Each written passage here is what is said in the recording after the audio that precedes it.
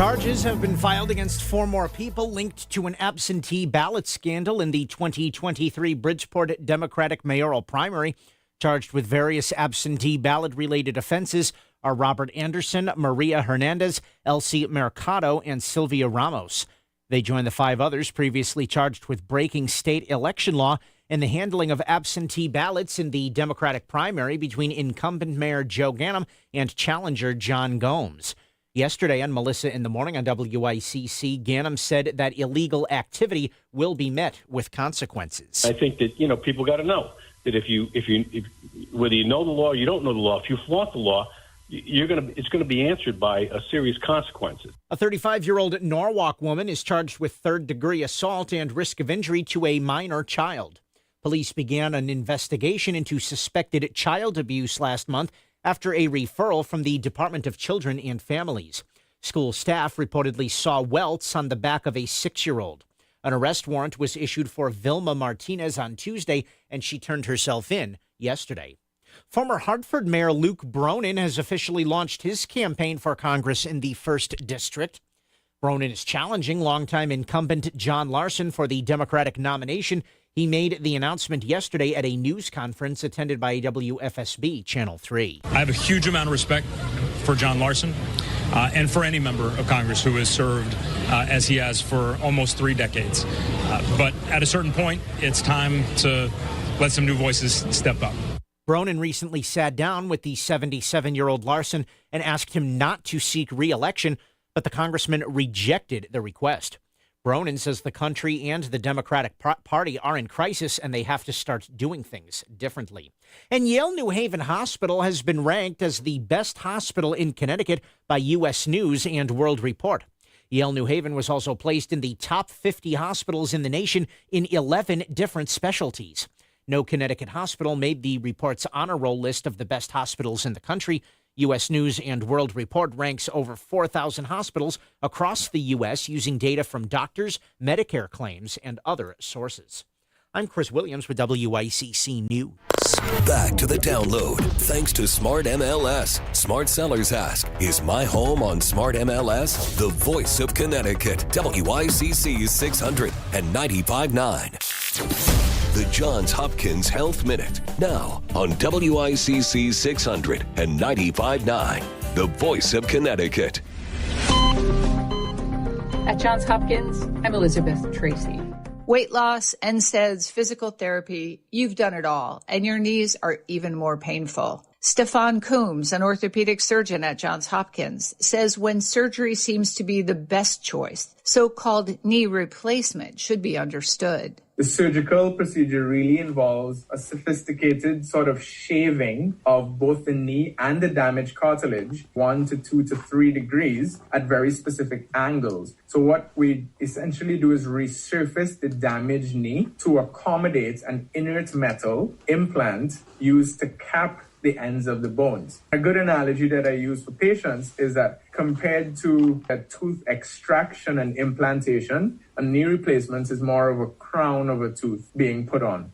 Coombs says another technique known as a partial knee replacement might be considered based on what's going on in your knee. A knee expert and imaging can help inform the right decision for you. At Johns Hopkins, I'm Elizabeth Tracy. WICC is live and local in the afternoons. It's Connecticut Today with Paul Piselli. Weekdays from 2 to 6. Coming up, 4 more people are now facing charges in the ongoing Bridgeport absentee ballot mess. And we'll chat with the head of the National Border Patrol Council, Paul Perez, about how the 18,000 men and women he works with are securing the border for you and me. Connecticut Today with Paul Piselli. Every weekday starting at 2 on WICC 600 and 95.9. The voice of Connecticut. I don't mean to scare you, but a tree could be hiding damage that you simply can't see. Hey, Melissa Sheketoff here, and we had one tree in particular that was directly in front of my son's bedroom. At K&J, they have licensed arborists on staff who will do everything they can to save a tree. Like that tree I just mentioned in front of Chase's bedroom. It didn't need to come down entirely, but the parts that were problematic, those were removed immediately. Book online at kjtreeservice.com or text 203-248-TREE. This summer, cruise to Norwalk Sheffield Island and the historic Sheffield Island Lighthouse with the Norwalk Seaport Association. Try the Sunset Cruise Wednesdays to Sundays and enjoy being on the Sound while sipping a glass of wine. Or choose the Sheffield Island Cruise with a tour of the 157-year-old lighthouse. The Seaport's vessel is roomy and comfortable with plenty of space. Make your reservation today at seaport.org. Enjoy all the Sound has to offer. Go to seaport.org. See you on board. This is an ad by BetterHelp. Did you know that workplace stress is now one of the top causes of declining mental health? In fact, 61% of the global workforce is experiencing higher than normal levels of stress. You can't just wave goodbye to work, but taking small steps for your wellness can yield big results. Hit play on your favorite podcast or song, sit in the sun, or take a walk daily. Even 5 minutes away from your screen can make all the difference. And while holidays are nice, they aren't a long-term solution. Don't forget that therapy can be ongoing and can help you build resilience to handle the unexpected challenges that the workday or any day can bring. Finding work-life balance can be hard. Getting the help you deserve? That should be easy. Unwind from work with BetterHelp. Visit BetterHelp.com/ABC Radio for 10% off your first month. That's BetterHelp, HELP.com/ABC Radio. Experience the range-topping dual-motor all-wheel drive sophistication of the Cadillac Lyriq at Cadillac of Greenwich. The Lyriq is the first American car to win the German Car of the Year and offers undeniable style and uncompromising comfort. Arrive in style with this pinnacle of modern automotive excellence. Visit CadillacofGreenwich.com today and elevate your driving experience with the iconic 2025 Cadillac Lyriq. Now you can find out who's under the helmet and behind the jersey with the Rudin Report Athlete Profile. High school sports are made great by the student athletes who play them. Check out the High School Athlete Profile, sponsored by BMW of Darien at therudinreport.com. This is WICC 695.9, the voice of Connecticut. Pope Leo gets a taste of home, Chicago style. It's not unusual to see flowers, T-shirts, or rosary beads given to the Pope, but when one is from Chicago, the proper way to greet him is with pizza. Someone in St. Peter's Square crowd handed Pope Leo a box of pizza from a Chicago chain. Looks like it might have been a small deep dish. It was delivered straight from the Windy City, a distance of almost 5,000 miles. The Pope appeared to appreciate the gesture, giving a thumbs up to the pizza pilgrims. Jennifer Kuiper, CBS News, Chicago. A massive sea turtle injured by a boat strike along the Florida coast last May has been returned to the ocean. The adult female, named Pennywise, was deemed strong enough and fit enough to return after months of rehab at a marine life center in South Florida. All sea turtles are considered endangered or threatened species, and boat strikes on them are usually fatal. I'm Steve Kathan, CBS News. You're listening to The Download on WICC 695.9, the voice of Connecticut. Now, another in-depth interview with Lisa Wexler. We are graced every month with the presence of our Comptroller Sean Scanlon, who joins us now, Comptroller of the state of New York, of the state of Connecticut, which controls the health care policy for state of Connecticut employees, as well as really keeping an eye on the budget. And Sean, hello and welcome. You have done us a fantastic service in this summary table that you and your staff have prepared, that I actually started reading line by line. I can't say I got through all of it, but I got through 2/3 of it, of how the big, beautiful bill, the BBB bill, has a very specific and also generalized impact on us in Connecticut. I want to thank you for that. I've already sent it out to a lot of people this morning. It's amazing as a PDF. Well, thanks for having me on as always, and thanks for sending it around. And I hope that your listeners will check it out. Something I hear every day, Lisa, is where do I go for just basic facts, right? You can watch one cable news channel and it's going to give you facts from the right. And you watch another one, it's going to give you facts from the left. So many people have a hard time just getting basic facts now, and we wrote this report to try to give them just that. That's exactly right. That's why I really like it, because it is so dense and it's just so dense. I mean, really, and it's very complicated. Like I was just reading yesterday, somebody sent me how complicated charitable deductions are now after this was passed. And you know that I'm a probate judge. You know I'm an attorney for 40 years. Do you know that it was above my pay grade? I couldn't understand it. I'm like, I can't. And I do estate planning. That's what I do. I'm like, are you kidding me? They have the bill, the people who write this bill, the attorneys or whoever they are, the tax people, they've made it impossible for someone with a graduate school education to understand a lot of the impact. So the fact that you've been able to write as much of it as you can in English is a great service for us. And notwithstanding that, it's still very complicated, Sean. It's a very complicated bill.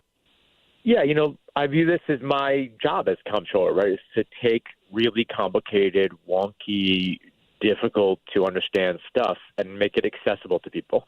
And I think when government is accessible, and specifically numbers and budgets are accessible, we're better off as a democracy. We're better off as a state. And this report is just one of the most recent examples of us just trying to do that.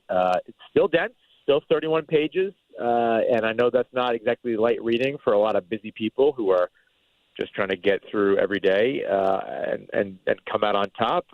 But if you want to learn more about what this is going to mean for you or your family or your business, you could check this report out on my website, osc.ct.gov, or on my social media pages, which are all just at CT Comptroller. And it's there for you if you want it. Yeah, and maybe I'll post it on the Lisa Wexler Show page as an easy link. I wanted to get to some of the facts. With Medicaid, there's now an 80-hour per month work requirement for the first time. Has there been no work requirement, Comptroller, ever for people receiving Medicaid? Because I know that I've read other data that shows that 73% of people in Connecticut who receive Medicaid already work.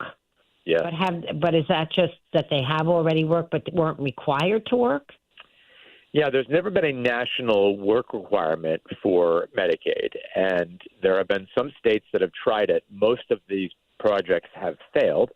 They're very, very expensive to design because you basically have to spend hundreds of millions of dollars in most of these states' cases to develop from scratch a system in which 1 million people in our state are going to have to prove that they're working or prove why they can't work. Oh, my goodness. Kentucky spent $200 million, Lisa, in 2018, I believe, to try to set up their system, and it never actually went into effect because a court ruled that they couldn't do it. So one of the things about this bill that I think people don't really understand is that there's really not a lot of money in this bill for states like Connecticut to go out and design these programs. We've got 2 years to do it, but we don't exactly have $200 million sitting around for us to spend to just design a program for work requirements. And I think it's one of the many, many challenges that we have to face that I think there are downstream effects of. Well, there's the other piggyback, and I think you say it a lot in this document, but it's worth saying again and again, which is that there's an extra administrative headache of receiving these entitlements, of having to apply twice a year. That requires a tremendous amount of admin on the applicant side, but also requires more work on the state side to receive the application and process it. And one of the through lines in this document that you've written, we're chatting with Comptroller Sean Scanlon, is that the government estimates realistically that due to red tape, far fewer people will end up bothering to try and get benefits that they know that they would otherwise be entitled to, or that we know, but red tape itself becomes a disincentive. Is that right? Yeah, I think it's less that they're not going to bother with it. It's that it's going to be complicated for them to do that, right? To your point, about 75% of the people on our Medicaid plan in Connecticut, which is called Husky, are already working. And in most cases, those people are actually working 2 or 3 jobs, right? These are the kind of people who work in places like Walmart and grocery stores and big box stores that don't pay their workers enough to live on and don't pay them any benefits like health insurance. So they're on Medicaid despite working, and I think that that's something that most people don't realize. But the second thing is, most people don't really know how to navigate government, right? It's not something that is necessarily always been easy to do. And you see this as a probate judge all the time, right? Mom, dad dies. You have no idea what you need to do, right? All of us, know that you got to get a driver's license. But if you ask the average person how to access government, they wouldn't know. That's a problem that we need to solve irregardless of the big, beautiful bill, but it is a problem. And so I think it's less about people who are just going to throw up their hands and say, hey, having to prove I'm working twice a year is something I don't want to do because, it's not worth my time. No, it's that it's hard for somebody who's working 2 or 3 jobs as a single mom to find the time to upload these forms when she might not have a computer or she doesn't have a good internet connection. There's all sorts of things that come up that lead us to believe that we're going to lose some people on Medicaid. And again, I know work requirements sound pretty common sense, but when most of the people are already working and the rest of the people that aren't working are severely disabled, as a lot of people on Medicaid are, you're really just spending a couple $100 million, in my mind, not to really accomplish anything when 3/4 of the people are already working anyway. Well, it also says it extends the existing work requirement maximum age from 55 to 65. So if you look at that 10-year period, go ahead. That's on a different program. That has to do with SNAP. That's SNAP, so right? SNAP, right. To get food stamps. Yeah. Food stamps. And again, talk about this, right? Somebody who is between the ages of 55 and 64 may be great with computers, but they might not be, right? So for the first time ever, an elderly, person who has relied on this program their entire life is now going to be told that they have to start using a computer all the time to prove that they have to work, and they have to work longer because they can't qualify for this, right? So at the end of the day, Lisa, as I said at the top of the report, there are good things in the One Big Beautiful Bill that are going to help people in Connecticut, and there are bad things that are going to hurt people. And why I presented this information in a neutral way is because I want the people of Connecticut to come to their own conclusions.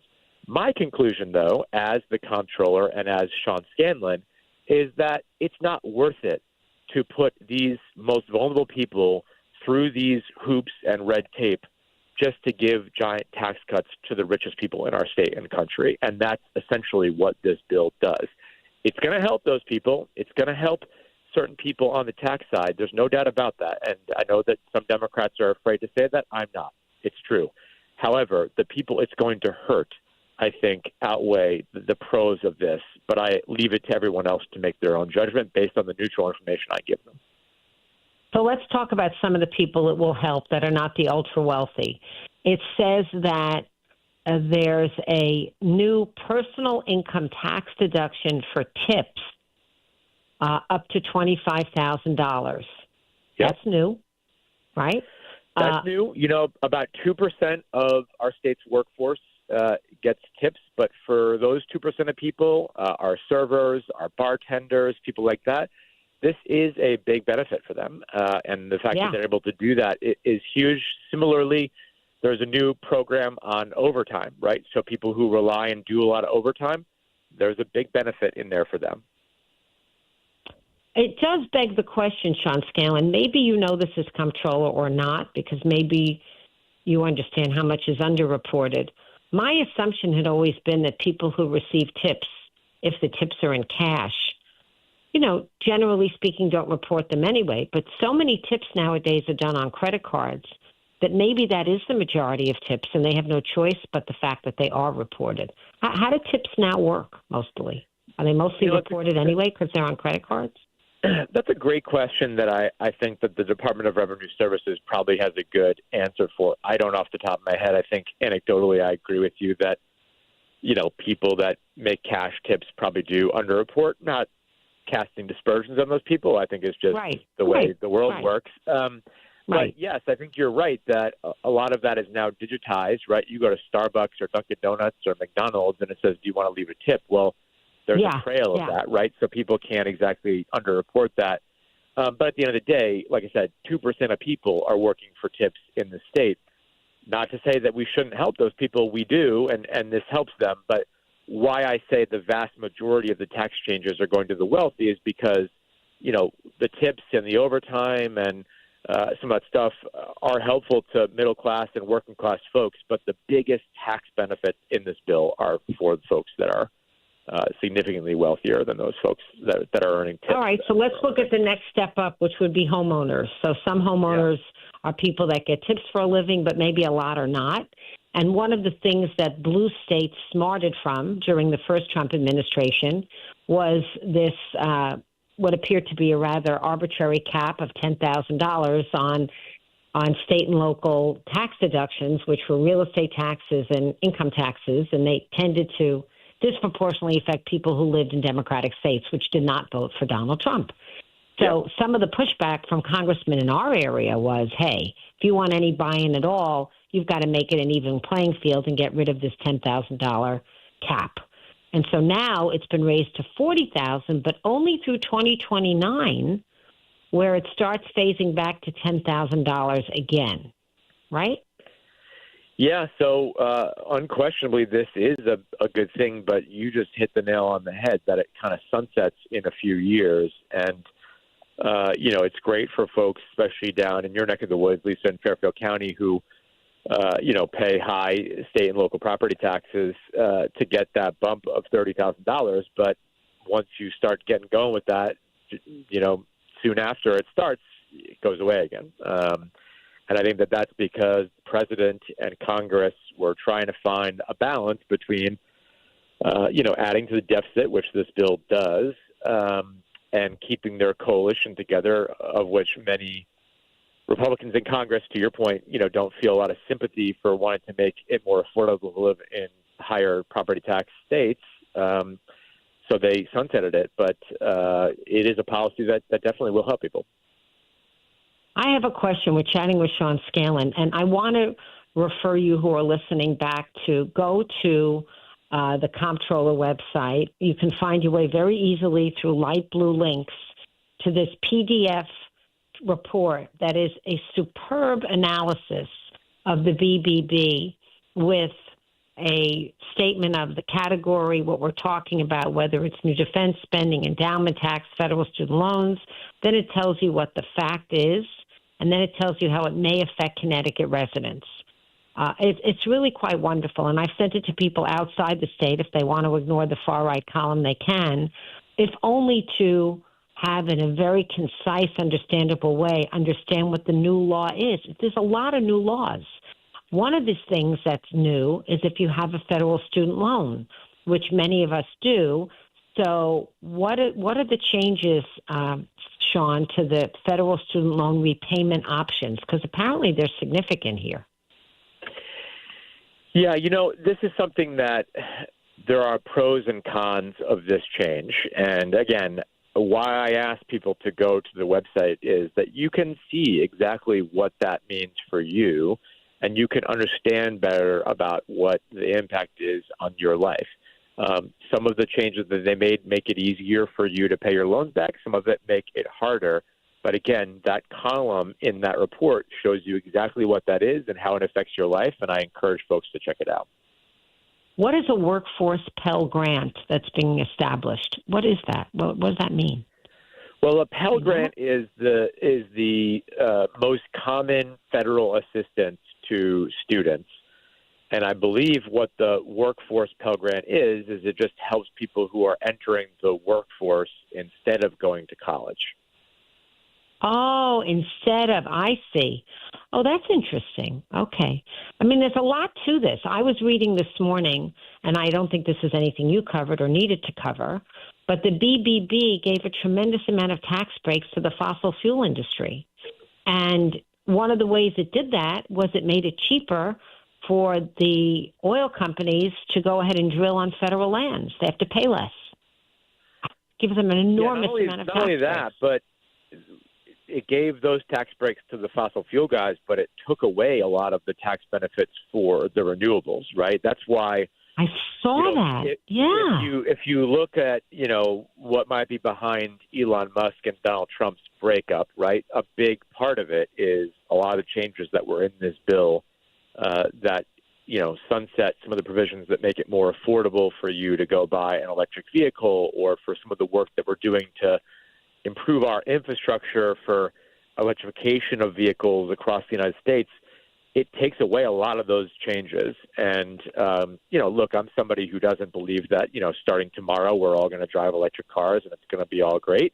But I do believe that we need to move towards a future in which, we are having cleaner energy sources dominate our world. And the changes that are in this bill that get rid of a lot of the tax incentives for people to do those kind of changes, I think is going to set us back significantly. Oh, and if you combine that with Lee Zeldin's wanting to roll back the basic environmental statement that climate change is partially due to human action, right, which we did back in 2009, I think. That is the predicate basis for a lot of enforcement against some of our worst polluters. We're going to be in trouble, Sean. Our air and water are going to be dirtier than they needed to be. I'm shocked at all of this, frankly. It's a lot.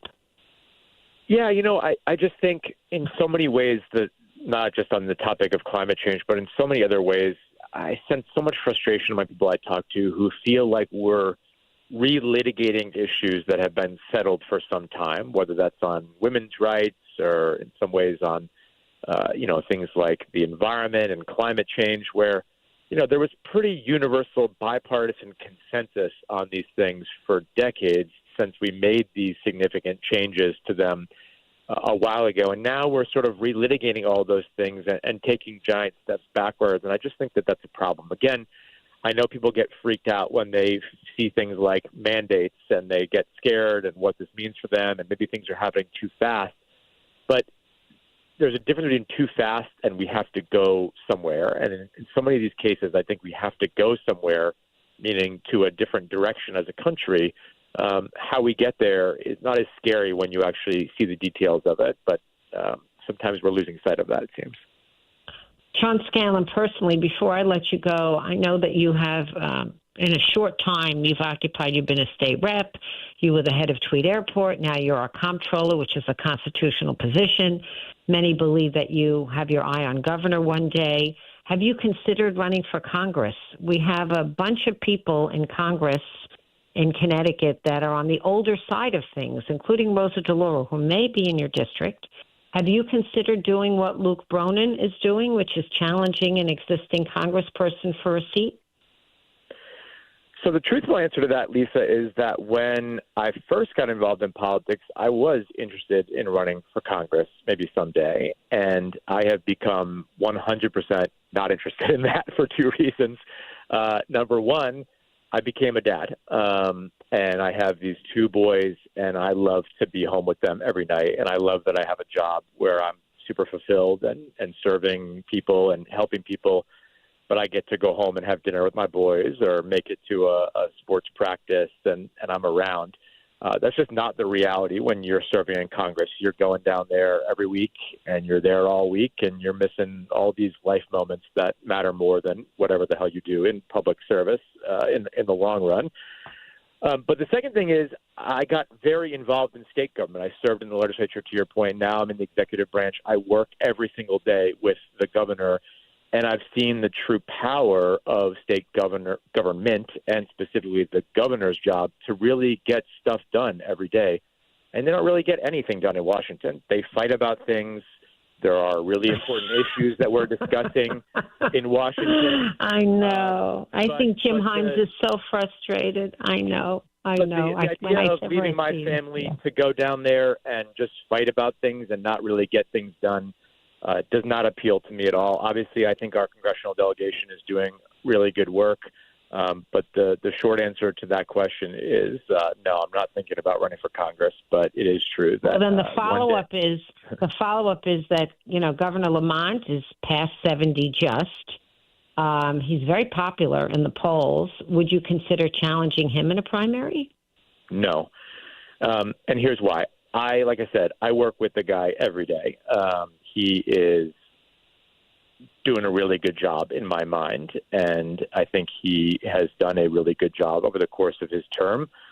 And I think he's got some unfinished business that he wants to get done. You know, under his watch, we've turned around the finances of the state. We've got through the COVID pandemic, and now we're at this kind of turning point where we got to go from just getting out of the mud to going somewhere. And I think, maybe he was not planning to run 6 months ago, but I think he loves this job, and I think he's got a vision for where he wants to keep making the state go, and I support that. I don't agree with him on everything. There are things that we disagree on, maybe things that I would do differently, but by and large, I think he's doing a really good job. I like working with him. I hope he runs again. I think he is going to definitely run again. And if he didn't decide to do that, Lisa, I would think about running for governor. I've been pretty candid about that. I'm not trying to hide and be a politician with a cute answer. Right. But whether it's in 6 months or 6 years, that's the one job you can do in the state where you can get stuff done every single day. And any politician who tells you they wouldn't be interested in that is lying. Okay. Sean Scanlon, thank you very much for coming on, as always. Have a great rest of summer. We'll see you in about a month.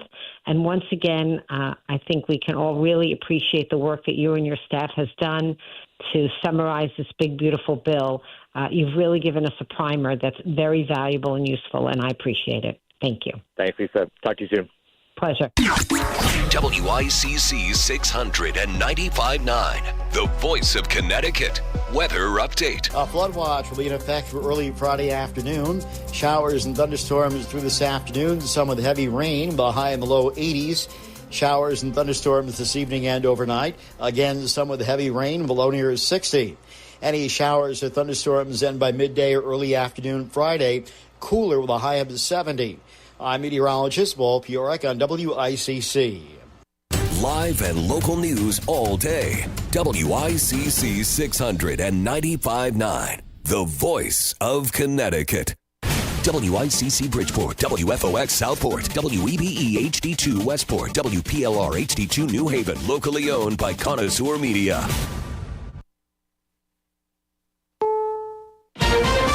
This is CBS News on the Hour, sponsored by Progressive Insurance. I'm Cammie McCormick. President Trump's August 1st deadline is approaching for countries to reach a trade deal. Mexico got an extension today. The president posted on Truth Social they agreed to extend for a 90-day period the same exact deal they had for a short period of time previously. CBS's Olivia Rinaldi says there's good reason the deals haven't come as quickly as the administration hoped. Tariff negotiations and resetting trade are conversations that take months. So when you're having it in this really condensed timeline and you want to do it with all of the countries that trade with the U.S., that's a tall task. And even if Trump's new tariffs take effect tomorrow, CBS's Jill Schlesinger believes it will be a long time before Americans feel the effects. It often takes 6 to 12 months for the impact of tariffs to kind of wind their way through the economy. I think what we are seeing is people are nervous that prices will be rising. They understand tariffs are paid by the importing country, not by anyone else, and that's likely to make prices go up. A federal appeals court, meanwhile, is weighing President Trump's use of an emergency powers law to impose the sweeping tariffs. The judges expressed some skepticism over his legal rationale. Correspondent Jim Krasula has the latest on a death penalty case that's attracted nationwide attention. A Tennessee man scheduled to be put to death next Tuesday can be executed without deactivating his implanted heart defibrillator. That's the ruling from the state Supreme Court. 68-year-old Byron Black was convicted in the 1988 shooting deaths of his girlfriend and her 6- and 9-year-old daughters. Dozens of passengers were injured when a Delta Airlines flight hit severe turbulence. Michael Wallace has the latest. I really thought we were going to die. Leslie Woods was one of the 275 passengers on Flight 56 from Salt Lake City to Amsterdam. Delta says the flight encountered significant turbulence and made an emergency landing at Minneapolis-St. Paul International Airport. It was like an earthquake. It was just the plane plane was shaking so hard, and then it would stop, and then it would start again. So it was kind of traumatizing. Paramedics treated dozens of passengers at the gate. 25 of them were taken to local hospitals. Michael Wallace, CBS News. The extreme heat remains in parts of the South, but along the East Coast, there is another weather threat. Meteorologist Grant Gilmore. A moderate level 4 to 5 risk for flash flooding due to this heavy rainfall moving into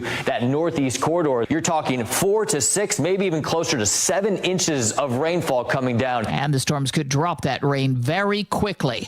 On Wall Street, investors are weighing the latest trade developments. Stocks are currently mixed. The Dow Jones Industrial's down 177 points. This is CBS News. Progressive Insurance, with insurance for cars, home, boat, motorcycles, RVs, and commercial vehicles at 1-800-PROGRESSIVE and Progressive.com.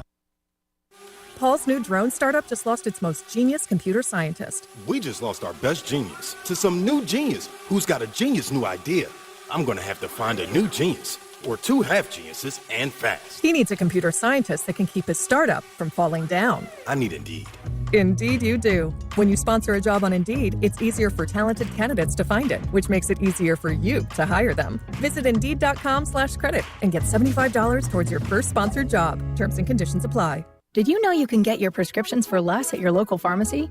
You can with GoodRx. It's the free app that can save you money on your medications. Just search for your prescription, choose the pharmacy and the price that works best for you, and then show your GoodRx coupon to your pharmacist at the drop-off counter. GoodRx works at over 70,000 pharmacies, including Walmart, Rite Aid, and Walgreens, and it works whether you have insurance or not.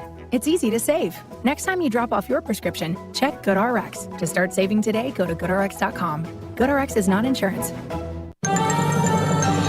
WICC 695.9, Voice of Connecticut Local News Update. Charges have been filed against 4 more people linked to an absentee ballot scandal in the 2023 Bridgeport Democratic mayoral primary.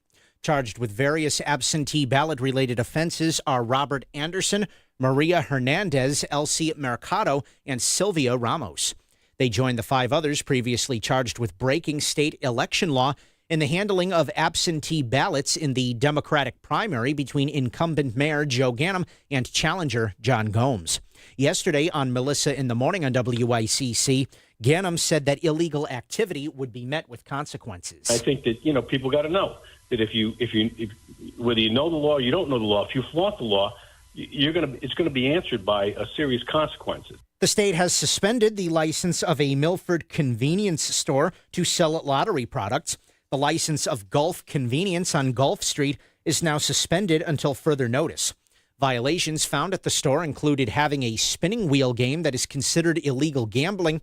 Past compliance checks of the store also reportedly revealed illegal marijuana sales. The investigation is continuing and charges are possible against the store owner. While there has been some lighter rain in Connecticut earlier today, the heaviest is expected late this afternoon and tonight. There is a flood watch in effect for the entire state through tomorrow afternoon. Rainfall totals of 2 to 4 inches is likely for many areas, with some isolated higher totals possible. Any lingering showers will end tomorrow morning. The temperature yesterday in Bridgeport tied a record for the day that has stood for decades. The National Weather Service says yesterday's high was 95 degrees in Bridgeport, tying the record that was set in 1948. The record-tying temperature comes as the state has completed its 3rd heat wave of the summer. Temperatures are not expected to approach 90 degrees, although the humidity is expected to remain in place. And Yale New Haven Hospital has been ranked as the best hospital in Connecticut by U.S. News and World Report. Yale New Haven was also placed in the top 50 hospitals in the nation in 11 different specialties. No Connecticut hospital made the report's honor roll list of the best hospitals in the country. U.S. News and World Report ranks over 4,000 hospitals across the U.S. using data from doctors, Medicare claims, and other sources. I'm Chris Williams with WICC News. WICC Smart MLS Right Now Traffic. 95 northbound construction, exits 19 through 24. Stay left to get around it. On the Parkway northbound, you have it from Route 25 going up to exit 51. And on the Wilbur Cross north and southbound, both sides between Route 34 and exit 60. And on the northbound side of the Wilbur Cross, more road work, exits 63 and 64. 91 northbound, the construction starts at exit 15, taking out 2 lanes, and 84 eastbound road work from exit 10 and 11. Left lane is out. Traffic report is powered by Brown Roofing. Brown Roofing is Fairfield County's premier roofing replacement, repair, and gutter contractor. Contact Brown Roofing today at brownroofing600.com. Brown won't let you down. I'm Andrew Krause with WICC Traffic. A flood watch will be in effect for early Friday afternoon. Showers and thunderstorms this evening and overnight. Some with heavy rain with a low in the low 60s. Friday showers and thunderstorms through midday and early afternoon. Cloudy and cooler by mid-afternoon with a high of 70. Saturday sunny and dry with a high in the upper 70s. I'm meteorologist Paul Piorek on WICC.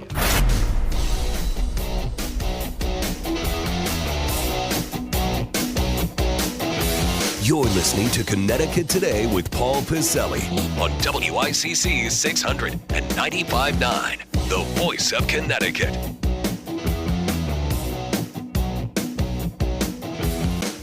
So most of us, or should I say the vast majority of us, don't do stuff because we're afraid of the outcomes. We're afraid of breaking laws. We're afraid of getting shot by somebody who's upset with us. We're afraid of getting punched in the head or punched in the mouth. In other words, fear can oftentimes be life's greatest motivator, or something that makes you think, I'm not going to do this. If you fear something, you say, hey, like, I got to get this checked out with my doctor. I'm not feeling good. My shoulder's killing me. Maybe it's just a sprain, but let me go get it checked out. All right? Because you fear that something else is wrong in there.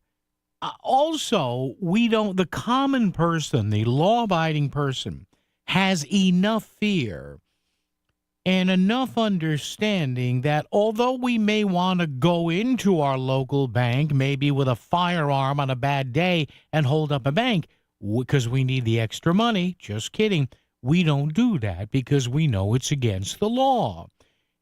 Most of us, the vast majority of us who are of sound mind, I would say 99% of us don't even entertain that thought out of, yes, fear. We fear of getting shot by a cop or arrested or going to jail and or losing our husbands, our wives, our families. Now, people do commit crime, but the vast majority of people don't out of, say it again with me, kids, fear. You fear something may be wrong with you, so you go to the doctors. Oh, it's just a sprain. Whew, you feel good. You're walking on cloud nine. All that medical worry you had is gone. Or you walk by a nice busy bank and you say, well, I'd love to go in and grab 10 grand, but I fear a security guard will shoot me. Okay? So I think we can establish, right, that fear is a good thing. It's like pain. It signals us that something's wrong or we had better stop doing something, some repetitive injury that makes us hurt. What am I talking about here? I'm talking about what is going to have to be put in place to stop this constant stream of corruption and lunacy and negative stories about the city of Bridgeport, Bridgeport's electoral process, and absentee ballots. Again, as you've been hearing on the news for most of the day today on WICC, yet again, we have another case stemming back to the 2023-2024 election cycle. 4 more local political operatives have been charged in connection with the 2023 race. It never ends. It goes on and on and on. And it is just an embarrassment. You know, I have people from out of town in this business who message me saying, again? I say, yeah, again. They say, why don't you people do something about it? And I say, yeah, why don't we? Because maybe the powers that be, I don't know, they may not want to do anything about it because, what's our word of the day, folks? Fear. They're not afraid of anything. And I know the mayor and his opponents and people of all sides, the Democratic Party, Bridgeport Generation Now, the Working Families Party, everybody can talk about it has to stop, it has to stop, it has to stop. It's not going to stop unless people have enough fear that they may end up in jail or on home arrest or house arrest. Yet we have no increasing of any of those laws. Why is that? The General Assembly had 5 months to do something substantive. Oh, there's going to be an election monitor. Oh, that's going to fix things. I'm sure it will. The election monitor is going to be like a cop. If a cop doesn't see the crime, the election monitor and or the police officer can't make an arrest. They can't testify in court. Hey, here's what I saw. But the alleged criminal activity goes on behind his or her back. Stories all over the place. This one, Josh LaBella's story, embarrassing to the city, embarrassing. Well, people may not understand the laws. How is that possible? After a while, when you're a kid, you learn that if the cold water comes out of the tap cold, it doesn't hurt your finger. If mommy or daddy or you pushes it to the hot end, it's going to hurt your finger. Why isn't it better known in the city of Bridgeport, where this has become a freaking sport, that this is not to be tolerated? Because, I don't know, maybe it is tolerated. It is mind-numbing. And the General Assembly had a chance a couple of months ago to put some, again, what's our word of the day? Fear into people for not doing this, and they chose not to. I've already talked about this bill, and I'll do it again coming up after the break. They had a chance to actually do something about this, and it turned into a Democratic stare down between the House and the Senate, and they did nothing. Why? I don't know, because there's no, word of the day again, fear. Because it's just the cost of doing business. And it's sad. So I ask it, let's kick it off with this question today. And I'm already getting a lot of responses to this. Talk or text 203-333-9422, 333-WICC. Talk or text. You tell me, what should the minimum legal penalty be for somebody who knowingly mishandles or misuses an absentee ballot in Connecticut? What should that penalty be? I don't know. Should it be a fine? Should it be home arrest, house arrest? Should it be actual jail time? Because I got to tell you, it doesn't seem to me, and you tell me what you think here, at 333-9422, 333-WICC, it just doesn't seem to me that enough people in, to, and through Bridgeport care. They consider it the cost of doing business. There's something lurking in Long Island Sound. It's waiting for you. It's $25,000. The WICC Surfside Hotel Greatest Bluefish Tournament on Earth returns August 23rd and 24th. Catch the heaviest bluefish that weekend and win $25,000. Plus, there's over $40,000 in cash prizes. Sign up now at bluefishtournament.com. The WICC Surfside Hotel Greatest Bluefish Tournament on Earth. We'll see you on the Sound. Thanks, Tri-City Home Solutions and Rinnai and Xfinity. Fish On, announcing the WICC Surfside Hotel Greatest Bluefish Tournament on Earth. Now in its 43rd year. Fish Long Island Sound August 23rd and 24th. Land the heaviest blue and win $25,000. Fish to win and fish for fun. Just pick up a registration form at the Surfside Hotel in Stratford or go to bluefishtournament.com. Thanks to the Water Doctor and Bridgeport Harbor Marina, the Surfside Hotel in Stratford, Connecticut's favorite beach hotel. The beach is calling and you must go. TheSurfside.com. When you bundle renters and auto with Progressive, you can save while protecting your most valuable possessions. Like your really expensive limited edition sneakers and your new suit for your cousin's wedding. Except you never actually bought the suit because you can't stop buying sneakers. So you show up to the wedding looking like you're going grocery shopping. But hey, at least your sneakers will look good in the pictures. Until you're cropped out of every last one of them. So go ahead and get Progressive so you can save while protecting the things that matter to you. Progressive Casualty Insurance Company and affiliates and other insurers. Not available in all states or situations. We all have the ability to make a difference, to come together, to change your life, to make a wish come true. By supporting Make-A-Wish Connecticut, you are bringing hope and joy to children fighting critical illnesses. Children like me. Visit ct.wish.org to learn how you can become a wishmaker and be part of a journey that changes lives. Just imagine what you can do. Visit ct.wish.org today to learn more. That's ct.wish.org.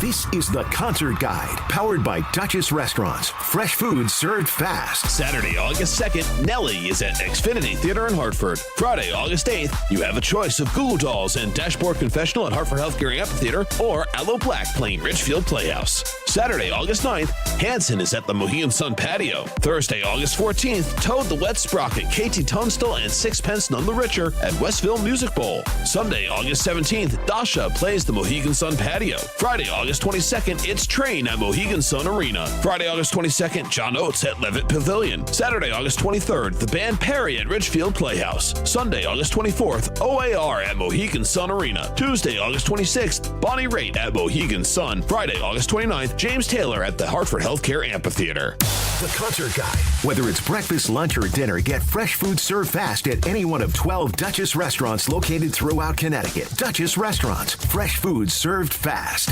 You're listening to WICC 600 and 95.9, the voice of Connecticut, broadcasting from Cadillac of Greenwich Studios, CadillacofGreenwich.com. WICC Smart MLS Right Now Traffic. 95 northbound construction, exits 19 through 24. Stay left to get around it. On the Parkway northbound, you have it from Route 25 going up to exit 51. And on the Wilbur Cross north and southbound, both sides between Route 34 and exit 60. And on the northbound side of the Wilbur Cross, more road work, exits 63 and 64. 91 northbound, the construction starts at exit 15, taking out 2 lanes, and 84 eastbound road work from exit 10 and 11. Left lane is out. Traffic report is powered by Brown Roofing. Brown Roofing is Fairfield County's premier roofing replacement, repair, and gutter contractor.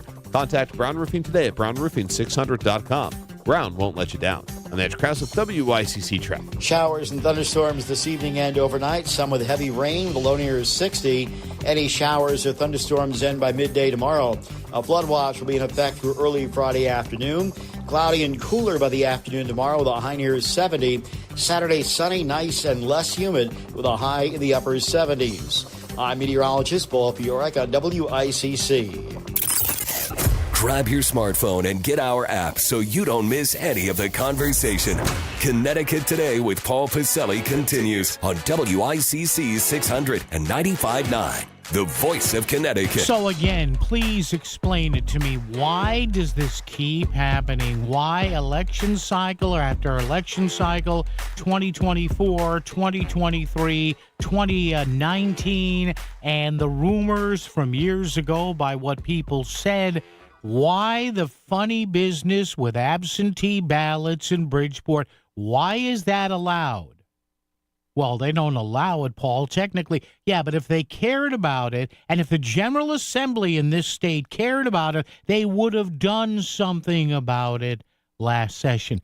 They didn't do it. They had a bipartisan bill. I'll tell you this story again, because it'll make your blood boil. We'll do it after the news at the bottom. Got to get a couple of phone calls here.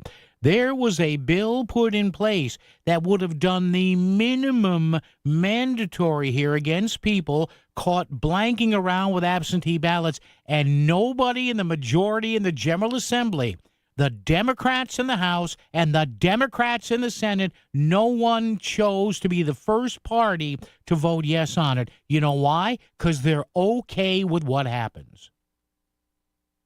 Well, how do you know that, Paul? What could the reason possibly be? This bill supposedly had bipartisan support. I've told you about it before. We'll get to it again in a couple of seconds. on the left and the right in Hartford. Oh, this is a great bill. They're going to do it. And nothing happened. You know, geez, I don't know. Maybe somebody said something to a few people. And maybe that. Well, how do you know that, Paul? Well, I don't. But what else can the almost said something. What else can the reason be? Like the mob used to say, hey, nice restaurant you got here. It'd be pity if it caught fire, wouldn't it? Just give us a few dollars. We'll make sure nothing happens to it. There's no fear, folks. There's no fear. And guess what? We're getting no excuse absentees in a few years. Can't wait for that. Barbara kicks us off in Shelton. Barbara, good afternoon. How are you?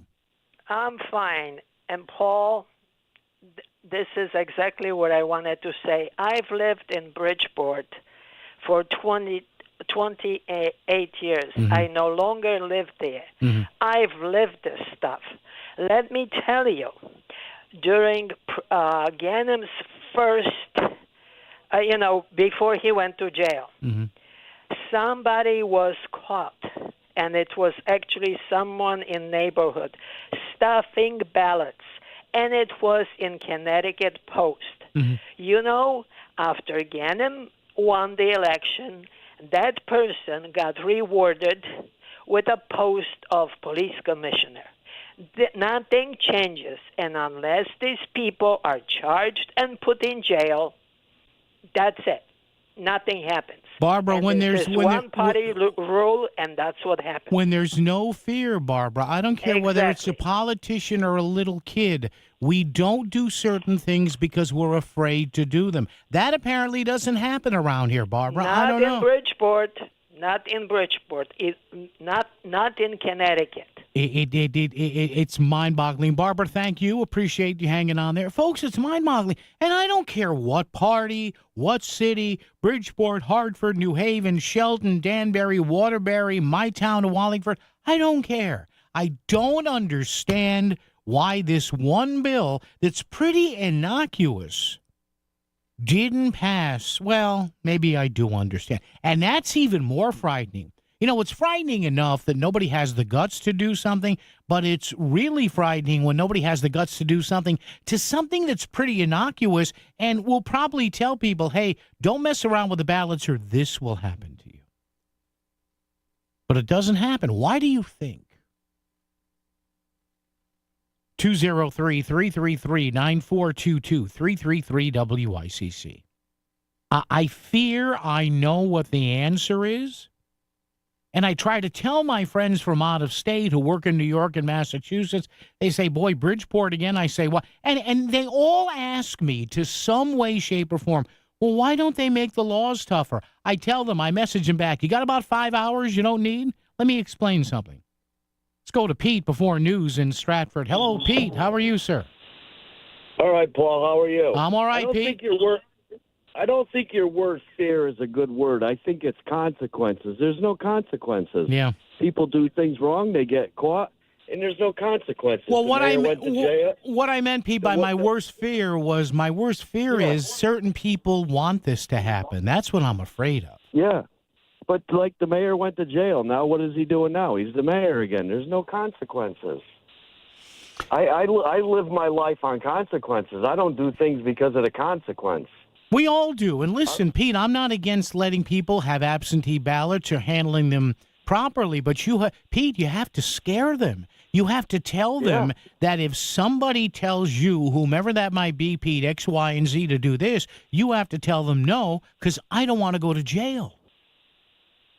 Yeah, I fear going to jail. I don't do a lot of things because I don't want to go to jail. I'm not built for jail. Yeah, Pete, thank you. Appreciate the call. Yeah, what's that old phrase? Fear is life's greatest motivator.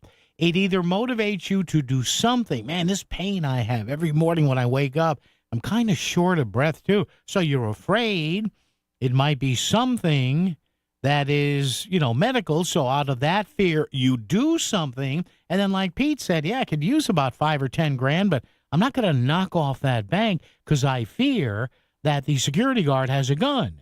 and I may end up in jail. All right, we'll do news here, traffic and weather together. When we come back, I'll remind you that a bill was passed, and we've talked about this before, but you need to be reminded about this. A bill was passed in the last session of the General Assembly that sounds eminently reasonable and logical. It's not draconian. It's not a slap on the wrist either. And guess what? The majority Democrats in Hartford, they looked at each other and they did on this bill absolutely nothing. Zero zip.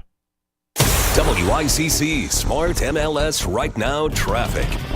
95 northbound construction, exits 19 through 24. Stay left to get around it. On the Parkway northbound, you have it from Route 25 going up to exit 51. And on the Wilbur Cross north and southbound, both sides between Route 34 and exit 60. And on the northbound side of the Wilbur Cross, more road work, exits 63 and 64. 91 northbound, the construction starts at exit 15, taking out 2 lanes, and 84 eastbound road work from exit 10 and 11. Left lane is out. And that's Krause with WICC traffic. A flood watch will be in effect for early Friday afternoon. Showers and thunderstorms this evening and overnight. Some with heavy rain with a low in the low 60s. Friday, showers and thunderstorms through midday and early afternoon.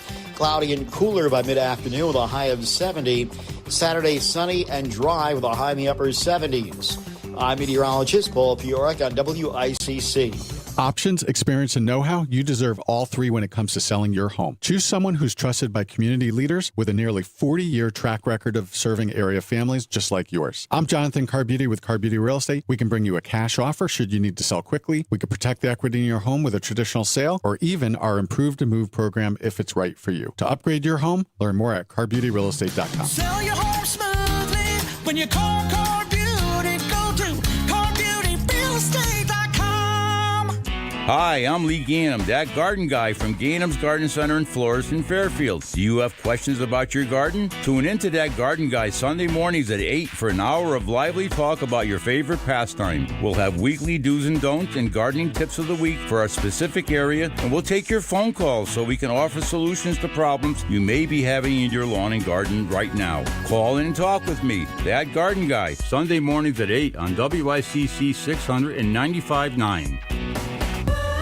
I love a day on the water with friends, but my moderate to severe plaque psoriasis sometimes holds me back. Now I'm all in with clearer skin thanks to Skyrizi. Risankizumab Riza, a prescription-only 150 milligram injection for adults who are candidates for systemic or phototherapy. Teaching music is my passion, but my active psoriatic arthritis can limit me at times. Now I'm treating my joint symptoms with Skyrizi. With Skyrizi, most people with plaque psoriasis saw 90% clearer skin at 4 months. Or if you are an adult with active psoriatic arthritis, Skyrizi helps you move with less joint pain, stiffness, swelling, and fatigue. Don't use if allergic to Skyrizi. Serious allergic reactions, increased infections, or lower ability to fight them may occur. Before treatment, get checked for infections and tuberculosis. Tell your doctor about any flu-like symptoms or vaccines. There's nothing like clearer skin. There's nothing like better movement, and that means everything. Ask your doctor about Skyrizi. Visit Skyrizi.com or call 1-866-SKY-RIZZI to learn more. This is WICC 695.9, the voice of Connecticut. CBS News Brief. With a deadline looming for other countries, President Trump says he's given Mexico more time to strike a trade deal. CBS's Natalie Brand. President Trump spoke with Mexico's president on the phone today and announced he's extending that country's current tariff rate another 90 days while negotiations continue. President Trump's Mideast envoy was in Israel today for talks on getting a ceasefire deal in Gaza and the growing international pressure on Israel. Reporter Robert Berger. So far, the voice that really counts in all of this, President Trump, is backing Israel and opposing this move for a Palestinian state. The extreme heat is lingering in much of the South. Farther north, there is the risk of severe weather. Heavy rainfall is going to move into the Northeast, into our urban corridors, and that's going to cause a significant concern. Meteorologist Grant Gilmore says several inches of rain could fall quickly with those storms. On Wall Street, stocks are mixed. CBS News Brief, I'm Cammie McCormick. WICC 695.9, Voice of Connecticut Local News Update. Charges have been filed against 4 more people linked to an absentee ballot scandal in the 2023 Bridgeport Democratic mayoral primary. Charged with various absentee ballot-related offenses are Robert Anderson, Maria Hernandez, Elsie Mercado, and Sylvia Ramos. They joined the 5 others previously charged with breaking state election law in the handling of absentee ballots in the Democratic primary between incumbent Mayor Joe Ganim and challenger John Gomes. Yesterday on Melissa in the Morning on WICC, Ganim said that illegal activity will be met with consequences. I think that, people got to know that if whether you know the law or you don't know the law, if you flaunt the law, it's going to be answered by a serious consequences. A 35-year-old Norwalk woman is charged with third-degree assault and risk of injury to a minor child. Police began an investigation into suspected child abuse last month after a referral from the Department of Children and Families. School staff reportedly saw welts on the back of a 6-year-old. An arrest warrant was issued for Vilma Martinez on Tuesday, and she turned herself in yesterday. A Milford man will spend 4 years in prison for driving the wrong way on Route 7 in Danbury and causing a deadly crash. Prosecutors say 35-year-old Charles Connors was under the influence when he crashed head-on into a car in September of 2023. Killed in the crash was 25-year-old Danielle Dempsey of Danbury, who was driving the other vehicle. Connors was also seriously injured in the crash. Officials say the state is seeing a rise in injuries and deaths related to bicycles and e-bikes, especially among young children and adolescents. A spokesperson for the Department of Transportation reports more than a 350% increase in deaths. Connecticut Children's Hospital reports treating 25 cases in May and June 2025, compared to just 3 in the same time period in 2024. Amy Watkins from Connecticut Children's told Fox 61 the bikes move too quickly for more inexperienced riders to control. Young children are using those devices and perhaps don't have the skills that they need to be able to do so safely. In response, the state has implemented stricter regulations, including mandatory helmet use for all riders under the age of 18 and helmet requirements for e-bike riders of all ages. The New Haven teenager arrested last week by federal immigration and customs enforcement officers has been moved to Louisiana. An attorney for the 18-year-old, identified as Esdras, says he has been transferred from Massachusetts to a large detention facility in Louisiana. The Wilbur Cross High School student was arrested at his job on July 21st as part of what ICE has called a worksite enforcement operation. The teen's attorney says they are fighting behind the scenes to win his release. The Metropolitan Transit Authority has approved a 10% fare increase for passengers on Metro North Connecticut trains. The MTA yesterday granted the increase that had been sought by Connecticut transportation officials. It calls for 5% increases to take effect on September 1st and in July of next year. The increases are expected to generate over $35 million in new rail revenue for the state through 2027. DOT spokesperson Josh Morgan says that the increase is necessary to preserve current rail service. And without having to cut train service or adjust schedules, we're proposing 5% increases on all rail lines.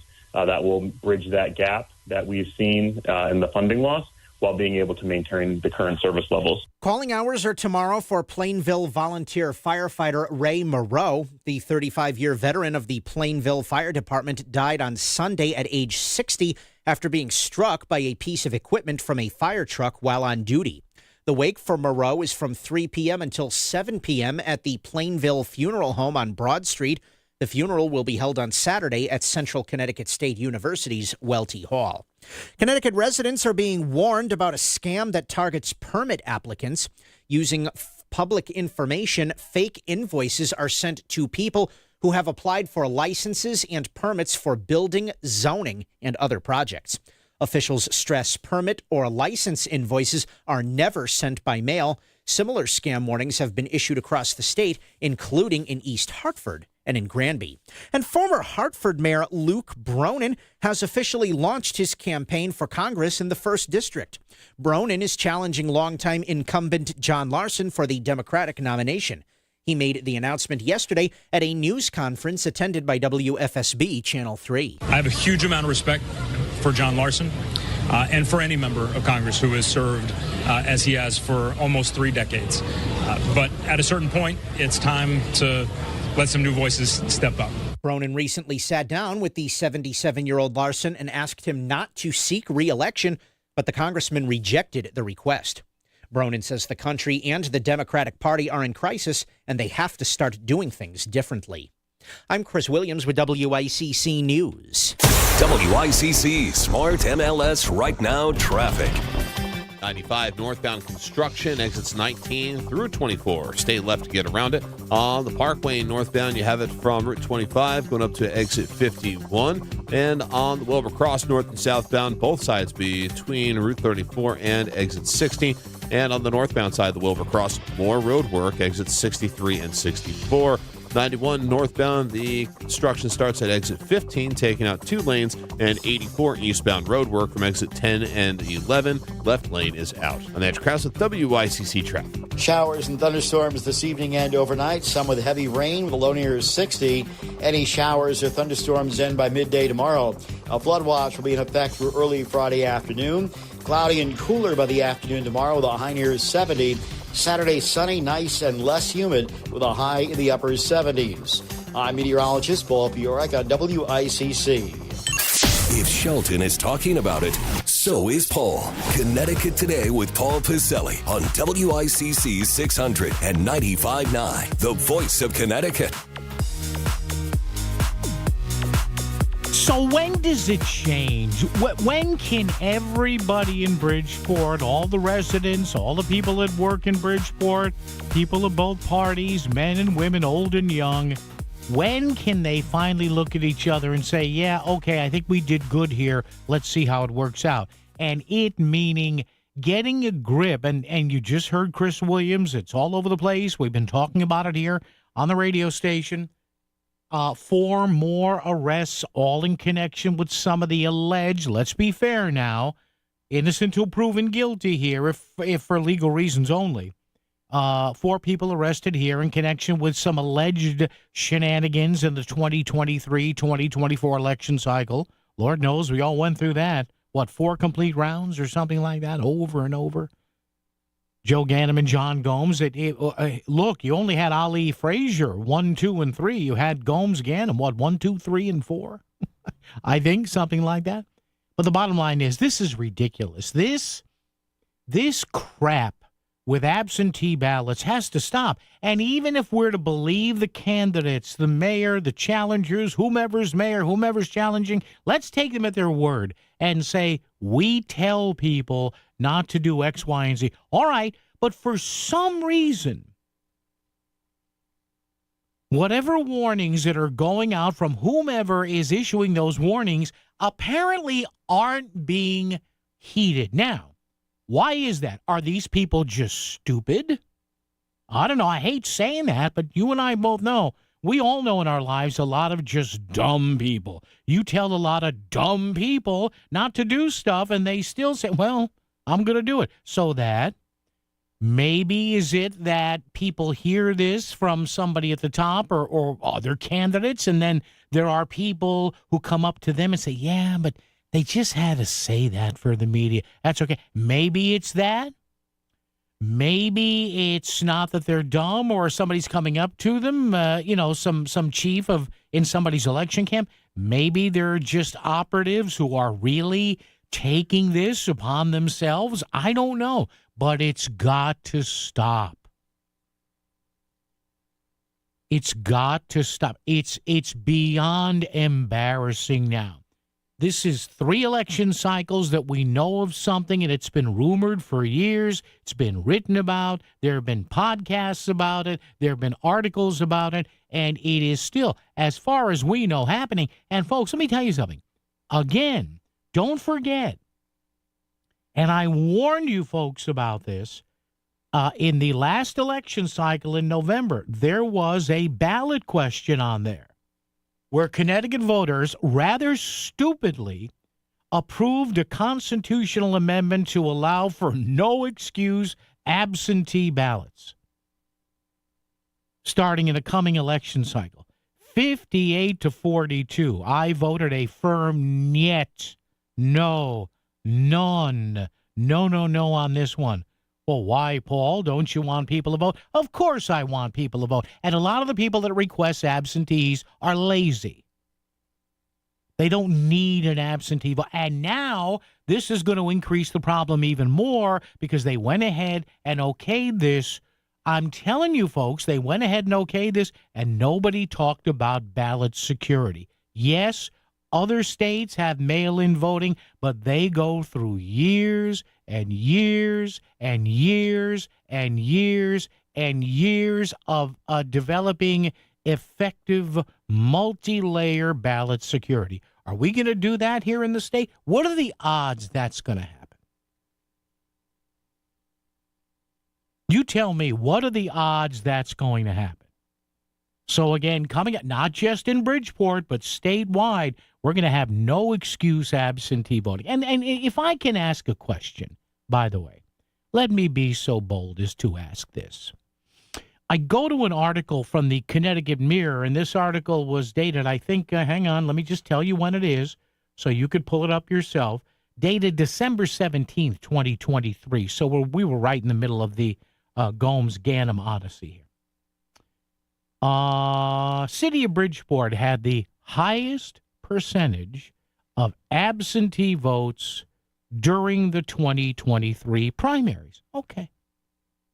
So 22.8% of all the Democratic primary votes that came in during the 2023 primaries, 22.8%, almost 23% was Bridgeport. Far and away the highest in the state. Hartford was 15%. Middletown was 12%. Stratford 10%. Stamford 11%. Then you go all the way down North Haven 3%. So I'm not against the use of absentees here. But 1 out of every 4 votes, are there that many voters in Bridgeport who are... Now, I know some people have infirmities. I get it. I know it's... Thank God I can get up and get out of my chair and get out of bed in the morning. I don't take any of that for granted. But really? Really? 1 in 4 voters in Bridgeport in the primaries has to vote absentee? And the only reason I ask that is, pretty simply, the fewer people you have doing something, the less likely effect that any shenanigans are going to have on that process. So, really, in these primaries, let me ask this, at the risk of alluding to things here. You know, in these primaries, City of Bridgeport, Democratic primaries, really? 1 out of 4 voters has to vote absentee? Really?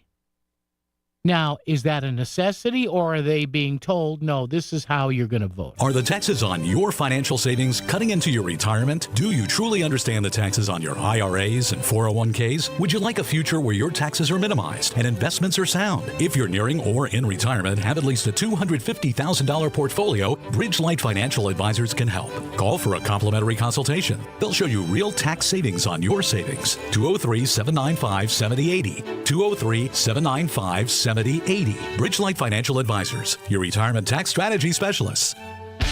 Yeah, it's summer, but a new high school sports season is coming soon. For the most in-depth coverage of FCAC high school sports, subscribe to the Rudin Report at therudinreport.com, powered by the new Genesis of Ridgefield, located in Norwalk. When you're hiring, have you ever felt like you're missing out on meeting great candidates? Well, they're not hard to find when you go to ZipRecruiter. ZipRecruiter helps 10 million people with their job search every day. People who are actively looking for jobs like yours. So it's easy to find the right person fast.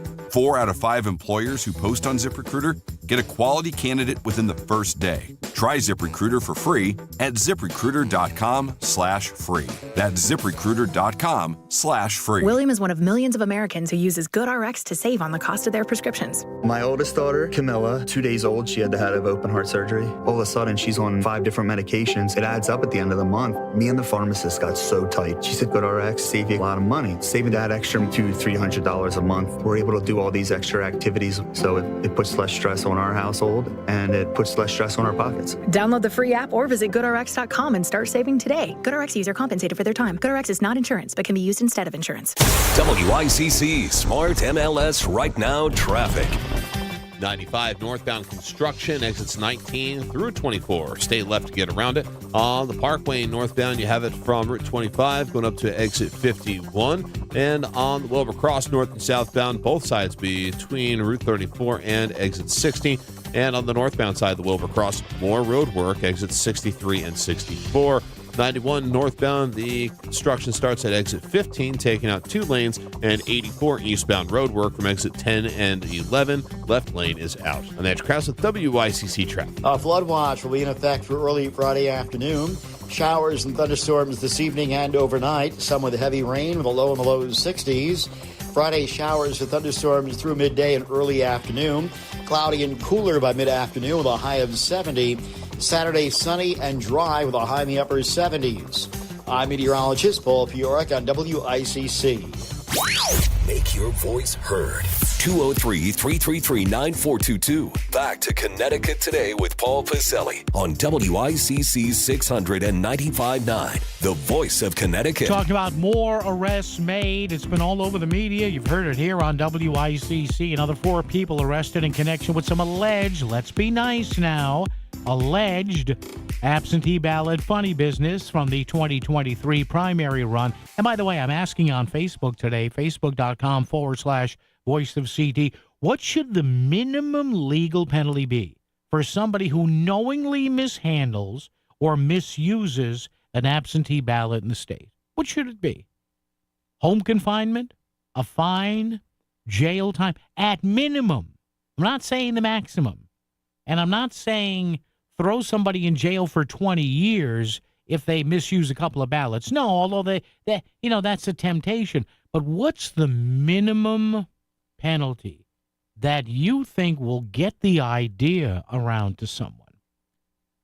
All right, let's go to the phones here for a second, and I will tell you about something that didn't get too much coverage in the last legislative session, which seems to signal to me, anyway, and I'll give you the details on it. You tell me if you don't think this stuff is looked at from afar with a wink and a nod, and they say, man, Bridgeport cost of doing business. We'll give you that momentarily. Matt is in Westport today. Matt, how are you? What's up?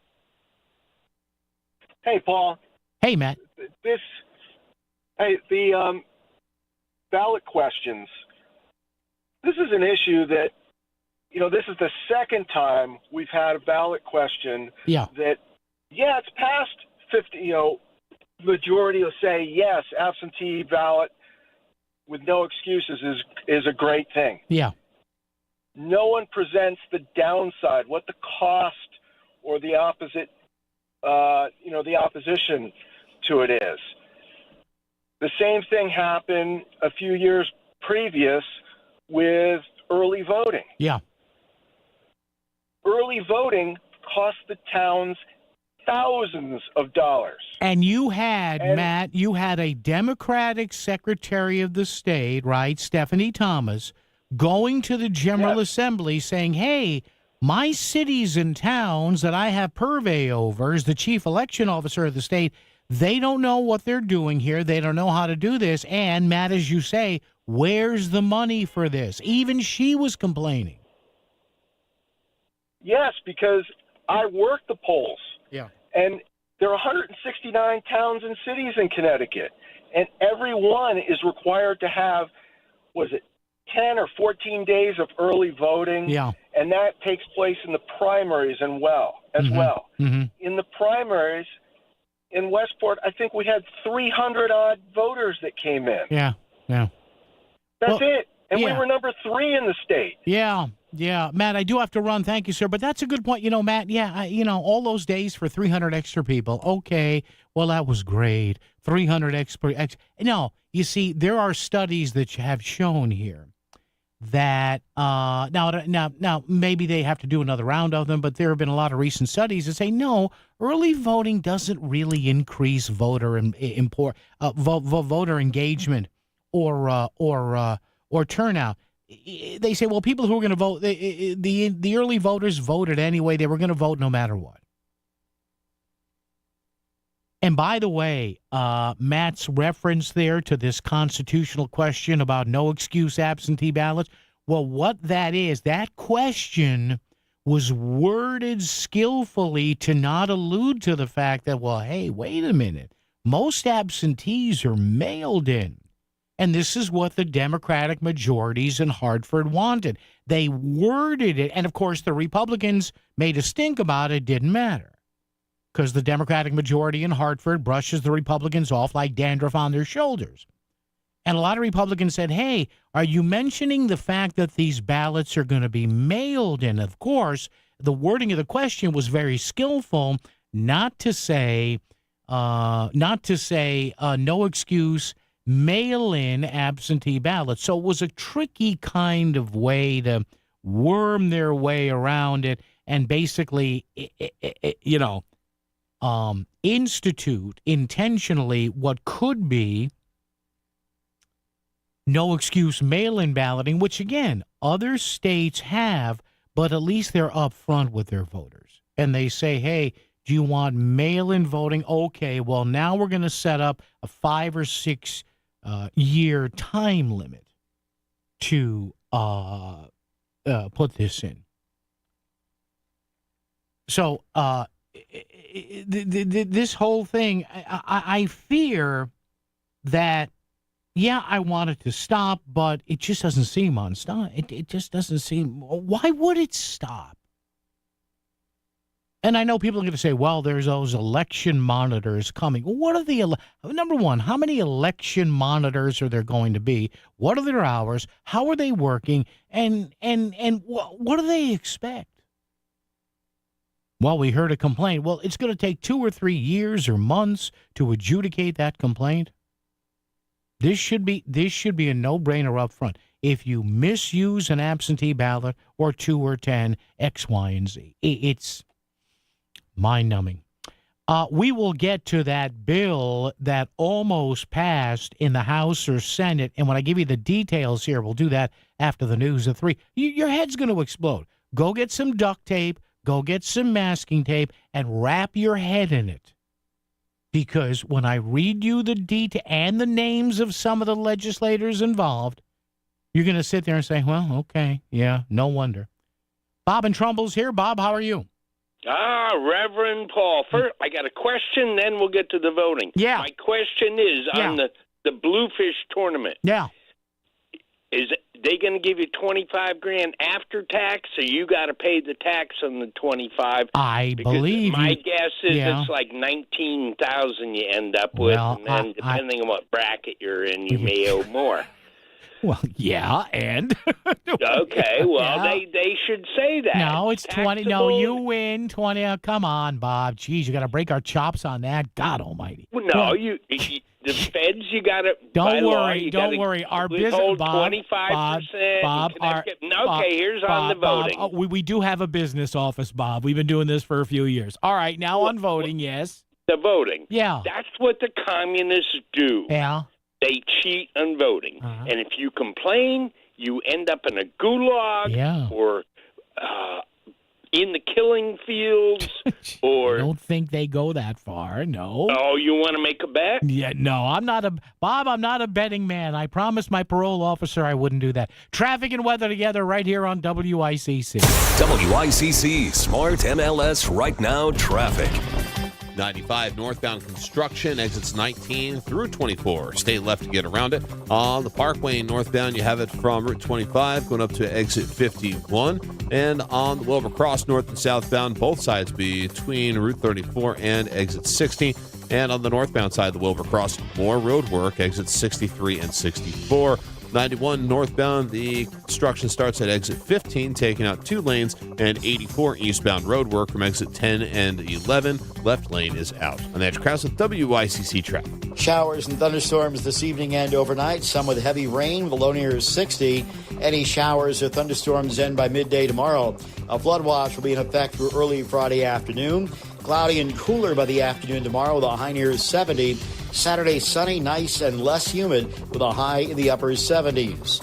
I'm meteorologist Paul Piorek on WICC. Are you looking for a loyal friend, a cuddle buddy, or just some unconditional love? Hey, it's Melissa Sheketoff, and the perfect companion is waiting for you at the Connecticut Humane Society. From playful pups to cuddly cats, these furry friends are ready for their forever home, and that home could be yours. By adopting, you're giving an animal a second chance and gaining a best friend for life. Visit cthumane.org to adopt and volunteer, or to donate to help care for pets still waiting. Adopt love, support hope, choose the Connecticut Humane Society. The Connecticut Lottery reminds you that gambling can be a fun form of entertainment, but it's not risk-free, so it's important to play responsibly. Make sure you understand how the games work. Know the odds, set time limits, and take breaks. To find out more, visit ctlottery.org or responsibleplayct.org. Must be 18 or older to purchase lottery and 21 or older to place sports wagers. Help is available for problem gambling. Call 888-789-7777 or visit ccpg.org. Back to the news and talk, thanks to Smart MLS. Smart Sellers Ask, is my home on Smart MLS? The voice of Connecticut, WICC's 695.9. It's Connecticut Today with Paul Piselli. So on a day where we're getting the news, again, really not surprising because these, ballot investigations go on for on and on and on years. And, they ask people about names and people mention names. And, well, did this person really do that, this, that, and the other? Are you willing to swear to that? There's a lot of legalities here. So on a day where we're getting that going here, my question is this, pretty simple. And we're getting a variety of answers here. No surprise. What should the minimum legal penalty be for somebody who knowingly mishandles or misuses an absentee ballot in the state? Now, again, talking minimum here. That's why I put that in the question. I didn't ask maximum. Oh, throw him in the slammer. Throw him in the clink. Put him in the hoosgow. No, we don't need to do that for years and years. But, maybe some home confinement, maybe a penalty, maybe cash. Sometimes cash is king, right? We all know that. So what should the minimum legal penalty be for somebody who knowingly, and again, we're talking about knowingly here, somebody who didn't make an honest mistake, but for somebody who knowingly mishandles or misuses an absentee ballot in Connecticut? Because sadly, when people around the state, and even in the Northeast tri-state area, when they see or hear about absentee ballot irregularities, no, more often than not, I get a message, hey, you guys again? Yes, again. Oh, no, this is the same investigation. They say, oh, what investigation is that? That's when you know it's bad. When friends of mine in the news business say, oh, really? Oh, wait, was this 2019 or 2023 or 2024? Hey, don't shoot the messenger here, kids. You know what I mean? WICC Bridgeport, WFOX Southport, WEBE HD2 Westport, WPLR HD2 New Haven, locally owned by Connoisseur Media.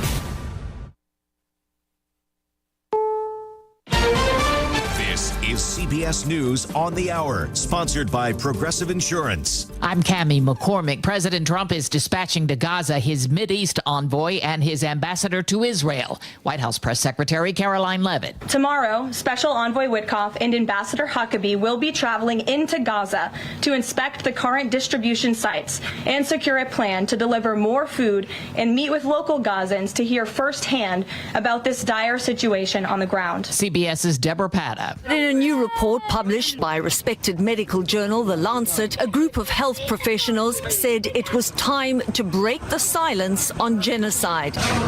Their findings, made since October 7, 2023, are damning. Life expectancy has reportedly fallen by 35 years. Gaza has the highest number of child deaths of any conflict zone, and the report concludes starvation has been relentlessly used as a weapon of war. President Trump has given Mexico an extension, but the White House says the midnight deadline holds for other countries to reach a trade deal. CBS's Jill Schlesinger on what could be ahead. Now it seems that we're settling at a 15% tariff rate with some, I would say, hazy details on how those countries will be investing in the United States, different for each country.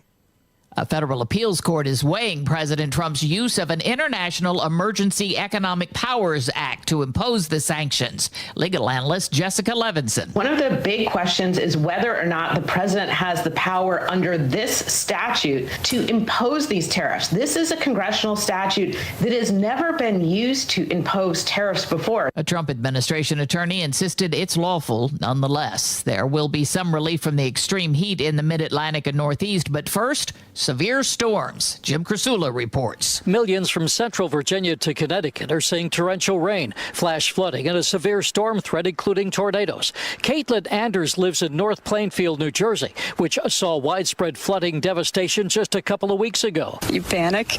You go, oh, God, this is going to happen again. There will also be significant weather-related flight delays. After the deadly shooting at a Manhattan office tower, many corporations are rethinking their security. Office landlords have been inundated with calls from companies asking them to increase security measures, according to the Financial Times. Some companies are considering training employees to respond to shooters, and others have asked about employing AI programs that can identify guns in live security camera footage.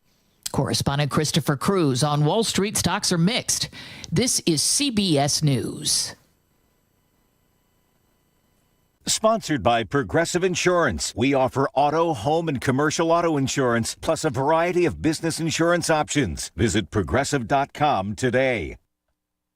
This is an important notice to all U.S. taxpayers. The IRS is giving away billions of dollars in tax savings through a federal program called the Fresh Start Initiative to aid delinquent taxpayers. This initiative was established for anyone facing financial hardship and unable to pay their back taxes. Qualifying and enrolling in this program will stop all collections, settle your delinquent tax problem, and even reduce what you owe by thousands of dollars. Call the hotline at People's Tax Relief to see if you qualify and get this free information by dialing 800-375-8936. If you have unfiled tax returns or cannot afford to pay your personal or business back taxes, you can now get the help you need. One simple phone call can resolve your tax problem and save you thousands of dollars. To see if you qualify and to get this important free information, call 800-375-8936, 800-375-8936, 800-375-8936.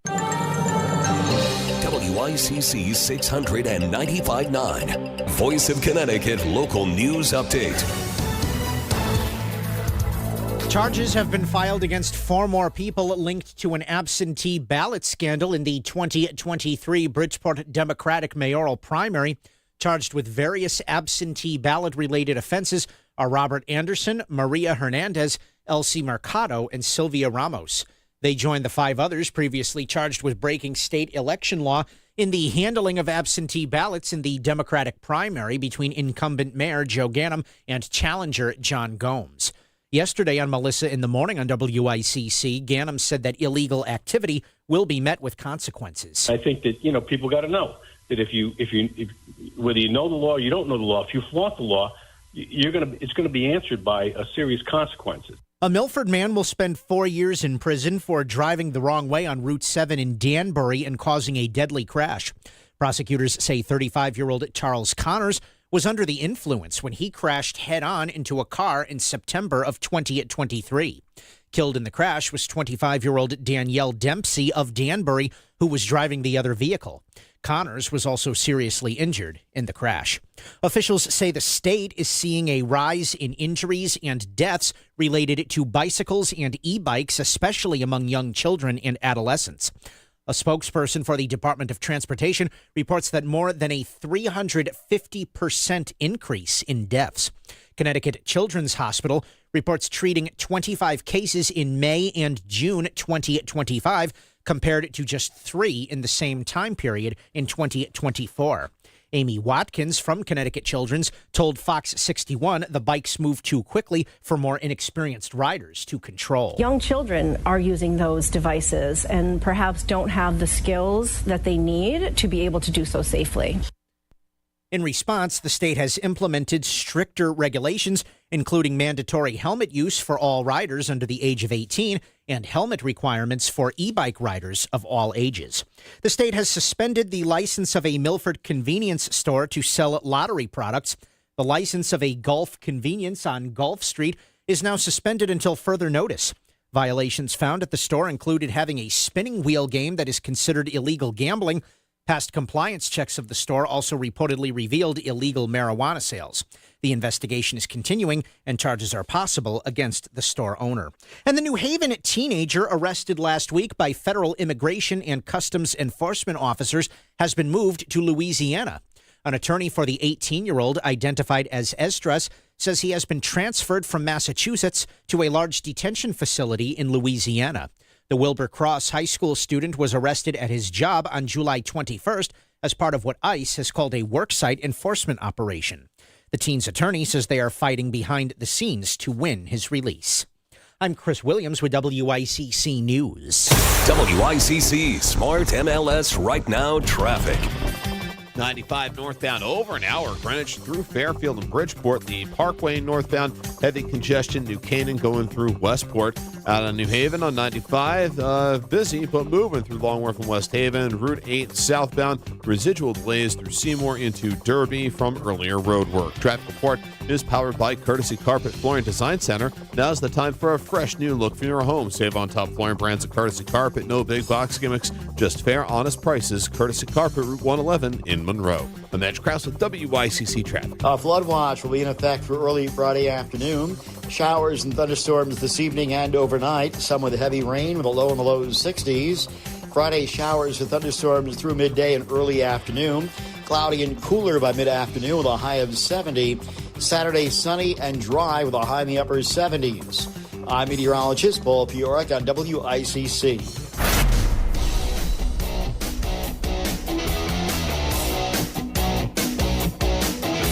You're listening to Connecticut Today with Paul Piselli on WICC 600 and 95.9, the voice of Connecticut. All right, you tell me, huh? Open phones, open text channel.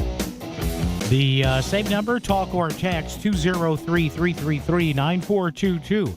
As you've been hearing from Chris Williams for the better part of the day here from the WICC newsroom, 4 more people charged. Now, again, let's be proper about this.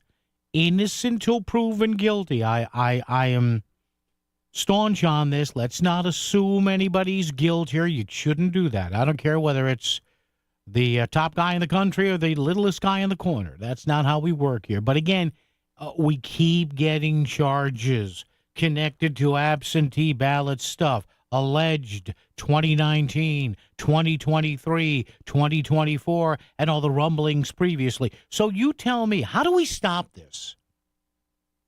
And I know you heard from the mayor there, and you hear from state officials all the time, well, this has to be stopped. It doesn't stop. Which leads me to one of 3. Let me give you 3 choices here. Pick one. What's behind door number 1, door number 2, or door number 3? Yes, where's Monty Hall when you need him? Are people just that dumb? Are legislators just that afraid? Or door number 3, is it done with a wink and a nod here? Like, go ahead. If you get caught, we'll talk to certain people. Look, what else are we supposed to think here? So the question begs, you tell me, talk or text, what should the minimum legal penalty be, assuming you've gone through due process, without looking to rubber stamp somebody here as guilty or innocent for time here? I don't approve of that in any event. What should the minimum legal penalty be for somebody who knowingly mishandles or misuses an absentee ballot in Connecticut? And what's important here is knowingly. Because, again, there are some people that, I guess may be taken care of. Hey, should I be doing this? It's okay. Don't worry about it. All right, now. Told you this story once before, but now it bears repeating. I want you to listen closely to this, because some of you may say, hey, Paul, yes, why don't they do something in Hartford about this? To which I say, well, they tried. And I'm going to read you, this is from a story, by the way, this isn't made up, the Connecticut Mirror, ctmirror.org, a very good reporting, but a very progressive slant to the stuff they do. Andrew Brown's story. From the end of June, about a month ago, June 26th, about 5 weeks ago. So you may say, hey, Paul. I'll go, yeah, what's up, bro? Anything in Hartford on this absentee ballot funny business? Well, it came down to doing something, and the Democratic majority did nothing. They made it look real good. They went through all the motions. They got dressed up nice in central casting. We had a bunch of our legislative leaders maybe put on some good makeup, and in the end, nothing happened. I quote from the story, quoting here, midway down in the story, several lawmakers, including Democratic State Rep Matt Blumenthal of Stamford. Matt Blumenthal has been on with Melissa and with Lisa plenty of times. Matt Blumenthal of Stamford and Senator Rob Sampson, Republican Wolcott. So, and he's been on with me and a bunch of, so you have two very influential state legislative leaders here, by probably the most polar opposite guys you could get from a party and ideological standpoint in any given day. Matt Blumenthal, Democrat State Rep Stamford, Rob Sampson, very conservative Republican Wolcott. Well, they told the Connecticut Mirror that there was bipartisan support to implement now here's what they wanted to pass. A 12-year ban, not a 12-year prison term now, a 12-year ban on anybody who pleads guilty or is convicted of an election crime.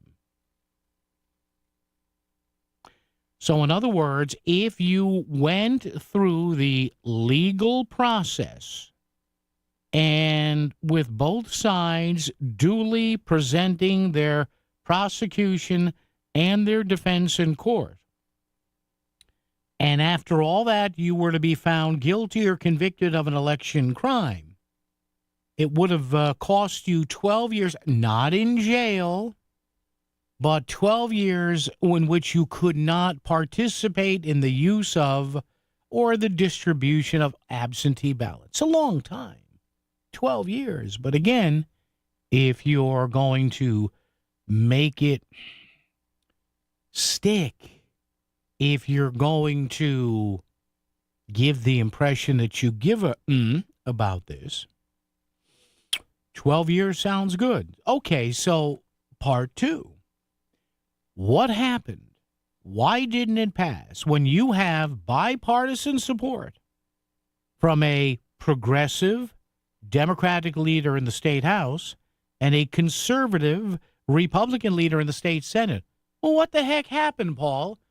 Again, wrap your head in duct tape. I'll tell you what happened coming up straight ahead. You're not always near your radio, but you still want to stay informed on Fairfield County matters. There are lots of ways to enjoy WICC beyond your radio at 695.9. Stream us free at work on voiceofct.com or on your smartphone by downloading our app. And now it's easier than ever to listen on your smart speaker when you say, play WICC. The voice of Connecticut is always live, local, and free, wherever you are. Selling your home is a numbers game. The more potential buyers who see it, the greater the opportunity to sell. And when your home is listed on Smart MLS, more than 21,000 realtors see it, and so do all their buyers. Suddenly, the number of people looking at your home starts to grow by a lot. More realtors sharing your listing, more people seeing your home, more offers coming in, and maybe even more cash in your pocket. Smart move, right? Ask your realtor. Is my house on Smart MLS? Smart MLS, the smart way to sell your home. Here at Stamford Health, expert care begins with a conversation, where big innovations are helping the tiniest patients in our NICU, and mental health means community health.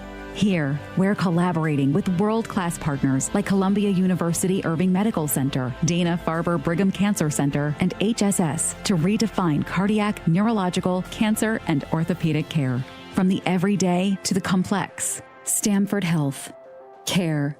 It's different here.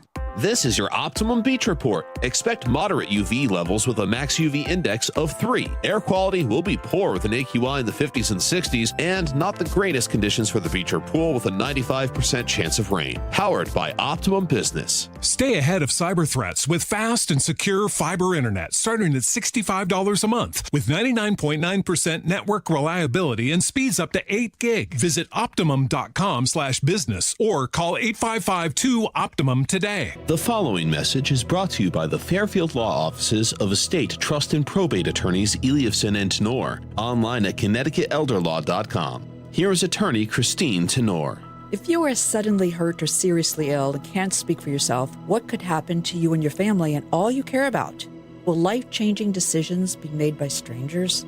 We all face legal, financial, and physical challenges every day at all stages of life. Don't leave important matters to chance.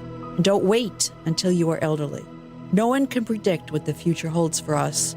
So even young adults and young couples, everyone, should be prepared for the unexpected. Give your family and yourself the most important gift you can give, the gift of peace of mind. Visit ConnecticutElderLaw.com. Eliasson and Tenor, 203-336-2566. Protecting your family's future. Eliasson and Tenor. For peace of mind, 203-336-2566.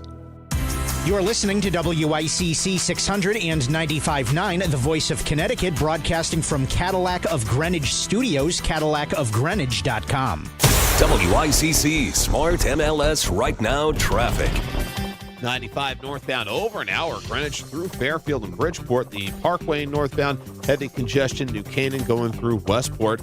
Out of New Haven on 95, busy but moving through Long Wharf and West Haven. Route 8 southbound, residual delays through Seymour into Derby from earlier road work. Traffic report is powered by Courtesy Carpet Flooring Design Center. Now's the time for a fresh new look for your home. Save on top flooring brands at Courtesy Carpet. No big box gimmicks, just fair, honest prices. Courtesy Carpet, Route 111 in Monroe. I'm Edge Krause with WICC Traffic. Showers and thunderstorms this evening and overnight. Some with heavy rain with a low near 60. Any showers or thunderstorms end by midday tomorrow. A flood watch will be in effect through early Friday afternoon. Cloudy and cooler by the afternoon tomorrow with a high near 70. Saturday, sunny, nice, and less humid with a high in the upper 70s. I'm meteorologist Paul Fiorek on WICC. If it's Bridgeport, the Valley, Fairfield County, and affecting your world, Paul Pacelli is talking about it. Connecticut Today with Paul Pacelli, WICC 600 and 95.9, the voice of Connecticut. All right, so we're laughing at something else. No, seriously. About 2 months ago, month and a half, 2 months ago, there was a bill in Hartford. You folks, I'm going to tell you something here. And when you listen to this, understand, I'm not making this up. This is easily found stuff. So there was going to be a bill in Hartford that would have said, listen, if you're not accused, if you're convicted, if you're charged and convicted in a court of law and you're affiliated with a campaign or whatever, if your hands are greasy when it came to some absentee ballot crimes, okay, they were going to pass a bill in Hartford that would have said that for the next 12 years, it's a long time, and that's good. For the next 12 years, you would not have been able, essentially, if you're a political operative, from distributing absentee ballot applications. So again, this would not necessarily target the person who made a mistake or who honestly said, geez, Judge, I didn't know I was not supposed to give my ballot to the lady that came knocking on the door. I didn't know it was only supposed to go to a relative or my health care keeper, my health care aide, or the cops or somebody from City Hall. It's not going after those people. It's going after the operatives who are, doing stuff that they know is illegal. So here you have Matt Blumenthal, progressive Democrat, Rob Sampson, conservative Republican. They say, let's do this thing. But apparently, as I go back to this Connecticut Mirror article, that was not enough to get the bill to a vote.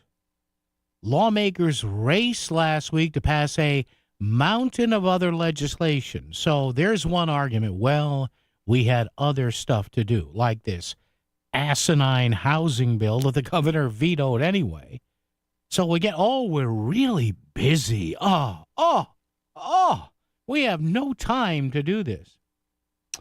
Matt Blumenthal said there was a bipartisan agreement in the House to pass the election bill expeditiously. But he said the House leadership wanted a similar commitment out of the Senate before they would spend time to pass it. By the way, when he talks about the House leadership, if I'm to take Matt Blumenthal at his word, that House leadership, at least on the majority side, would be Matt Ritter, the House Speaker, and Jason Rojas, the House Democratic leader. Meantime, yes, here it is, our old friend Bob Duff in the state Senate said that he and his colleagues were waiting on the House to pass the final version of the bill since it had originated in that body. So now we're having turf wars. You see this? Now we're having these phony turf wars to come up with an excuse to not pass this. Bob Duff writes, I guess when he wasn't busy posting Trump videos as Hitler, quote, as Senate Majority Leader, I am in charge of bills that are before the Senate, Duff said in a written statement. I cannot pass a bill that never passed the House and was never before the Senate. And then they tried to say, well, Rob Sampson was going to filibuster it, to the point where Rob told the Connecticut Mirror, no, I had no intention on filibustering it. Folks, do you understand what went on here? This was all a charade. This was the senior play in high school. Hey, let's make it look like, hey, Bob, come here, Bob, Matt, come here. Let's make it look like we really want to do this. And then you'll get mad at me, and I'll get mad at you, and she'll get mad at him, and we'll say, we just ran out of time. And by the way, as my good friend Chris Caruso always says, and we'll talk to Chris in his Friday slot coming up tomorrow, and he'll update us on a bunch of stuff, including the stuff of the Bridgeport Charter revision. You notice, and Chris made a very, very valid point on this the other day. You ever notice how whenever the capital area media, or the people, plenty of which I know, that cover the Capitol, the House, and Senate, very infrequently do you hear anyone from the State House delegation or the State Senate delegation in Bridgeport go on the record about this. I wonder why that is. Rhetorical question. I wonder why that is. Why do you think, kids? Join together with me now as Mr. Daltrey and Mr. Townsend are apt to say, let's join together with the band. 203-333-9422, 333-WICC. So this just goes on and on and on and on to the point where we had a bill passed. Oh, but they didn't have time because that vote might have taken 5 minutes, 10 minutes. You know, they do vote electronically now. They don't crumble up little pieces of paper and put them in cigar boxes anymore. Okay? This is not 1797. We've moved beyond the fundamental orders of Connecticut. It is just, it's mind-boggling. And again, all these things I point out here, is there, and Chris is right, you never hear from the Bridgeport State House or State Senate delegation to any great length on that. Why is that? You tell me. Riddle me that, Batman.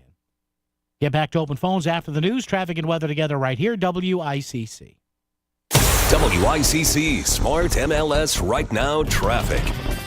95 northbound over an hour, Greenwich through Fairfield and Bridgeport. The Parkway northbound Heavy congestion, New Canaan going through Westport. Out of New Haven on 95, busy but moving through Longworth and West Haven. Route 8 southbound, residual delays through Seymour into Derby from earlier road work. Traffic report is powered by Courtesy Carpet Flooring Design Center. Now's the time for a fresh new look for your home. Save on top flooring brands of Courtesy Carpet. No big box gimmicks, just fair, honest prices. Courtesy Carpet, Route 111 in Monroe. I'm Edge Krause with WICC Traffic. A flood watch will be in effect for early Friday afternoon. Showers and thunderstorms this evening and overnight. Some with heavy rain with a low in the low 60s. Friday, showers and thunderstorms through midday and early afternoon. Cloudy and cooler by mid-afternoon with a high of 70. Saturday, sunny and dry with a high in the upper 70s.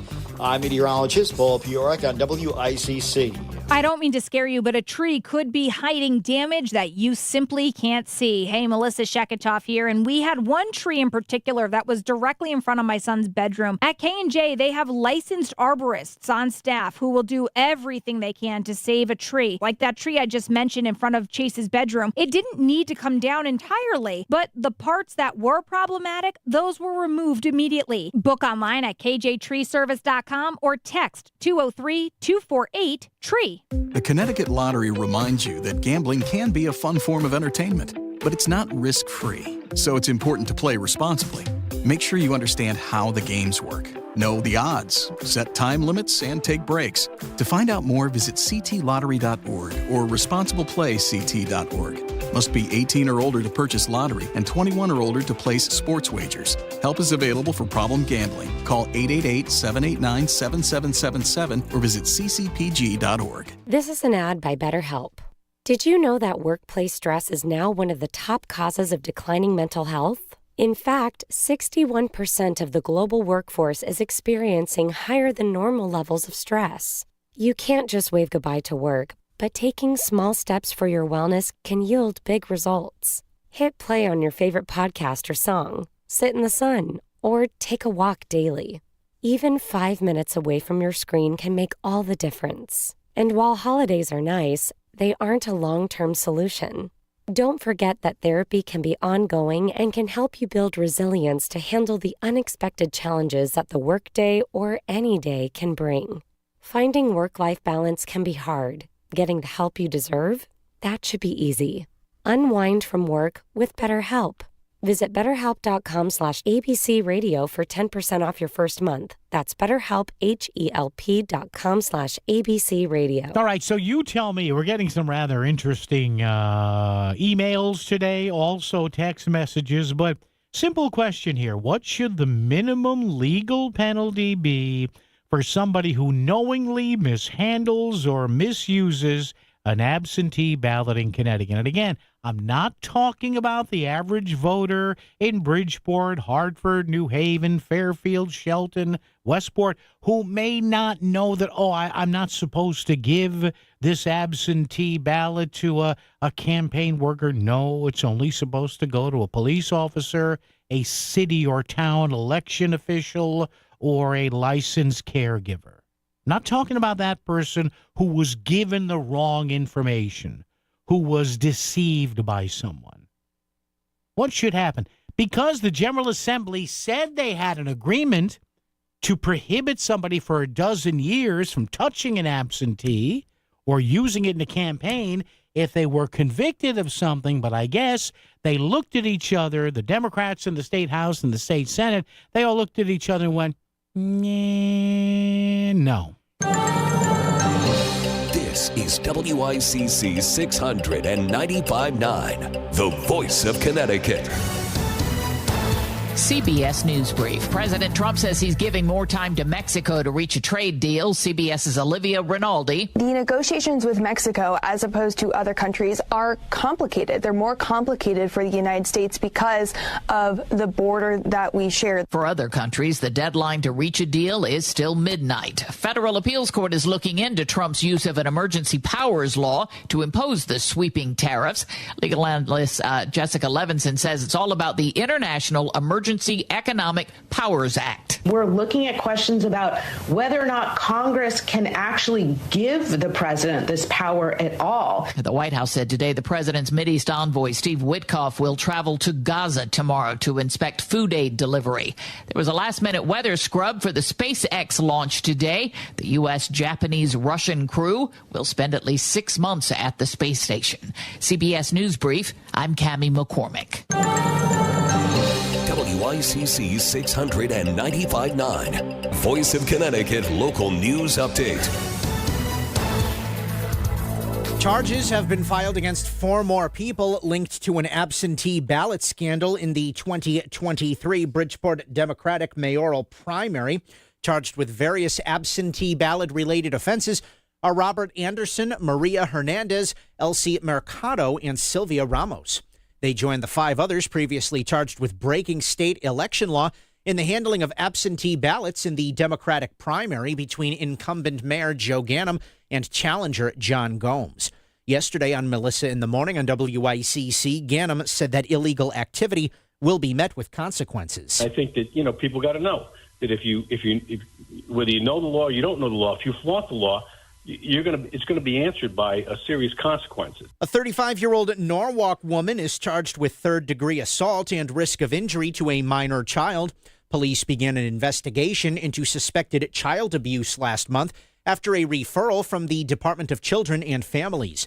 School staff reportedly saw welts on the back of a 6-year-old. An arrest warrant was issued for Vilma Martinez on Tuesday, and she turned herself in yesterday. Calling hours are tomorrow for Plainville volunteer firefighter Ray Moreau. The 35-year veteran of the Plainville Fire Department died on Sunday at age 60 after being struck by a piece of equipment from a fire truck while on duty. The wake for Moreau is from 3 p.m. until 7 p.m. at the Plainville Funeral Home on Broad Street. The funeral will be on Saturday at Central Connecticut State University's Welty Hall. While there has been some lighter rain in Connecticut early today, the heaviest is expected later this afternoon and tonight. There is a flood watch in effect for the entire state through tomorrow afternoon. Rainfall totals of 2 to 4 inches is likely for many areas, with some isolated higher totals possible. Any lingering showers will end tomorrow morning. The temperature yesterday in Bridgeport tied a record for the day that has stood for decades. The National Weather Service says yesterday's high was 95 degrees in Bridgeport, tying the record that was set in 1948. The record-tying temperature comes as the state has completed its 3rd heat wave of the summer. Temperatures are not expected to approach 90 degrees, although the humidity is expected to remain in place. Yale New Haven Hospital has been ranked as the best hospital in Connecticut by U.S. News and World Report. Yale New Haven was also placed in the top 50 hospitals in the nation in 11 different specialties. No Connecticut hospital made the report's honor roll list of the best hospitals in the country. U.S. News and World Report ranks over 4,000 hospitals across the U.S. using data from doctors, Medicare claims, and other sources. Connecticut residents are being warned about a scam that targets permit applicants. Using public information, fake invoices are sent to people who have applied for licenses and permits for building, zoning, and other projects. Officials stress permit or license invoices are never sent by mail. Similar scam warnings have been issued across the state, including in East Hartford and in Granby. The Metropolitan Transit Authority has approved a 10% fare increase for passengers on Metro North Connecticut trains. The MTA yesterday granted the increase that had been sought by Connecticut transportation officials.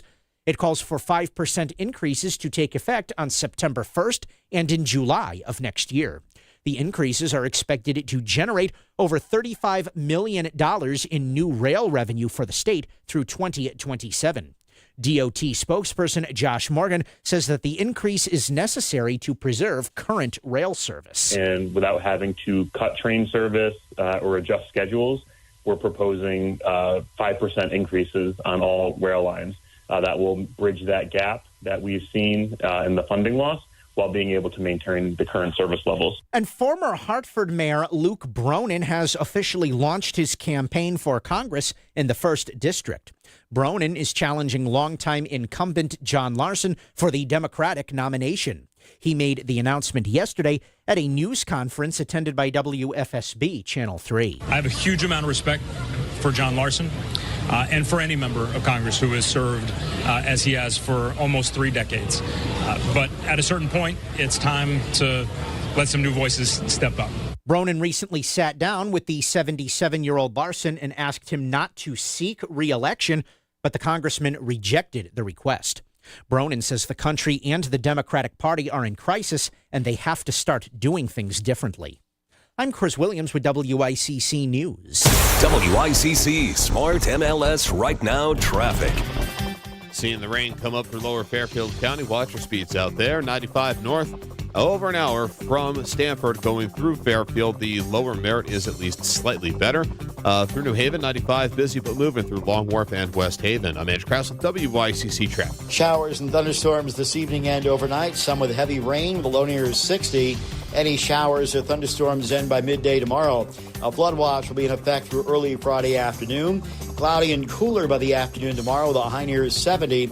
Saturday sunny, nice and less humid with a high in the upper 70s. I'm meteorologist Paul Piorek on WICC.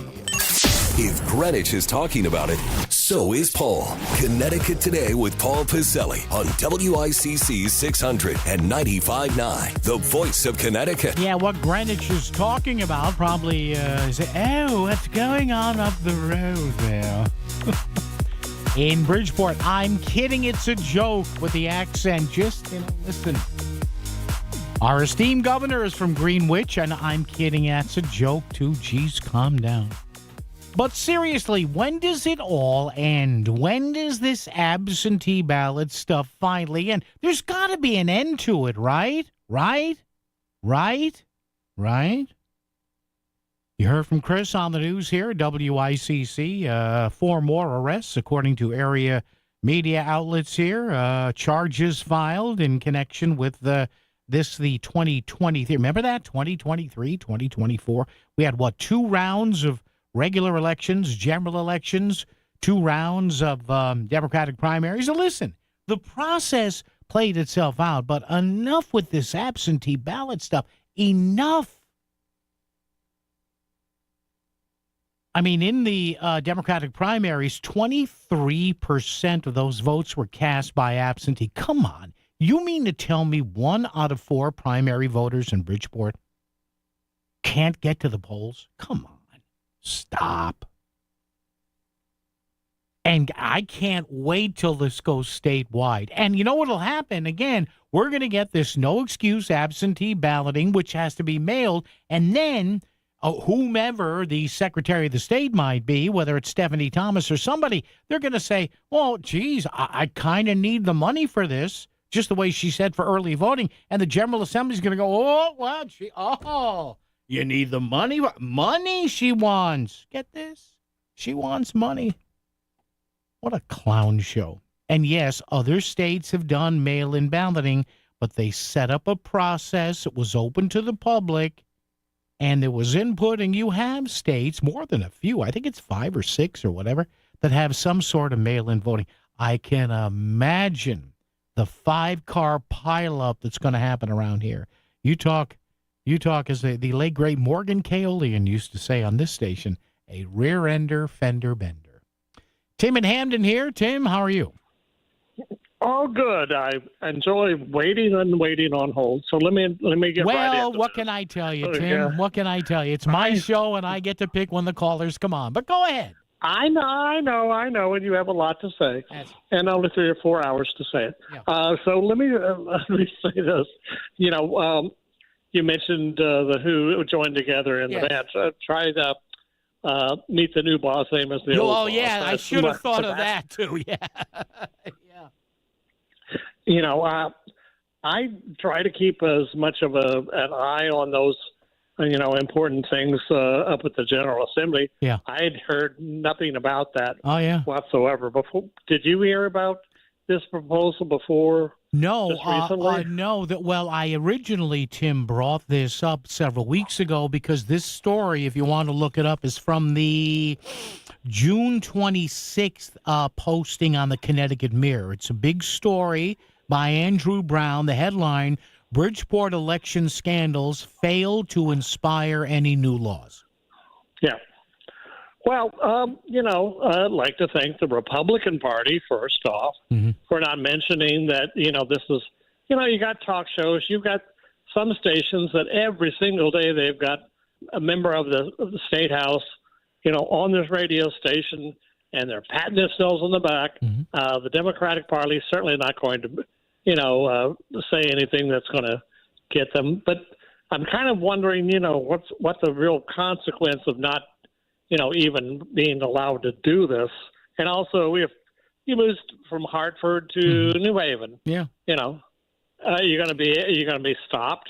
How is there going to be some sort of tattoo on you that says, no, you can't be doing this stuff for, the other candidate here? Well, the law would have said that if it now, and again, the law, as I understand it, Tim, it wasn't going to target people who made an honest mistake. I didn't know, but these are people. It was going to target operatives who knowingly broke the law. It wasn't going to put them in jail, but what it was going to say is, the judge can do what he wants in the case, but if you're found guilty, you will not be able to handle or have anything to do with a campaign's absentee ballots for 12 years. Now, I guess you would have to rely on the honor system, I guess. I don't know. With the way people move around, these days, it's not like everything it was in the past. Yeah. And I'm sorry, I've been away a little bit for, we've got to give this country 30 more days to do something about tariffs, and we're going to do 60 days. And then we're going to go back and forth, and we're going to, juggle some balls over here, and stuff. So I'm just wondering, have they figured out that Trump doesn't know what he's doing? That genius businessman. Well, Tim, all these professional tariffs. The economy and the economy and the markets. The economy and the markets seem to be doing pretty well over the past few days. I don't know. So let's talk about Tim, don't worry, Tim. Chris Murphy. Chris Murphy will fix it, Tim. Don't worry about it. Chris Murphy will fix it. like Josh Hawley will fix it, or little Marco Rubio, Tim, or whatever. You know what I like to say? I have nothing against opposition for Trump, but they got to decide who it is, what the message is, and they have to convince enough voters we're better. Trump has to figure out what his position is. He changes it every 20 minutes. He's winning. It's up to the other side now. Yeah, he's winning like Charlie Sheen. Winning. Well, yeah. Winning. Tim, I do have to run, my friend. Thank you so much. Oh, Tim, I love you, but geez. Last time I checked, Trump's in the Oval Office. He is winning. He's again. For people who don't like Trump, God bless you. Find somebody better. And then convince the American people our guy or gal is better than that guy or that gal. You can't see it, you can't smell it, but radon gas could be putting your family at risk. Radon is an invisible, odorless gas that could be lurking in your home and cause serious risk to your family's health. Protect your family with a free on-site radon test from Apex Radon Solutions, your local Connecticut certified radon specialist. Apex Radon Solutions is offering free in-home radon test kits to help you detect and protect. Go to apexradonsolutions.com today to get your kit. Healthy air, healthy home with Apex Radon Solutions. It's never too early to start thinking about your future as you age. Where do you want to live? Would you like to remain in your home? Have you thought about changing care needs? MyPlaceCT.org connects you with resources that can help you make a plan to live how you want. If you're an older adult or person with a disability, you'll find information on services and supports. Find the help you need to plan for the future you want. Visit MyPlaceCT.org. That's MyPlaceCT.org. At Progressive, we understand the bond you have with your boat. It's why people name theirs. I was pretty hungry and looking at a menu when I named my boat Change Your Tuna. The backup names were Trick or Trout, I Salmonly Swear, and, it gets worse, New Squid on the Block. It wasn't my best day. Whatever you call your boat, protect it. And start with a quote from Progressive, America's #1 boat insurer. Progressive Casualty Insurance Company and Affiliates. #1 rating based on boat market share data from ratefilings.com. Sound familiar? At Mattress Firm, we understand there are many problems, like snoring, aches and pains, hot sleep, or even an old saggy mattress that can keep you up at night. And our sleep experts have the unrivaled know-how to match you with a mattress that can help. And now get a king bed for a queen price, plus a free adjustable base with select mattresses. For the great sleep you deserve, visit Mattress Firm. We make sleep easy. Restrictions apply. See store or website for details. WICC Smart MLS Right Now traffic. Seeing the rain come up through lower Fairfield County. Watch your speeds out there. 95 north, over an hour from Stanford going through Fairfield. The lower Merritt is at least slightly better. Through New Haven, 95 busy but moving through Long Wharf and West Haven. I'm Andrew Krause with WICC traffic. Flood watch will be in effect for early Friday afternoon. Showers and thunderstorms this evening and overnight. Some with heavy rain with a low in the low 60s. Friday showers and thunderstorms through midday and early afternoon. Cloudy and cooler by mid-afternoon with a high of 70. Saturday sunny and dry with a high in the upper 70s. I'm meteorologist Paul Piorek on WICC. Stay connected with Paul during the show at WICC 600 on Facebook. Connecticut Today with Paul Piselli on WICC 600 and 95.9, the voice of Connecticut. Yeah, Facebook, WICC 600, or facebook.com/voice of CT. And like the guy said there, the question of the day, stay connected with us. What should the minimum...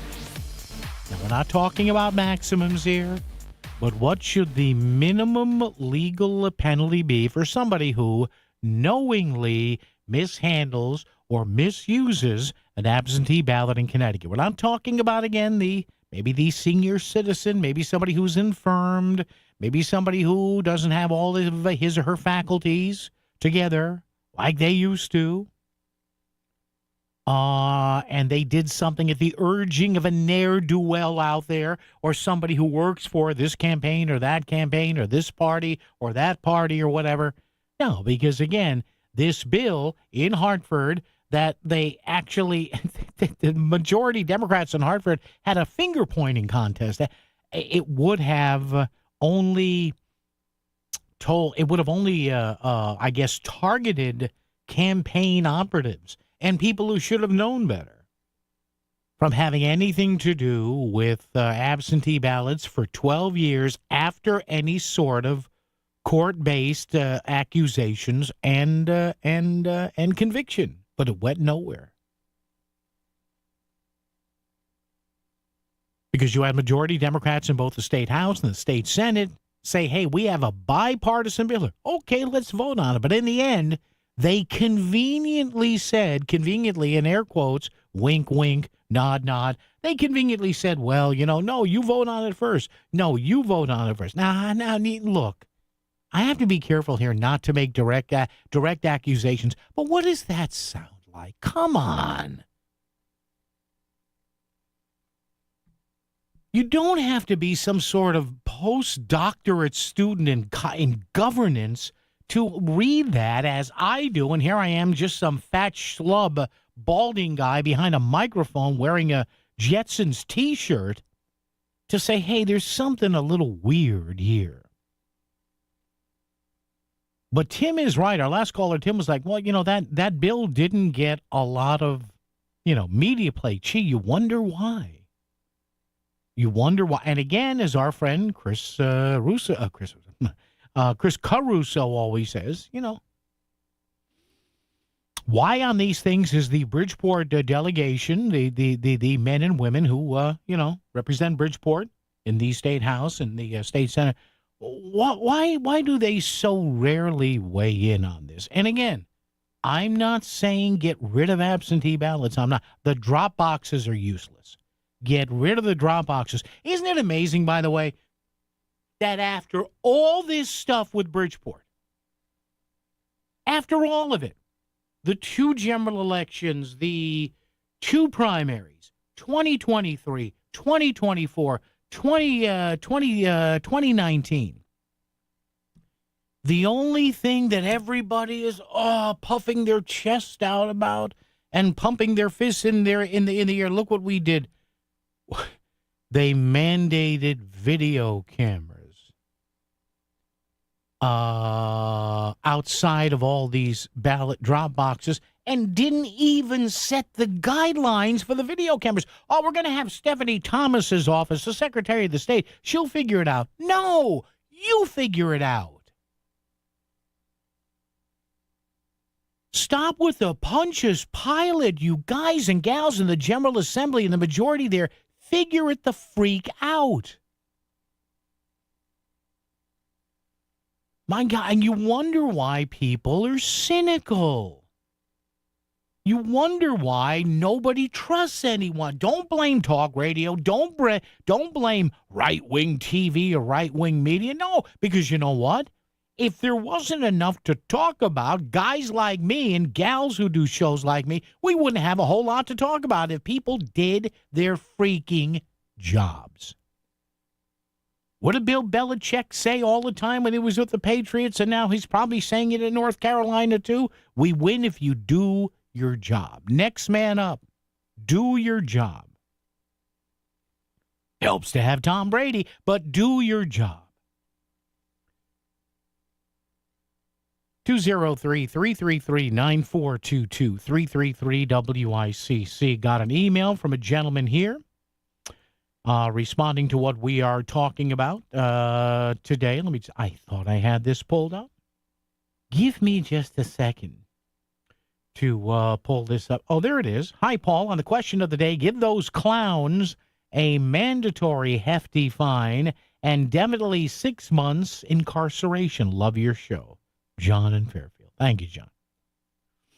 Hefty fine? All right, maybe a fine. 6 months in jail? That may be a little much. I wouldn't be against jail time per se. I think, though, sometimes we have to be careful tossing around jail. Jail is not, look, I've never been there. I've never served jail time. I know that makes me weird these days. I think we have to be careful of saying, well, throw him or throw her in jail for an extended period. I don't know. The fine thing, if you're associated with a campaign and you're doing some funny business with ballots, the fine, yeah, okay, I'm all right with a fine. Jail time, I don't know. What jail are you putting them in? Are you putting him with the worst of the worst? You're going to put somebody who's played around with absentee ballots in a jail with murder suspects or convicted killers or rapists or armed robbers or gangbangers? I don't think that makes sense at all. Now, do you, the fines are fine. Payroll deductions, whatever. Do you mandate home confinement? Do you say, well, guess what? It was only absentee ballots, but enjoy this lovely brand new ankle monitor. It'll go great with those black pumps. Thank you very much. So John says, give those clowns a mandatory hefty fine and definitely 6 months incarceration. I don't know. And I wonder, even if you did that, even if the news conference tomorrow has Governor Ned Lamont coming out there saying, well, you know, we want to clamp down on this funny business with the absentee ballots. So the minimum here is a hefty fine and 6 months in jail. Some people would still do it. Oh, they would do it. You know they would. You know they would.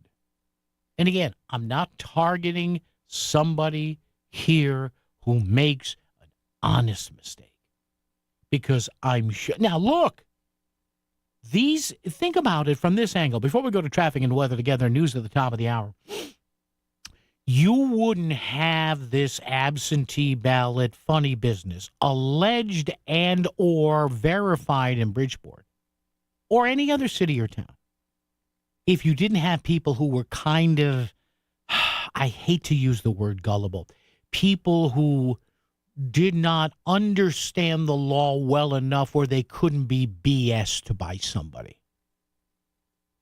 In other words, if people knew that the moment they heard, well, you can just give me the ballot, and if they went, no, I don't give you the ballot, I take it myself, or I give it to a family member, or I give it to a licensed caregiver, my nurse, or my health aide, or I give it to my grandson's a police officer, he'll take it down to the Morton Government Center, there, whatever.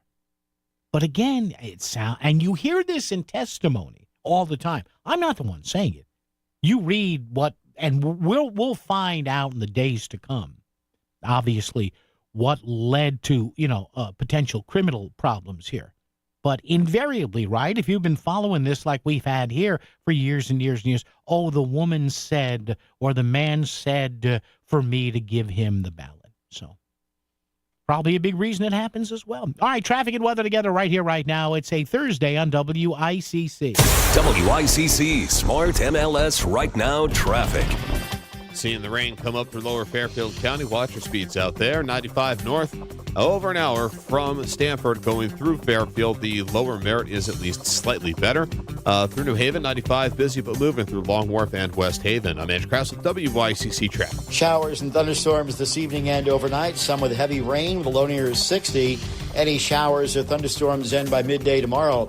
A flood watch will be in effect through early Friday afternoon. Cloudy and cooler by the afternoon tomorrow with a high near 70. Saturday, sunny, nice, and less humid with a high in the upper 70s. I'm meteorologist Paul Piorek on WICC. $25,000 could be yours. Catch the heaviest bluefish and walk away with the cash. The Surfside Hotel greatest bluefish tournament on earth happening August 23rd and 24th all over Long Island Sound. Sign up now at bluefishtournament.com or area bait and tackle shops. $40,000 in total prizes just for doing what you already love, fishing. Follow us on Instagram and Facebook at Bluefish Tournament, and we'll see you on the Sound. Discover the finest flooring in Southern Connecticut at Courtesy Carpet. With over 50 years experience, from intricate area rugs and durable vinyl to elegant stair runners, they have it all. Shop anywhere, but see them before you buy. Visit L&J and their team on Route 111 in Monroe or at courtesycarpet.com. Financing is available, so you can get the floors you love today. Trust the experts in quality flooring, because at Courtesy Carpet, your satisfaction is their courtesy. Back to the news and talk, thanks to Smart MLS. Smart Sellers Ask. Is my home on Smart MLS? The voice of Connecticut. WICC's 695.9. It's Connecticut Today with Paul Piselli. All right, coming up news, top of the hour, CBS and Chris Williams on the other side. Chris will give us what folks are saying is our response to the Facebook question of the day. And also, coming up about quarter after 4 here, we're going to have the head of the U.S. Border Patrol Union, Paul Perez, is going to be joining us from D.C. He represents about 18,000 men and women securing all the borders of the U.S. So we'll ask Paul a little bit about his role. Who are the men and women of the Border Patrol? Where do they come from? And what are they feeling when you have roughly about half the country cheering them on and about the other half of the country not liking them? So Paul Perez coming up, and we're trying to secure a guest for later on in the show on this lunacy that continues, although I'm starting to think this was planned to create buzz. I don't know, was this a new Coke thing? Remember that, new Coke? Are we seeing this again with this, I don't know, supposed outrage? This story's not going away. Sydney Sweeney selling jeans. She's got blonde hair and blue eyes. Is that a reference to Nazism? WICC Bridgeport, WFOX Southport, WEBE HD2 Westport, WPLR HD2 New Haven. Locally owned by Connoisseur Media. This is CBS News on the Hour, sponsored by Progressive Insurance.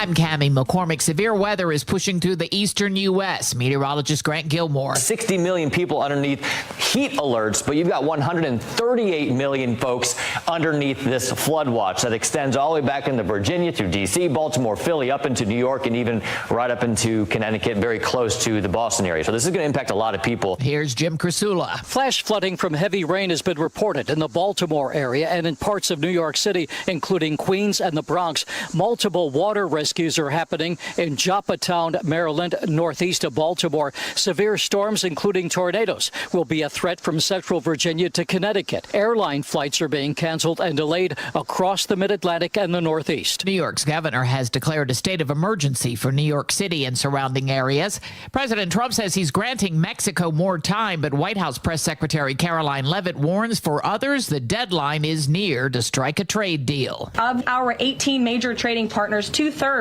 of those trading partners have a deal.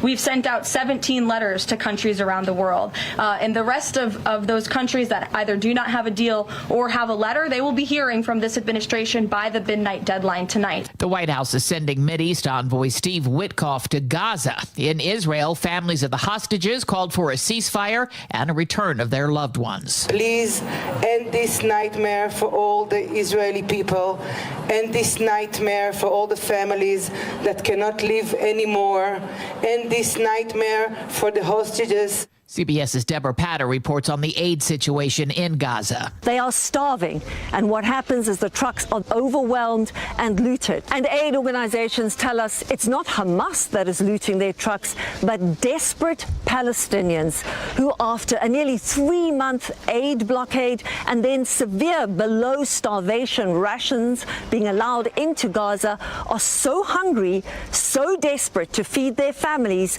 they will do anything to get their hands on food. The number of kindergartners getting vaccinations in this country declined again last year. Christopher Cruz reports. 4.1% of children were exempt from vaccine requirements in 2024, up from 3.1% the year before. It's the third consecutive year the exemption rate has reached a record high. The CDC says the vast majority of parents are withholding shots for non-medical reasons.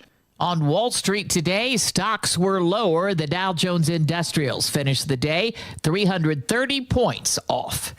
This is CBS News. Sponsored by Progressive Insurance. Get renter's insurance to protect the things that make your place a home, including coverage for theft or damage. Visit Progressive.com.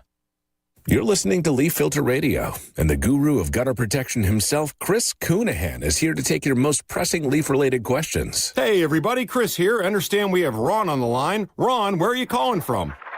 Uh-oh. Ron, are you calling from a ladder? Well, I was. I wanted to ask Chris what I need to do to get my gutters ready to have leaf filter installed. Oh, Ron, you don't have to do anything. A Leaf Filter Trusted Pro will come out and clean out your gutters, realign and seal your gutters, and install Leaf Filter, America's #1 gutter protection system. So I didn't need to get on this ladder? Ron, Leaf Filter Trusted Pros are in your neighborhood and ready to help. Just visit leaffilter.com/deal to schedule your free gutter inspection and get up to 30% off. Thank goodness. What was that site? That's leaffilter.com/deal for your free gutter inspection today. See representative for warranty details. Promotion is 20% off plus a 10% senior or military discount. One discount per household. WICC 695.9. Voice of Connecticut Local News Update. Charges have been filed against 4 more people linked to an absentee ballot scandal in the 2023 Bridgeport Democratic mayoral primary. Charged with various absentee ballot-related offenses are Robert Anderson, Maria Hernandez, Elsie Mercado, and Sylvia Ramos. They join the 5 others previously charged with breaking state election law in the handling of absentee ballots in the Democratic primary between incumbent Mayor Joe Ganim and challenger John Gomes. Yesterday on Melissa in the Morning on WICC, Ganim said that illegal activity will be met with consequences. I think that, people got to know that if whether you know the law or you don't know the law, if you flaunt the law, it's going to be answered by a serious consequences. Calling hours will be held tomorrow for Plainville volunteer firefighter Ray Moreau. The 35-year veteran of the Plainville Fire Department died on Sunday at age 60 after being struck by a piece of equipment from a fire truck while on duty. The wake for Moreau is from 3 p.m. until 7 p.m. at the Plainville Funeral Home on Broad Street. The funeral will be on Saturday at Central Connecticut State University's Welty Hall. Connecticut residents are being warned about a scam that targets permit applicants. Using public information, fake invoices are sent to people who have applied for licenses and permits for building, zoning, and other projects. Officials stress permit or license invoices are never sent by mail. Similar scam warnings have been issued across the state, including in East Hartford and in Granby. And former Hartford Mayor Luke Bronin has officially launched his campaign for Congress in the 1st District. Bronin is challenging longtime incumbent John Larson for the Democratic nomination. He made the announcement yesterday at a news conference attended by WFSB Channel 3. I have a huge amount of respect for John Larson and for any member of Congress who has served as he has for almost 3 decades. But at a certain point, it's time to let some new voices step up. Bronin recently sat down with the 77-year-old Larson and asked him not to seek re-election, but the congressman rejected the request. Bronin says the country and the Democratic Party are in crisis and they have to start doing things differently. I'm Chris Williams with WICC News. WICC Smart MLS Right Now traffic. Rain making things difficult. Lower Fairfield County on 95 north, over an hour from Greenwich through Fairfield with what looks like an accident near exit 18. Parkway northbound really is no help. Out of New Haven, 95 north and southbound busy but moving for now. The same on the Wilbur Cross going in and out of the West Rock Tunnel. Traffic report powered by Bridgelight Financial. Attend Bridgelight Financial's Taxes and Retirement event August 12th and 14th at Il Palio in Shelton. It's a free workshop discussing real tax saving strategies. Click bridgelightadvisors.com and register. I'm Andrew Krause with WICC Traffic. A flood watch will be in effect for early Friday afternoon.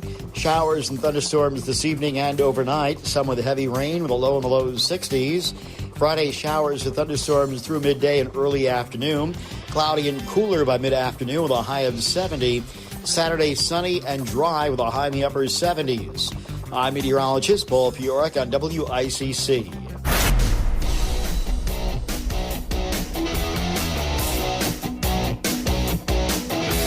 You're listening to Connecticut Today with Paul Piselli on WICC 600 and 95.9, the voice of Connecticut. Talking once again, absentee ballot alleged, let's be kind now, alleged improprieties here, as you heard there on Chris's News, top of the hour. 4 more arrests made or charges lodged against 4 more people in connection with the 2023 cycle. Remember, in 2023 and 2024, we had 2 primaries, 2 general elections because of everything that went on between the current incumbent mayor Joe Gandam and John Gomes. So, the challenger, rather, John Gomes. So I asked today on our Facebook page, facebook.com/voice of CT, what should the minimum legal penalty be for somebody who knowingly, and that's usually a campaign higher up, knowingly, or not always, though, to be fair, knowingly mishandles or misuses an absentee ballot in Connecticut. What do you think? Because, again, we had that referendum question, so no excuse, mail-in absentee balloting is coming, so got to stiffen things up here. All right, Chris Williams, as always, this time of the show, reads some of the answers, and Chris's only explicit order is leave out the obscenities. Chris, what do you have for us? A minimum of 18 months of jail time. That's from John. Daniel wants a little more, little less, I should say. He wants 1 year behind bars. Minimum a year. That's from Jenny. The bigger question from John is, should we redo elections when fraud is found and make it mandatory in person? Helene has more of a disgruntled attitude. It doesn't matter because they won't do anything. Oh. The only people who should be authorized to use absentee ballots are those that are bedridden or overseas. That's it, nothing more. That's from Michael. And Mary says they should be banned for voting for life and banned from politics. Interesting. So there you go. Some people want oodles of jail time. Some people want less. They want bans on voting. All good stuff here. Good in the fact that people are chiming in here, which we like. 203-333-9422, 333-WICC. I think I used an absentee I know I did it once. I think I might have done it twice. That's it. I like to vote in person, if only for the delicious baked goods in my, Chris nods his head, in my local polling place. My polling place is about a half mile from me, so that's not too bad. My son's polling place, where he lives in Queens, New York, it's literally across the street from his house. Literally. Across the street and diagonally, about 100 feet up. That's tough to forget to vote there. Mike in Stratford's here at 10 past. Mike, good afternoon. How are you, sir? Hi. Thanks, Paul. Thanks for taking my call. If you allow me a moment. Go right ahead, Mike. Yep.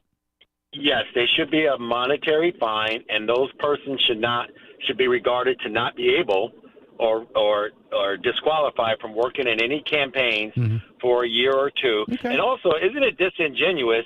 The person that it affects most and helped them get elected is on your station talking about they should be prosecuted. It's only helped him.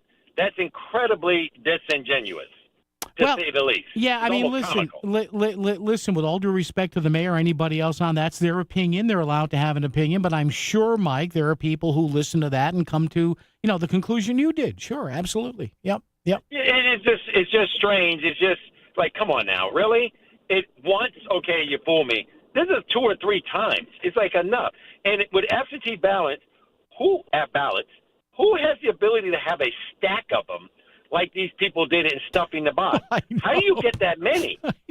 Well, these are absentee ballots. How do you get that many? Well, Mike, apparently the way the laws are written, Connecticut has some rather liberal, meaning loose laws as to how many applications somebody can have, giving them out. They're not supposed to ballot harvest. You know that. It's supposed to be your ballot, and that's it. But, yeah, Mike, those are good questions. Yes. And lastly, this goofy bill, and I'm not even going to call it what it is because that's a way of psychology, too. You name it something, so every time somebody repeats it, you get the idea it's good. It's a terrible bill. It's messing up Medicaid. You got a SALT deduction that ends in 2029. You got cheaper drilling rates for the oil companies, and billionaires got a tax break. So don't tell me Trump is good for the economy, because he's not. Well, listen. It was just a giveaway to the rich. Well, and Mike, to that, and Mike, thank you for the call. Appreciate it. Listen, watch the economy. Like I said, right now it's doing pretty well. Now, this thing could tank like the Titanic in a month. It could. I'm not saying it's not going to. Who knows? Nobody really knows. In fact, I read an interesting story this morning about, are they going to absorb the tariffs? Manufacturers are going to make people pay. I don't know. Right now, the economy is doing pretty well. Now, in 6 months, you may have Democratic challengers licking their chops, and I say good to that. So, again, we'll see. We'll see. But, again, I would be shocked if, with all the potential angles here, the once great Democratic Party can't unite around a single theme, a single idea, a candidate or two, and try to pull it out of the doldrums it's in right now. There's something lurking in Long Island Sound. It's waiting for you. It's $25,000. The WICC Surfside Hotel Greatest Bluefish Tournament on Earth returns August 23rd and 24th. Catch the heaviest bluefish that weekend and win $25,000. Plus, there's over $40,000 in cash prizes. Sign up now at bluefishtournament.com. The WICC Surfside Hotel Greatest Bluefish Tournament on Earth. We'll see you on the Sound. Thanks, Fine Fettle, The Water Doctor, and Bridgeport Harbor Marina. Experience unparalleled customer satisfaction at Sono Collision, where our excellence in service meets top-notch repair to restore your beloved vehicles. When you choose us, you're choosing supreme expertise that ensures flawless results. Be it minor dent or major damage, our skilled team breathes life back into your car. Visit us today at sonocollision.com. That's sonocollision.com. Your car will thank you. Fish on! Announcing the WICC Surfside Hotel Greatest Bluefish Tournament on Earth. Now in its 43rd year. Fish Long Island Sound August 23rd and 24th. Land the heaviest blue and win $25,000. Fish to win and fish for fun. Just pick up a registration form at the Surfside Hotel in Stratford or go to bluefishtournament.com. Thanks to the Water Doctor and Bridgeport Harbor Marina, the Surfside Hotel in Stratford, Connecticut's favorite beach hotel. The beach is calling and you must go. TheSurfside.com. Selling your home is a numbers game. The more potential buyers who see it, the greater the opportunity to sell. And when your home is listed on Smart MLS, more than 21,000 realtors see it, and so do all their buyers. Suddenly, the number of people looking at your home starts to grow by a lot. More realtors sharing your listing, more people seeing your home, more offers coming in, and maybe even more cash in your pocket. Smart move, right? Ask your realtor. Is my house on Smart MLS? Smart MLS, the smart way to sell your home. For 90 years, Social Security has delivered every check, every month, keeping its promise to hardworking Americans and helping millions of Connecticut residents retire with dignity. As we celebrate Social Security turning 90, AARP promises to keep it strong for older Americans today and our kids and grandkids tomorrow. Join us. Sign the pledge to protect Social Security at aarp.org/we earned it. That's aarp.org/we earned it. Paid for by AARP. This is your CT Insider weather update. Today, expect mostly cloudy skies with a chance of scattered showers and thunderstorms, highs in the upper 70s and low 80s. Tomorrow, more clouds, more rain, and a chance of flooding, highs in the low to mid 70s. Powered by CT Insider. There's more to Connecticut with CT Insider, a hometown behind every headline. With every issue, investigation, or interview, there's more when you're following from the inside. Visit ctinsider.com for more. You're listening to WICC 600 and 95.9, the voice of Connecticut, broadcasting from Cadillac of Greenwich Studios, cadillacofgreenwich.com. WICC Smart MLS Right Now Traffic. Rain making things difficult. Lower Fairfield County on 95 north over an hour from Greenwich through Fairfield with what looks like an accident near exit 18. Parkway northbound really is no help. Out of New Haven 95 north and southbound busy but moving for now. The same on the Wilbur Cross going in and out of the West Rock Tunnel. Traffic report powered by Bridgelight Financial. Attend Bridgelight Financial's Taxes and Retirement event August 12th and 14th at Il Palio in Shelton. It's a free workshop discussing real tax saving strategies. Click bridgelightadvisors.com and register. I'm Andrew Krause with WICC Traffic. Showers and thunderstorms this evening and overnight, some with heavy rain with a low near 60. Any showers or thunderstorms end by midday tomorrow. A flood watch will be in effect through early Friday afternoon. Cloudy and cooler by the afternoon tomorrow with a high near 70.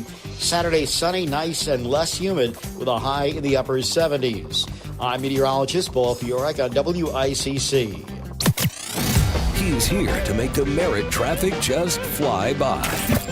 It's Connecticut Today with Paul Pacelli on WICC 600 and 95.9, the voice of Connecticut. And we talk a lot on this show about border politics, the key issue it's become, and we talk about the Border Patrol. And you got to stop and think. There's some 18,000 men and women guarding the borders of this country to keep you and I safe from a lot of bad folks on the border. Yeah, a lot of people come across the border just looking for a better life, but there are a lot of bad folks down there. They have a union, the National Border Patrol Council, established back in 1967, some 58 years ago, an AFL-CIO branch. And the union head for the Border Patrol, Paul Perez, joins us right now to talk border politics and stuff. And Paul, good afternoon. Paul Pacelli here in Connecticut. How are you? Good to be with you today. Thank you.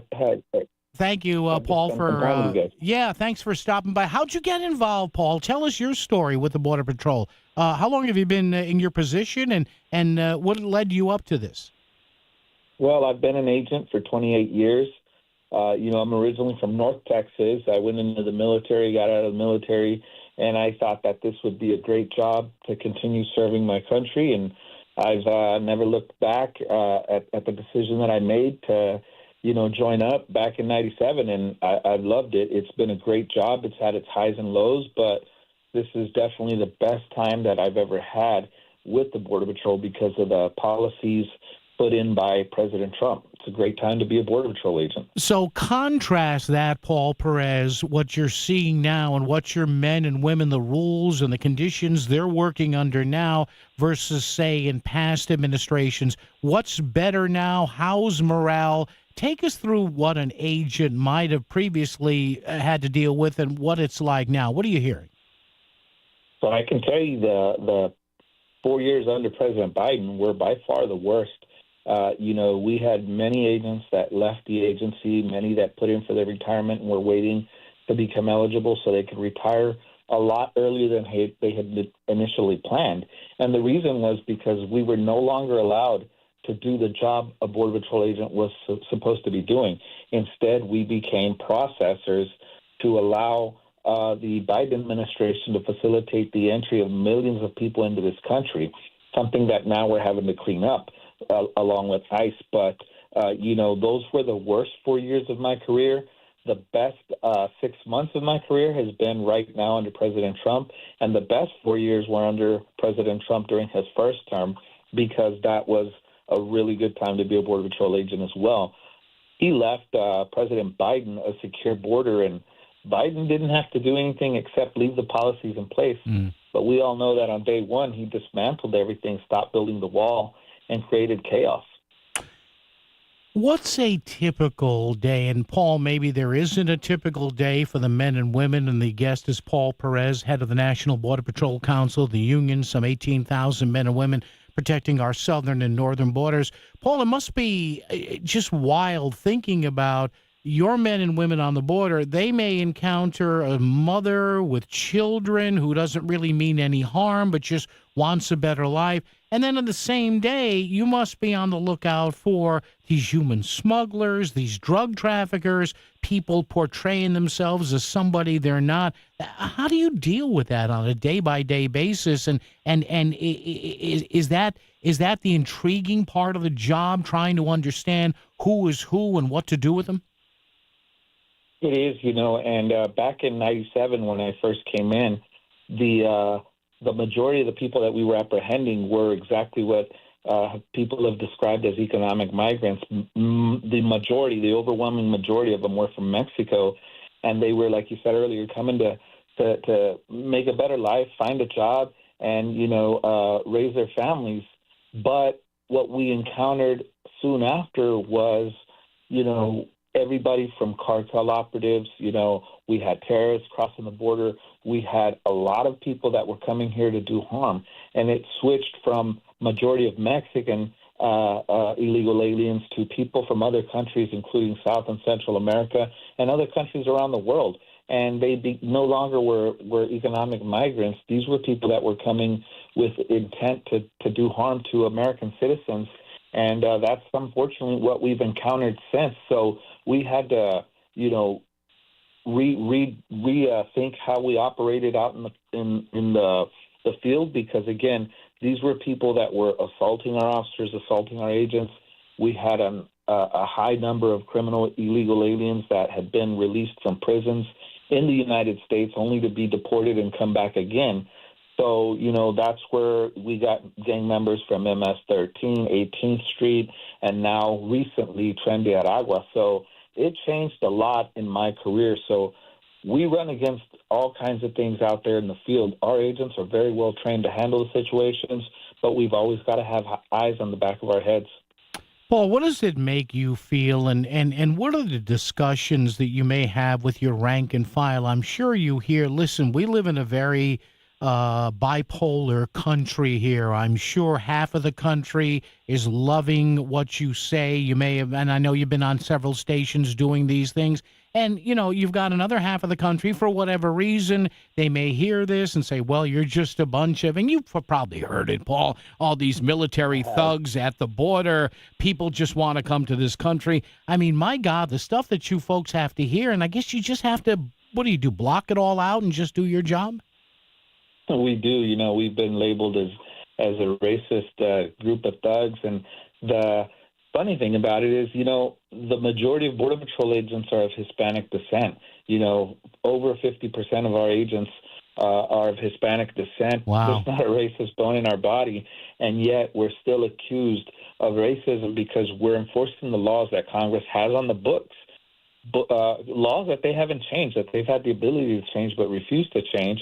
And so we're enforcing the laws.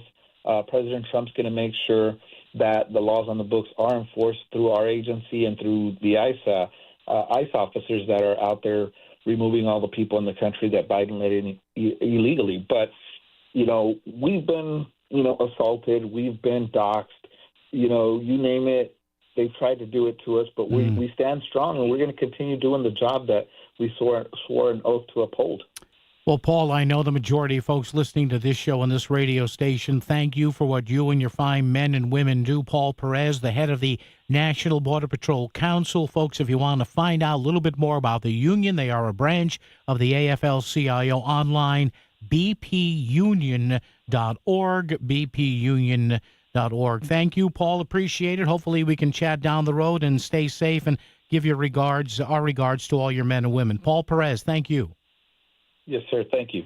Appreciate it. There you go. Paul Perez, the union head, National Border Patrol Council, the website bpunion.org. WICC Smart MLS Right Now Traffic.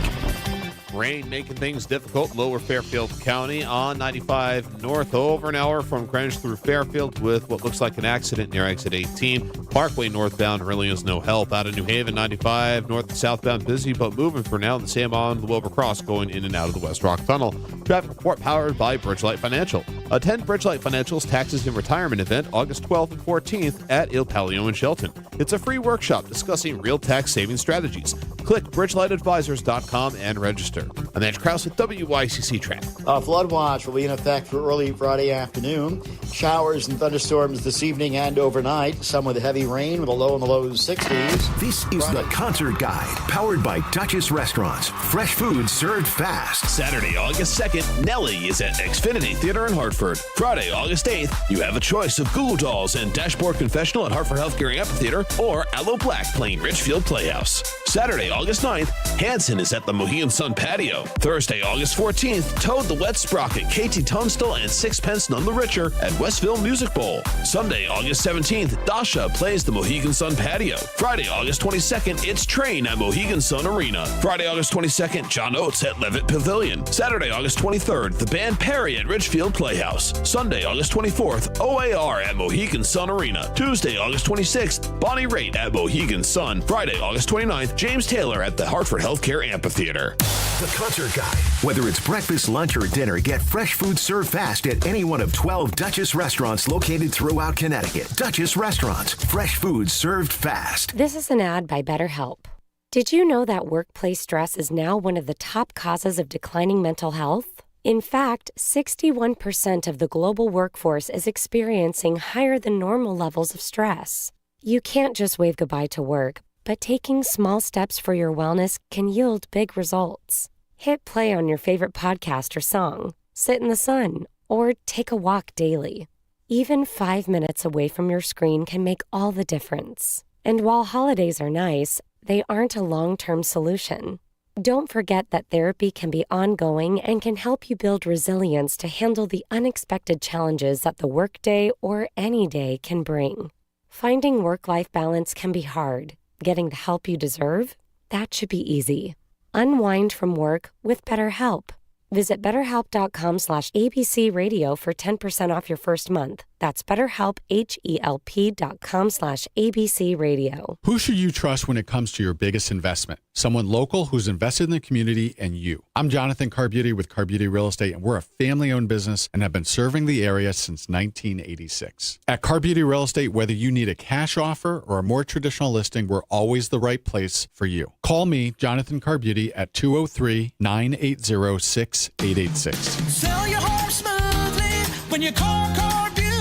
Go to CarbutyRealEstate.com. The Connecticut Lottery reminds you that gambling can be a fun form of entertainment, but it's not risk-free, so it's important to play responsibly.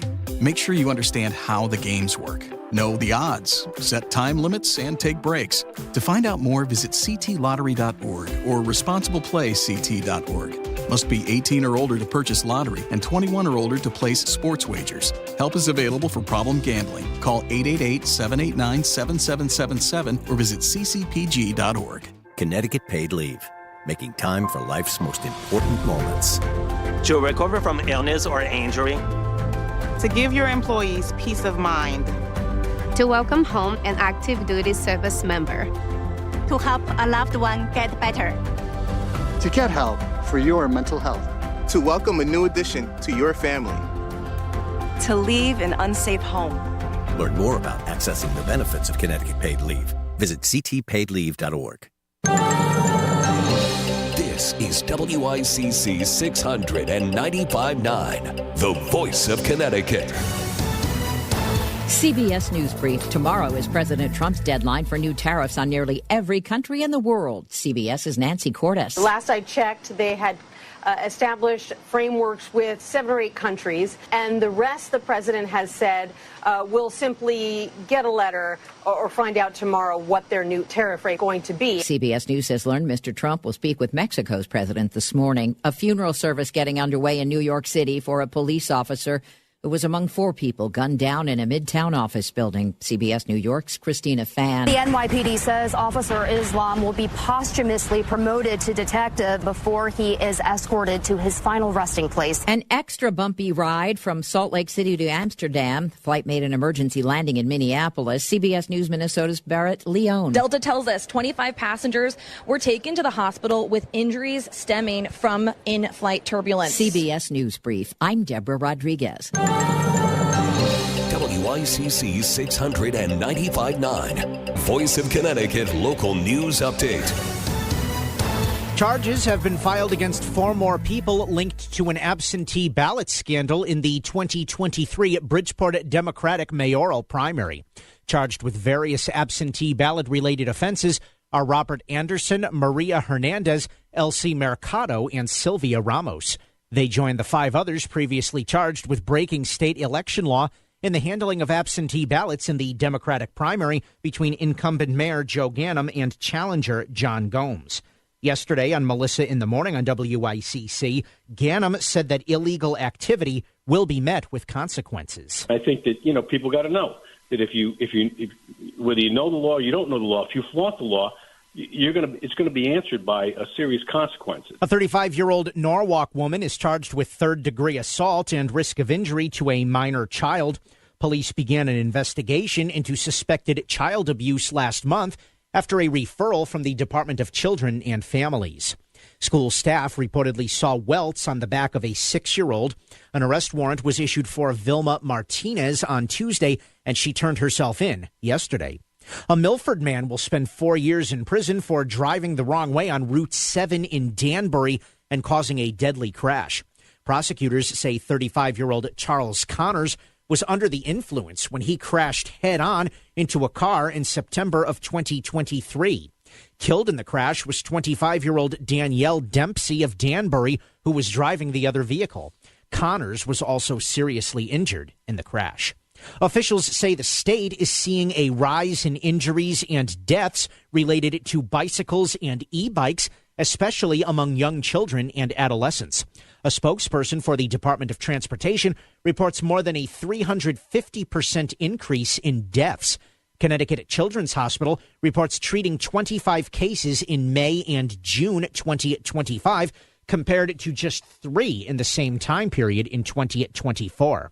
Amy Watkins from Connecticut Children's told Fox 61 the bikes move too quickly for more inexperienced riders to control. Young children are using those devices and perhaps don't have the skills that they need to be able to do so safely. In response, the state has implemented stricter regulations, including mandatory helmet use for all riders under the age of 18 and helmet requirements for e-bike riders of all ages.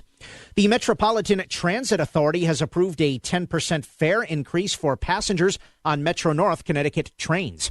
The MTA yesterday granted the increase that had been sought by Connecticut transportation officials.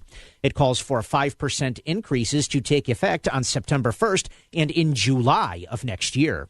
The increases are expected to generate over $35 million in new rail revenue for the state through 2027. DOT spokesperson Josh Morgan says that the increase is necessary to preserve current rail service. And without having to cut train service or adjust schedules, we're proposing 5% increases on all rail lines.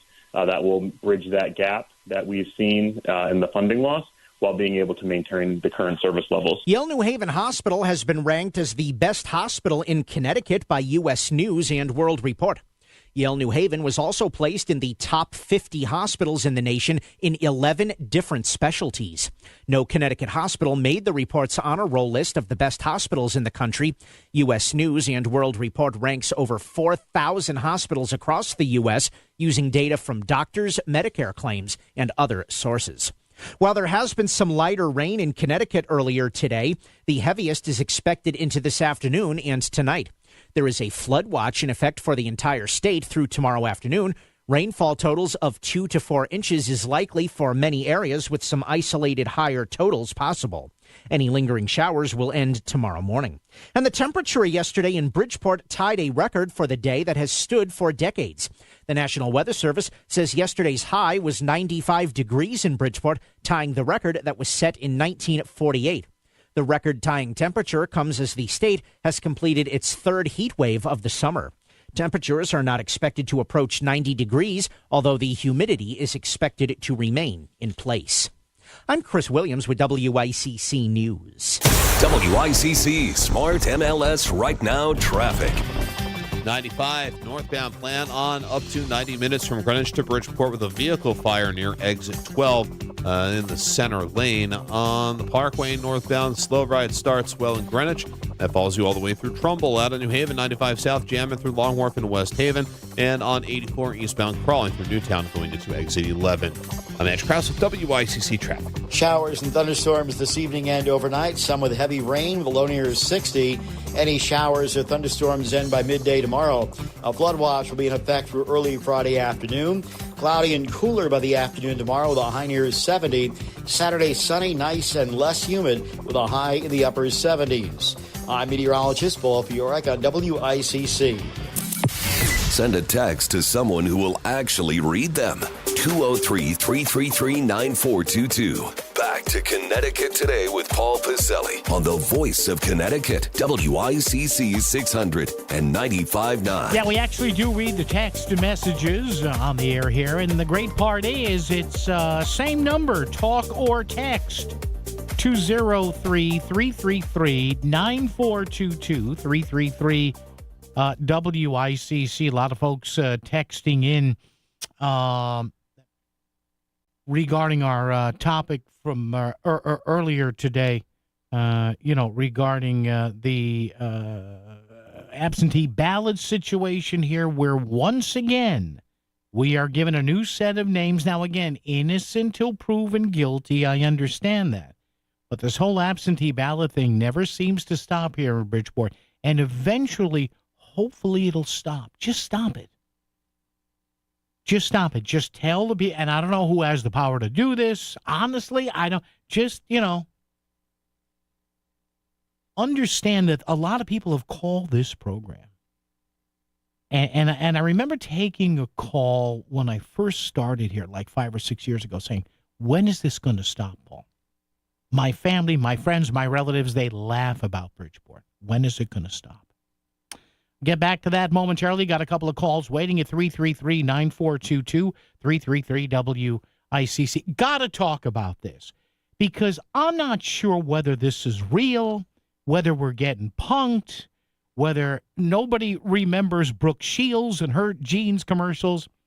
News Nation senior story editor and gossip maven Paula Froelich joins us to talk about, and Paula, good afternoon, this whole thing with Sydney Sweeney. I can't figure this out. great to have you with us. Is this even real? Is this, Paula, like a marketing scheme, or are people really upset with this?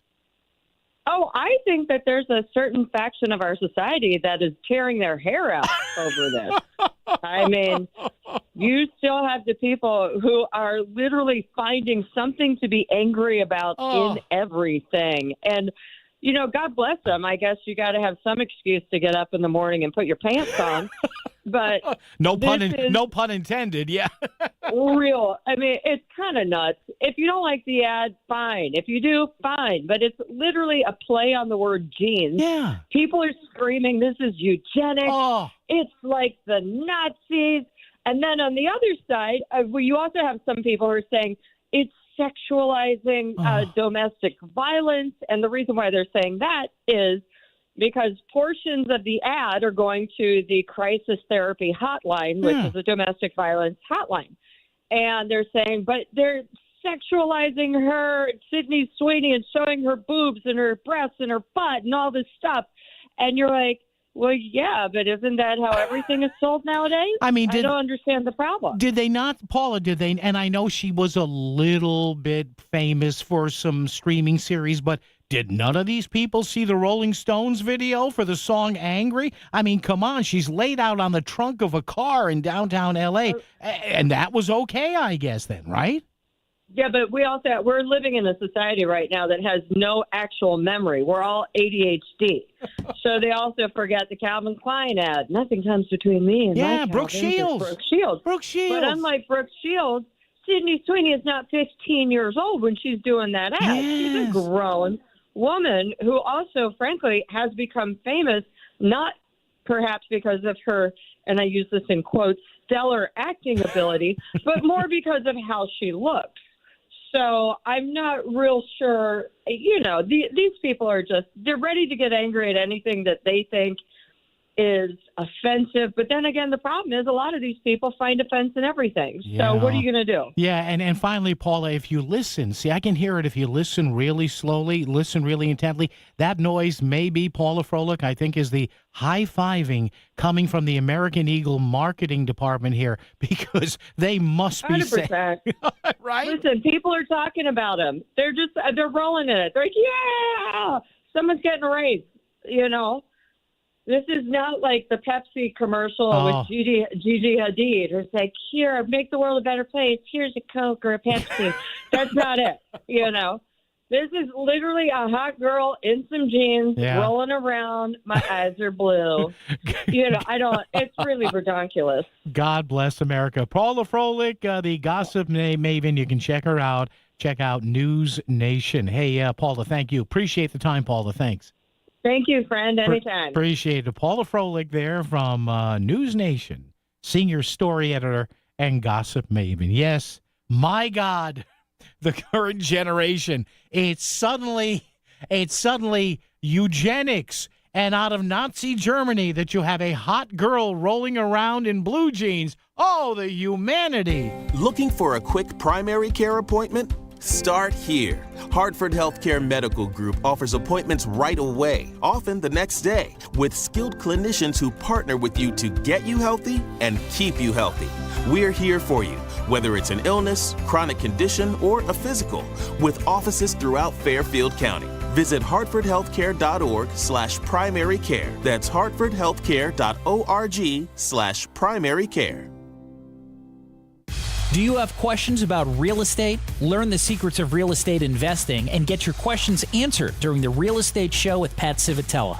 Listen Sunday mornings from 9 to 10 for expert information about real estate investing, downsizing, and improvements before selling. Pat will help turn your real estate dreams into reality. Tune in and call The Real Estate Show with Pat Civitella. Sunday mornings from 9 to 10, right here on WICC 600 and 95.9. I love a day on the water with friends, but my moderate to severe plaque psoriasis sometimes holds me back. Now I'm all in with clearer skin thanks to Skyrizi. Risankizumab Riza, a prescription-only 150 milligram injection for adults who are candidates for systemic or phototherapy. Teaching music is my passion, but my active psoriatic arthritis can limit me at times. Now I'm treating my joint symptoms with Skyrizi. With Skyrizi, most people with plaque psoriasis saw 90% clearer skin at 4 months. Or if you are an adult with active psoriatic arthritis, Skyrizi helps you move with less joint pain, stiffness, swelling, and fatigue. Don't use if allergic to Skyrizi. Serious allergic reactions, increased infections, or lower ability to fight them may occur. Before treatment, get checked for infections and tuberculosis. Tell your doctor about any flu-like symptoms or vaccines. There's nothing like clearer skin. There's nothing like better movement, and that means everything. Ask your doctor about Skyrizi. Visit Skyrizi.com or call 1-866-SKY-RIZZI to learn more. It's time for the Market Scoreboard Report with Ron and Sana. Now on WICC 695.9, the voice of Connecticut. Despite strong moves in both Meta and Microsoft topping $4 trillion in market value, the Dow and the S&P and NASDAQ could not hold on to early morning gains. The NASDAQ, which was up more than a point, finished down a handful of points at the end of the day. The S&P lost about 23 points, slipping to 63.39, while the Dow fell about 330, holding at 44,130 on the day. The market's coming under pressure amid concerns that even a September rate cut may now be off the table, as some inflation data out this morning suggested that core inflation is still running hotter than the Fed would like. Now, at the end of the day, bond yields did dip a bit to 4.36%. Oil also fell almost $1 to 69.07. Gold finished down $6.30 to 33.46 the ounce, as European and most Asian markets closed lower in overnight trade across the ponds. As for tomorrow, we have some important economic data out. The employment numbers coming out, expectations for 100,000 jobs created. We'll see whether or not that can shore up the market come tomorrow morning. This statement has not been evaluated by the FDA. This product is not intended to diagnose, treat, cure, or prevent any disease. I was always tired, with weekly bouts of indigestion. A friend asked me, when was the last time you did a detox? Never, I said. So she recommended Active Liver. Our liver works hard every day to remove toxins from processed foods and unclean air and water. But too many toxins can overwhelm the liver, causing it to actually store toxins in our body fat. Low energy, brain fog, headaches, bloating, and skin irritation are all telltale signs that we need to act. Water or juice fasts can help, but often require days or weeks of feeling tired and sick. Thankfully, there's an easier way. Active Liver from New Nordic is a natural supplement that helps your liver effectively eliminate toxins on a daily basis, leaving you feeling better with more energy and less bloating. Within a week of taking Active Liver, I was feeling better, and now I have more energy than I've had in years. Available in both tablet or delicious gummies, you can find Active Liver online at Amazon or NewNordicUSA.com or in stores at your local CVS or Meijer Grocery. WICC Smart MLS Right Now Traffic. 95 northbound plan on up to 90 minutes from Greenwich to Bridgeport with a vehicle fire near exit 12 in the center lane. On the Parkway northbound, slow ride starts well in Greenwich. That follows you all the way through Trumbull, out of New Haven, 95 south, jamming through Long Wharf and West Haven, and on 84 eastbound, crawling through Newtown, going into exit 11. I'm Edge Krause with WICC Traffic. A flood watch will be in effect for early Friday afternoon. Showers and thunderstorms this evening and overnight, some with heavy rain with a low in the low 60s. Friday, showers and thunderstorms through midday and early afternoon. Cloudy and cooler by mid-afternoon with a high of 70. Saturday, sunny and dry with a high in the upper 70s. I'm meteorologist Paul Piorek on WICC. And you think you've got opinions. Connecticut Today with Paul Piselli on the voice of Connecticut, WICC 695.9. And folks, before we go back to the phone calls here, I'm seeing reports of some flooding in and around the New York City area, in and around Grand Central in Midtown Manhattan, that, of course, would affect folks you may know that are riding Metro North, or your own plans maybe to get out of the city or into the city on Metro North. So, again, make sure you keep an eye out for the status of the Metro North, Hudson, Harlem, and New Haven lines into and out of Grand Central, because, once again, I am seeing allusions to some spotty flash flooding, and some of that flooding may be hitting some of the trains into and out of Grand Central. So just You may want to make a phone call if you're expecting someone coming home back to Connecticut on Grand Central, or check ahead if you intend to later on, maybe after we're off the air tonight, getting into the later parts of the night, heading into Manhattan for work or pleasure. Make sure you check the status of Grand Central, because I'm seeing some slowdowns and suspensions right now. All right, just want to get you updated on that. Dave in Brantford's been hanging on, putting on his jeans. Dave, hello, how are you? Yeah, how are you? Putting on my jeans. No, I'm not. They're already on. I want to talk about the penalties for the election fraud. Yeah. It seems to me you can assess the actual costs of this crime, and that should be part of their punishment. And I'm thinking some costs are intangible, which would be the loss of respect and trust in the election. It's hard to, and participation. It's hard to put a price on that. But other stuff, like restaging the election, the people that work in the town clerk's office, even the candidates who have to run all over again for the same position they tried to get the last time. Yeah. That's all money out the window. The police that are investigating the crime, the SEEC that's investigating, is it an election fraud crime? The court costs, which are enormous. I dare say it's got to be way more than $1 million. And so if it was somebody who embezzled that much out of the local fund, I think this is at least as bad, the amount of money they've cost. And my last point is, this is kind of a moral point, that Wanda Jeter Pataki, who corroded elections in 2019, in 2023, and then last summer, she was involved in a marriage license fraud in the city of New Haven. Yeah. This woman should never be allowed anywhere near government administration, and yet she still is the vice chair of the Democratic Town Committee in Bridgeport. How is that? What do those people see that we don't? Well, part of the reason, I'm all done. And thank you, Dave. Appreciate it. Have a happy evening. Listen, how is that? Dave asks, how is that? I ask, how is that? Not just this story, but other stories. How is that? Is the fact that people are not upset enough. They're not outraged enough. They are not persuaded enough to change their votes. And I'm not saying don't vote for person A or Mayor B or Counselor C, but my God, it's the same situation. I had a call a couple of weeks ago that said, well, the Republicans don't do anything in Hartford. I said, no, they try and do something, but the majority that people keep electing over and over and over and over and over again, they put the kibosh and they squash anything the Republicans try and do. And my point is, you would see more activity and more action from the Republicans if, people voted differently. Now, you can't make them do that, except in Bridgeport. I'm kidding. But again, we are stuck in this rut in Connecticut, and when you vote for the same people over and over and over again, even if there's some alleged and or proven malfeasance, there's literally nothing you can do. There's literally nothing you can do.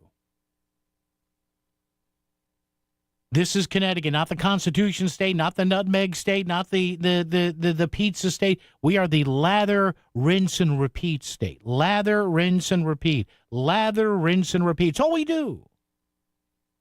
It's all we do. And when something becomes the norm somewhere, people don't like to change. That's why they call Connecticut what? And New England, the land of steady habits. Right? So what you hear, hey, it's the land of steady habits. Well, sometimes that's kind of cute, tongue-in-cheek or whatever, and other times it's really bad. It's really bad. So, to Dave's point, there's probably, good observation there, Dave, calculable costs and then incalculable costs. But again, we had a bill. I mentioned this earlier in the show and mentioned the story about a month ago. We had a bill that would have at least shown the people of Connecticut there's some level of serious thinking at the General Assembly going on.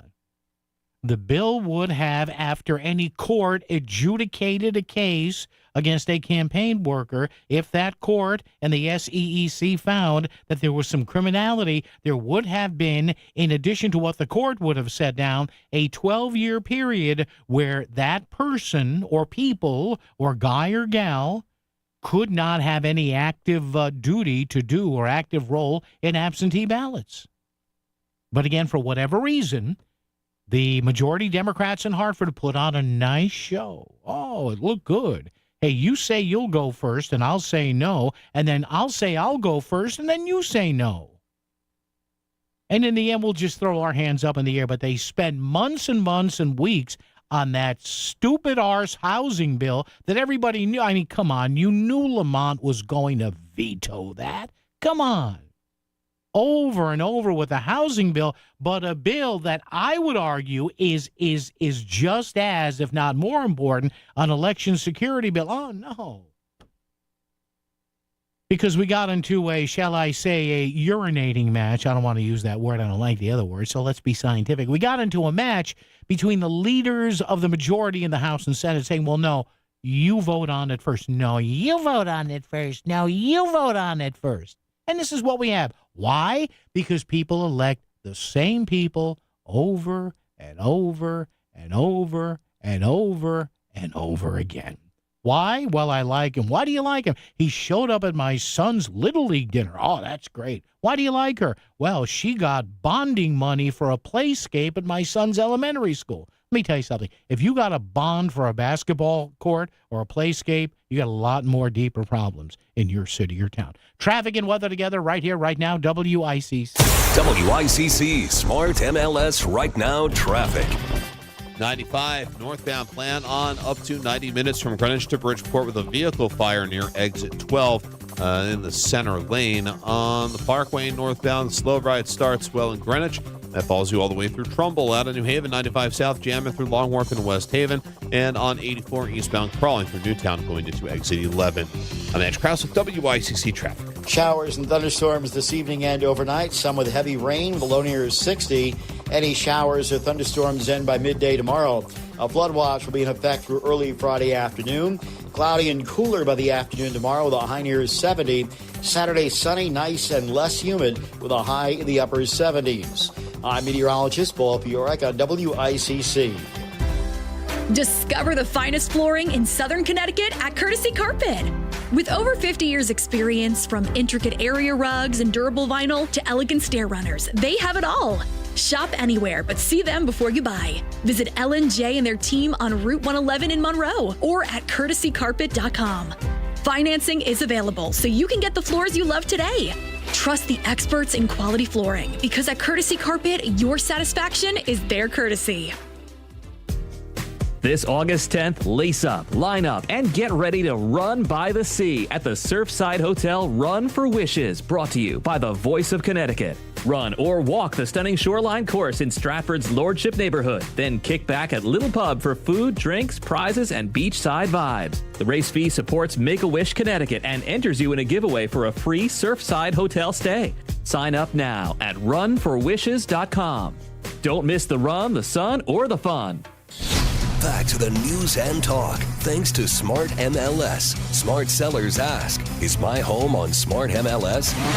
The voice of Connecticut, WICC's 695.9. It's Connecticut Today with Paul Pacelli. All right, you and I together at 203-333-9422, 333-WICC. It's been one of our top stories all day. More people now facing charges in connection with the absentee ballot funny business that allegedly went on in 2023, and after that 2024, and back to 2019. Now, these charges don't all log in with those years, but I'm saying we are on a run now here in the Bridgeport area where people just, and you know what's sad? A lot of people are going, well, whatever.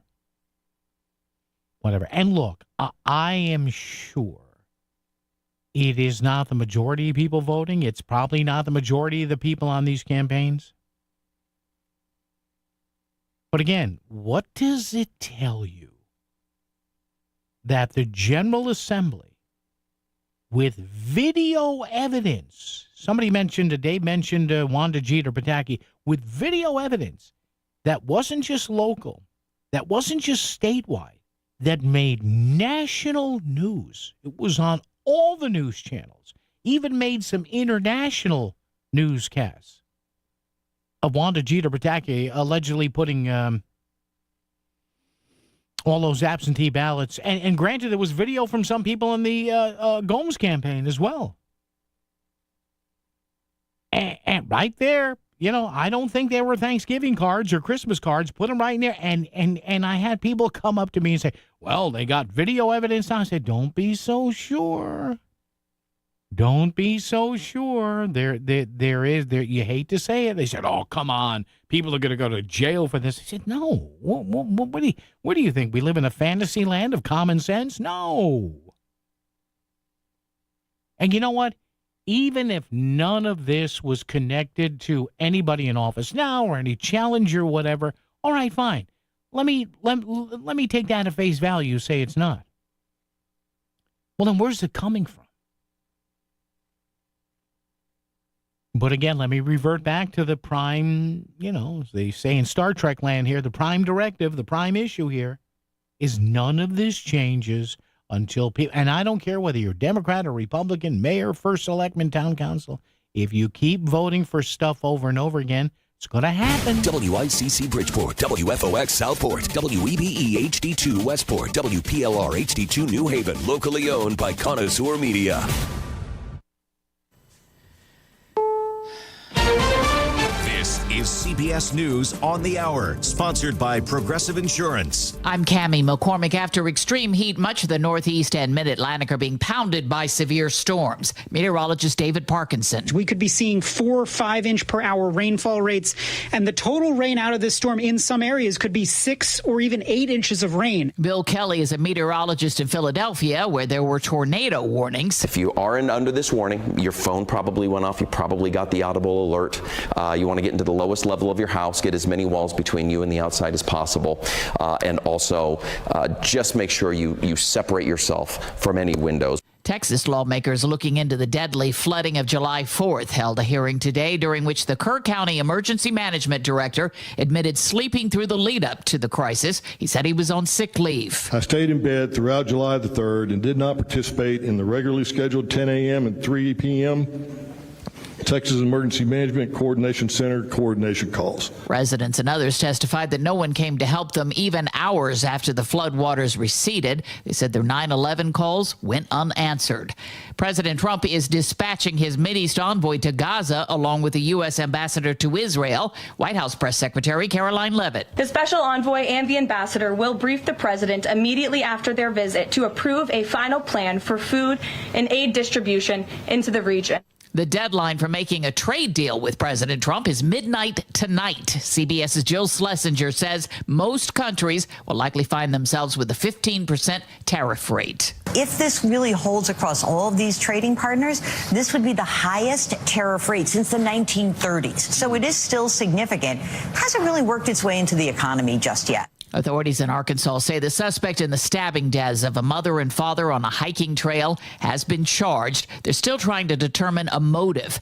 Mike Hager of the state police. We do believe he acted alone. We have absolutely no reason to believe that there's anyone else involved, and we do not anticipate any future arrest or any other arrest beyond this suspect. Authorities say it appears to have been a random encounter. The couple were hiking with their young daughters who were unharmed. The suspect is a 28-year-old teacher. Authorities are searching for a man wanted in the deaths of 4 people in a remote area of northwest Tennessee. An infant belonging to 2 of those killed was found in a front yard as much as 30 miles away. On Wall Street today, investors were following all the latest tariffs news as well as some earnings reports. The Dow Jones Industrials finished off 330 points. This is CBS News. Progressive Insurance, with insurance for cars, home, boat, motorcycles, RVs, and commercial vehicles at 1-800-PROGRESSIVE and Progressive.com. If you have unfiled taxes or are in debt to the IRS, this is important news. Did you know the IRS has programs specifically designed to help people struggling with tax debt? Powerful tax assistance programs that can save you thousands if you qualify. No one knows these programs better than the experts at Optima Tax Relief, America's most trusted tax resolution firm. A-plus rated by the Better Business Bureau, their award-winning tax attorneys and licensed professionals have resolved over $1 billion of tax debt for their clients. One call to Optima can start the process, helping to put an end to your worries about wage garnishment, asset seizure, and other aggressive IRS actions. Find the best options to solve your tax problems. Call the experts at Optima Tax Relief today for a free consultation. Call 800-343-6460. 800-343-6460. 800-343-6460. Optima Tax Relief. Some restrictions apply. For complete details, please visit OptimaTaxRelief.com. WICC 695.9, Voice of Connecticut Local News Update. Charges have been filed against 4 more people linked to an absentee ballot scandal in the 2023 Bridgeport Democratic mayoral primary. Charged with various absentee ballot-related offenses are Robert Anderson, Maria Hernandez, Elsie Mercado, and Sylvia Ramos. They join the 5 others previously charged with breaking state election law in the handling of absentee ballots in the Democratic primary between incumbent Mayor Joe Ganim and challenger John Gomes. Yesterday on Melissa in the Morning on WICC, Ganim said that illegal activity will be met with consequences. I think that, people got to know that if whether you know the law or you don't know the law, if you flaunt the law, it's going to be answered by a serious consequences. A Milford man will spend 4 years in prison for driving the wrong way on Route 7 in Danbury and causing a deadly crash. Prosecutors say 35-year-old Charles Connors was under the influence when he crashed head-on into a car in September of 2023. Killed in the crash was 25-year-old Danielle Dempsey of Danbury, who was driving the other vehicle. Connors was also seriously injured in the crash. A 35-year-old Norwalk woman is charged with third-degree assault and risk of injury to a minor child. Police began an investigation into suspected child abuse last month after a referral from the Department of Children and Families. School staff reportedly saw welts on the back of a 6-year-old. An arrest warrant was issued for Vilma Martinez on Tuesday, and she turned herself in yesterday. And the New Haven teenager arrested last week by federal immigration and customs enforcement officers has been moved to Louisiana. An attorney for the 18-year-old, identified as Estras, says he has been transferred from Massachusetts to a large detention facility in Louisiana. The Wilbercross High School student was arrested at his job on July 21st as part of what ICE has called a worksite enforcement operation. The teen's attorney says they are fighting behind the scenes to win his release. I'm Chris Williams with WICC News. WICC Smart MLS Right Now Traffic. 95 northbound well over an hour from Greenwich through Fairfield Parkway isn't much help. 95 southbound in New Haven, crash reported at the 91 and Route 34 split. That's in the center lane, has things backing up into East Haven. On the Wilbercross southbound, very busy through Hamden down into the West Rock Tunnel. And 84 eastbound volume delays in Newtown and Waterbury. Traffic report is powered by Optimum Business. Stay ahead of cyber threats with fast and secure fiber internet starting at $65 a month with 99.9% network reliability. Visit Optimum.com/business today. And that's Krause with WICC traffic. A flood watch will be in effect for early Friday afternoon. Showers and thunderstorms this evening and overnight. Some with heavy rain with a low in the low 60s. Friday showers and thunderstorms through midday and early afternoon. Cloudy and cooler by mid-afternoon with a high of 70. Saturday sunny and dry with a high in the upper 70s. I'm meteorologist Paul Piorek on WICC.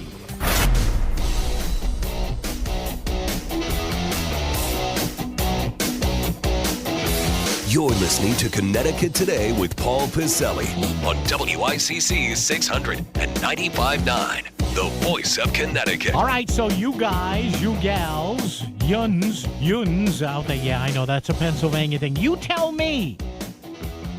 All right, simple question I posed today. It's been our question of the day at 203-333-9422, 333 WICC. What should the minimum legal penalty be? The minimum, not the maximum. The minimum legal penalty be for somebody who knowingly mishandles or misuses any absentee ballots in Connecticut. You heard Chris all afternoon give us our lead story there. That is anybody really surprised? I don't know. You see in the Hearst papers, Josh LaBella, 4 more people charged. Now, again, innocent till proven guilty. I understand that. In the Bridgeport absentee ballot fraud case connected to the 2023 mayoral election, and of course, that was a year and change ago where we had 2 general elections, 2 Democratic primaries, 4 rounds of stuff between the current incumbent Democratic mayor, Joe Ganim, and John Gomes. And again, the General Assembly did nothing. They did nothing. Well, we're going to have cameras on the drop boxes now. Big freaking deal. Those drop boxes, we shouldn't even have those. We don't need them. COVID is over. It's done. We had hundreds of years of elections in this country without drop boxes. All they do is invite fraud. Exhibit 1 in Bridgeport. On video, we have this, and nothing changed. And the majorities in Hartford, a lot of movers and shakers there said, oh, we have a bipartisan bill here. Well, what's it entail? Jail time? No, it would just prohibit anybody, if they are convicted in an outer court of law away from the General Assembly of absentee ballot stuff. They can't handle absentees for 12 years. 12 years, a long time. Yeah, sure is. And guess what? It didn't even get a vote. It didn't even get a vote because the Democratic leaders in the House and the Senate, for some reason, went to some sort of weird performance art and started pointing at each other. You vote on it first. No, you vote on it. No, you don't. Folks, I'm not kidding. I have the story right here in front of me from the fine writers at the Connecticut Mirror, dated June 26th of this year, a little over a month ago. Bridgeport election scandals fail to inspire new laws. Even a law that would have banned people for 12 years who were convicted of an election crime from handling absentee ballots. Bipartisan bill said it had chamber support in both chambers, Democrats and Republicans, House and Senate. State Rep Matt Blumenthal, you know who his father is, State Rep Matt Blumenthal, Democrat, says there was a bipartisan agreement in the House to pass the election bill expeditiously, but he said the House leadership wanted a similar commitment from the state Senate before they would find the time to pass it. Meantime, State Senator, Democrat Bob Duff, said he and his colleagues were waiting on the House to pass the bill since it originated in that body. And guess what, folks? Nothing happened. Because they don't want it to happen. They gave us a couple of days of performance art, and that's what we got. Bob in Weston's here. Hello, Bob. How are you, sir? Hey, Paul. Stuck on Route 15. Not good. Are you moving at all? Is it raining out there? What's going on? Just slow. Okay. Slow. Yeah. What do you got? Anyway, lie detectors, term limits, and a questionnaire for the politicians. That could be a good start. I want to ask you about term limits. Yeah. You know, is there any way the citizens could vote for term limits, or does it have to go through the people that are already enjoying their time in the Senate and in the, you know, in their position? Not here in Connecticut, Bob. Connecticut, we do not have what's called initiative and referendum. So you would want a voter initiative, right, where we go out and collect signatures, get it on the ballot. Can't happen here in Connecticut because we do not have initiative and referendum. Nope. Well, but back to your original question. How about with all the technology we have today, why do we need the ballot box? Why do we need, like there should be something, it should be in person, but it should be perfected by now. I mean, can't we come up to the modern day instead of this nonsense? You go in, this one verifies you, and you know you put the thing in the box. Yeah, Bob, and thank you for the call, Bob. Appreciate it. And people have suggested, well, let's do online voting, and Bob, I don't know whether this was. I guess the point is you don't want to get too high tech here, because the more high tech you get, even if the voting machines are not connected to the internet, no. Look, we did a whole bunch of elections, right?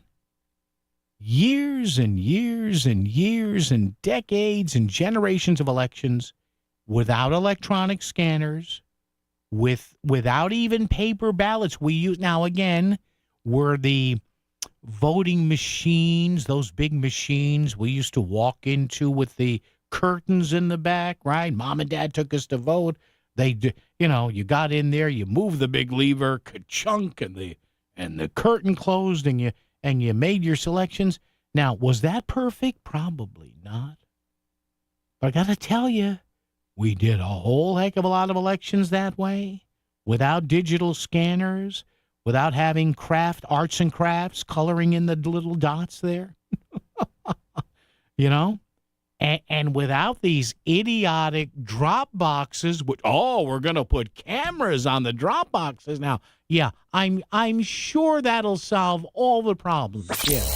Your schedule may change in the summer, but WICC still has all the latest local news and our full lineup of talk you need every day. Melissa in the Morning, The Lisa Wexler Show, The Download, and Connecticut Today with Paul Pacelli. Plus live local news updates at the top and bottom of the hour, along with traffic and weather. We're live and local and here for you every day on the Voice of Connecticut, WICC 600 and 95.9. No part of your home is more important than the roof over your head. Hi, I'm Eddie Griffin, the owner of Brown Roofing, your local expert for roof replacement and roof repair. Water resistant, weather resistant, wind resistant, our products offer superior protection that come with a 50-year lifetime transferable warranty. Call us today at 475-445-1195 or visit us at brownroofing600.com. Brown won't let you down. Hey, what's up? I'm Bumper Christoph. It doesn't get better than spending a day fishing and boating on the Sound. If you're like me, love to fish, and you're 18 or younger, get on the action. Sign up for the WICC Surfside Hotel Greatest Bluefish Tournament on Earth. Bridgeport Harbor Marina is proud to offer a $1,000 cash prize for the heaviest blue caught by an 18 and under angler. Register your kids today at bluefishtournament.com. The Bridgeport Harbor Marina, your destination for dining and boating. Discover the finest flooring in Southern Connecticut at Courtesy Carpet. With over 50 years experience, from intricate area rugs and durable vinyl to elegant stair runners, they have it all. Shop anywhere, but see them before you buy. Visit L&J and their team on Route 111 in Monroe or at courtesycarpet.com. Financing is available, so you can get the floors you love today. Trust the experts in quality flooring, because at Courtesy Carpet, your satisfaction is their courtesy. If there's one thing we'd all like to learn, it's how to make our retirement more predictable. You need to make your money last in retirement. And David Gagnon of First Financial Planners can tell you how to do just that. Comes down to education. Knowledge is power. In this situation, when people get to that point, they understand what they're doing and they get to enjoy their retirement stress-free. Tune in for Mastering Your Wealth, Saturday mornings at 8, here on WICC 600. Find what you love, love what you find. A Total Wine and More, there's so much waiting for you. Spirits and beer, thousands of wines. Guides in the know and prices so low, it just might blow your mind. You're gonna find what you love and love what you find. With curbside pickup and delivery available, you'll always find what you love, only at Total Wine & More. Drink responsibly, B21. You're listening to WICC 600 and 95.9, the Voice of Connecticut, broadcasting from Cadillac of Greenwich Studios, CadillacofGreenwich.com. WICC Smart MLS Right Now Traffic. 95 northbound, well over an hour from Greenwich through Fairfield Parkway isn't much help. 95 southbound in New Haven, crash reported at the 91 to Route 34 split. That's in the center lane, has things backing up into East Haven. On the Wilbur Cross southbound, very busy through Hampton down into the West Rock Tunnel, and 84 eastbound volume delays Newtown and Waterbury. Traffic report is powered by Optimum Business. Stay ahead of cyber threats with fast and secure fiber internet starting at $65 a month with 99.9% network reliability. Visit Optimum.com/business today. And that's Krause with WICC Traffic. Showers and thunderstorms this evening and overnight. Some with heavy rain, the low near 60. Any showers or thunderstorms end by midday tomorrow. A flood watch will be in effect through early Friday afternoon. Cloudy and cooler by the afternoon tomorrow with a high near 70. Saturday sunny, nice, and less humid with a high in the upper 70s. I'm meteorologist Paul Fiorek on WICC. There's a lot happening around the world. Tell Paul how it impacts you. 203-333-9422. Connecticut Today with Paul Pacelli is back on WICC 600 and 95.9, the voice of Connecticut. Okay, open phones, the rest of the way at 203-333-9422, 333-WICC, and I ask a simple question. I don't think this is that crazy. When does it end? When does it end? It being these allegations, these finger pointing here, the finger pointing, the allegations, the rumblings, the grumblings, the whispers about more absentee ballot funny business in Bridgeport. Hey, don't I know there are probably some people somewhere listening going, why is he talking about this? Because it's out there. And it's unfair to the hardworking, good people that live in the city of Bridgeport that throw their hands up in the air and say, okay, when does it end? And shame on the General Assembly for doing nothing about this. Remember when that video surfaced? We'll get back to the phones momentarily. Daniel, hang on. Remember when that video surfaced? Okay, it's alleged. Who's that? It's Wanda Jeter Pataki. Okay, it's been proven. Everybody go, well, there's video now. And I said, yeah, and what difference is that going to make? Nothing changed. We had this bill a few weeks back at the tail end of the session, which would have at least done something. And you know what we got from the Democratic leaders in Hartford? A couple of days of performance art. It's like when my son works his shows. Either on Broadway, the big shows, or occasionally he does a smaller show to pay some bills off Broadway, Greenwich Village and stuff like that. Hey, how was the money? Yeah, good to pay some bills. Okay, so this is like performance art. Connecticut General Assembly, not good enough to be a main theater on Broadway, but hey, did you hear about this new show in off Broadway? Really? Yeah, it's called Absentee Ballot. Oh, it's good. They make you actually think they're going to do something. Is it ever going to be on Broadway? No, it's not good enough. That would mean they would have to make it even better. Daniel in Reading is with us. Hello, Daniel. How are you? Hey, good afternoon. Hey. So I think a solution to all this, instead of individual punishment, because I don't think it's a problem of the individual. I think it's the system that's in place incentivizes people to get in positions of power. Mm-hmm. Therefore, it pays to pay people to do ballot, what have you. Yeah. What if we were to change the system in a way where we don't necessarily pay politicians less money? Because that would actually just make rich people run. Yeah, they don't sure. Need the You're right. Yes, yeah. What if utilizing AI, we had something that basically, followed all of their movements? Are they doing it for the best interest of the people or to themselves? Something you can't pay someone to do, but something like AI, which can run in the background and analyze, this person owns, properties in this area, and he just signed all these bills within that property, right? And it's just then that brings it to the attention of other people. Therefore, the people who run for office, when there's really no way to be corrupt anymore, will be people who honestly want to do good.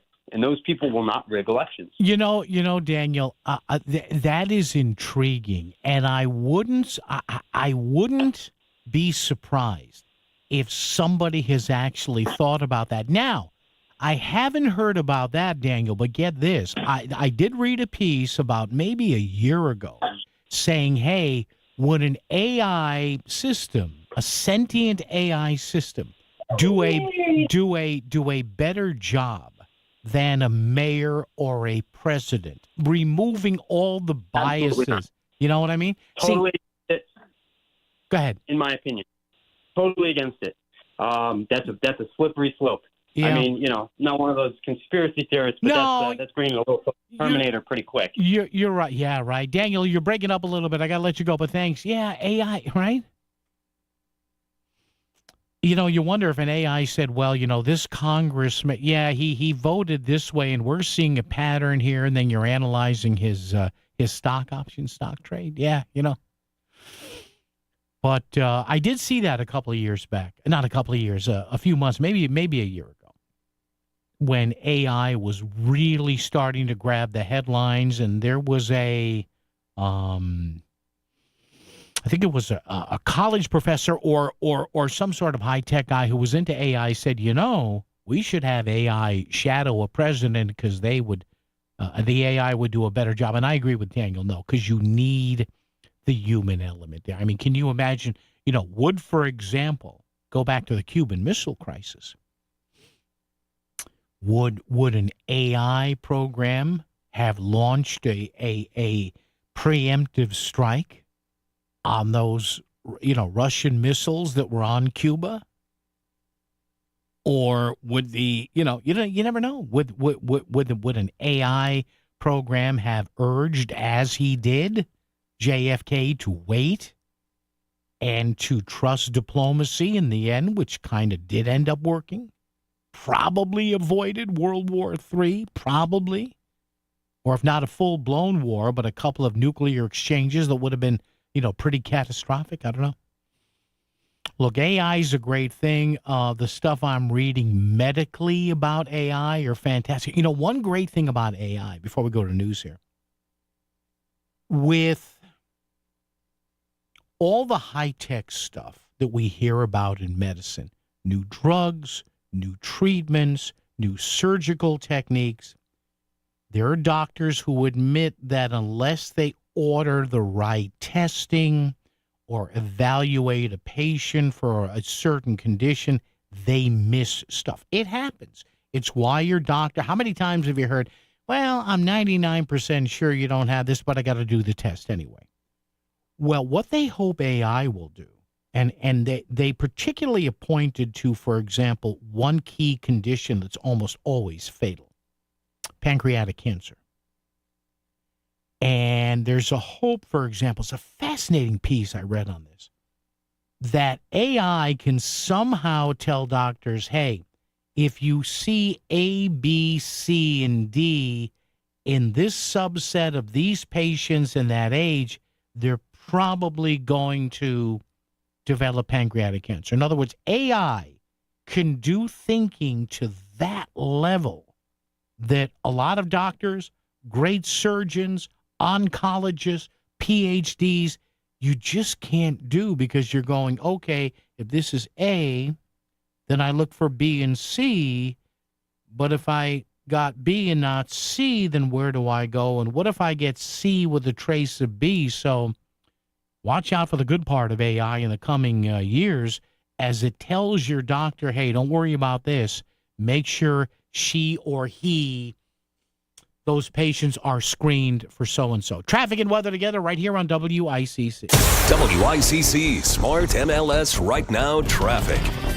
95 northbound, well over an hour from Greenwich through Fairfield Parkway isn't much help. 95 southbound in New Haven, crash reported at the 91 to Route 34 split. That's in the center lane, has things backing up into East Haven. On the Wilbur Cross southbound, very busy through Hamden down into the West Rock Tunnel. And 84 eastbound, volume delays Newtown and Waterbury. Traffic report is powered by Optimum Business. Stay ahead of cyber threats with fast and secure fiber internet starting at $65 a month with 99.9% network reliability. Visit Optimum.com/business today. And that's Krause with WICC Traffic. A flood watch will be in effect for early Friday afternoon.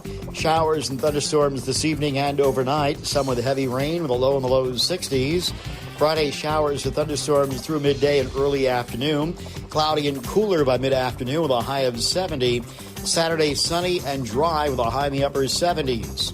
I'm meteorologist Paul Piorek on WICC. Selling your home is a numbers game. The more potential buyers who see it, the greater the opportunity to sell. And when your home is listed on Smart MLS, more than 21,000 realtors see it, and so do all their buyers. Suddenly, the number of people looking at your home starts to grow by a lot. More realtors sharing your listing, more people seeing your home, more offers coming in, and maybe even more cash in your pocket. Smart move, right? Ask your realtor. Is my house on Smart MLS? Smart MLS, the smart way to sell your home. Town Fair Tire has the area's largest inventory of name brand tires at discount prices, including Michelin tires, which give you the perfect match. A relaxing driving experience from your vehicle, along with all-season design for superior performance that stands out from the crowd. And Town Fair stands out from other dealers with a guaranteed lowest price on Michelin tires and gives you more free services for life than anywhere.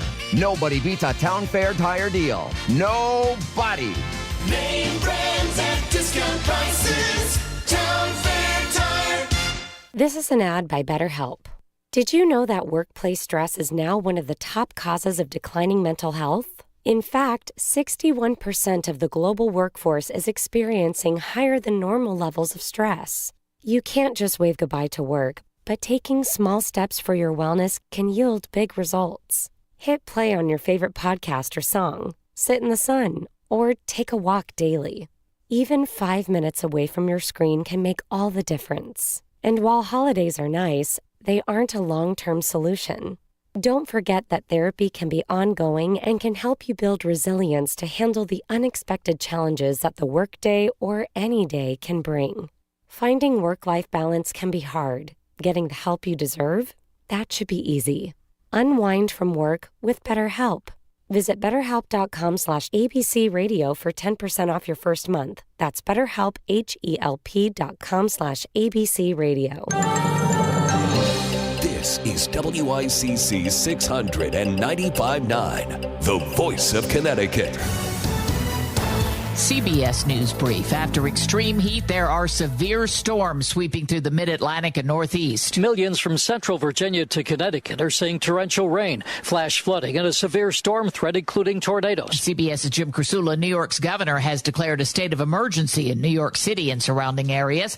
President Trump has granted Mexico more time in the tariff negotiations. White House Press Secretary Caroline Leavitt. We will continue to talk to Mexico over the next 90 days with the goal of signing a larger trade deal. For other countries, the deadline is still midnight tonight. The administration is sending envoy Steve Witkoff to Gaza tomorrow. He'll be joined by the U.S. ambassador to Israel. Authorities are searching for a man wanted in the deaths of 4 people found in a remote area of northwest Tennessee, hours after an infant belonging to 2 of those killed was discovered in a yard 30 miles away. CBS News Brief, I'm Cammie McCormick. WICC 695.9, Voice of Connecticut Local News Update. Charges have been filed against 4 more people linked to an absentee ballot scandal in the 2023 Bridgeport Democratic mayoral primary. Charged with various absentee ballot-related offenses are Robert Anderson, Maria Hernandez, Elsie Mercado, and Sylvia Ramos.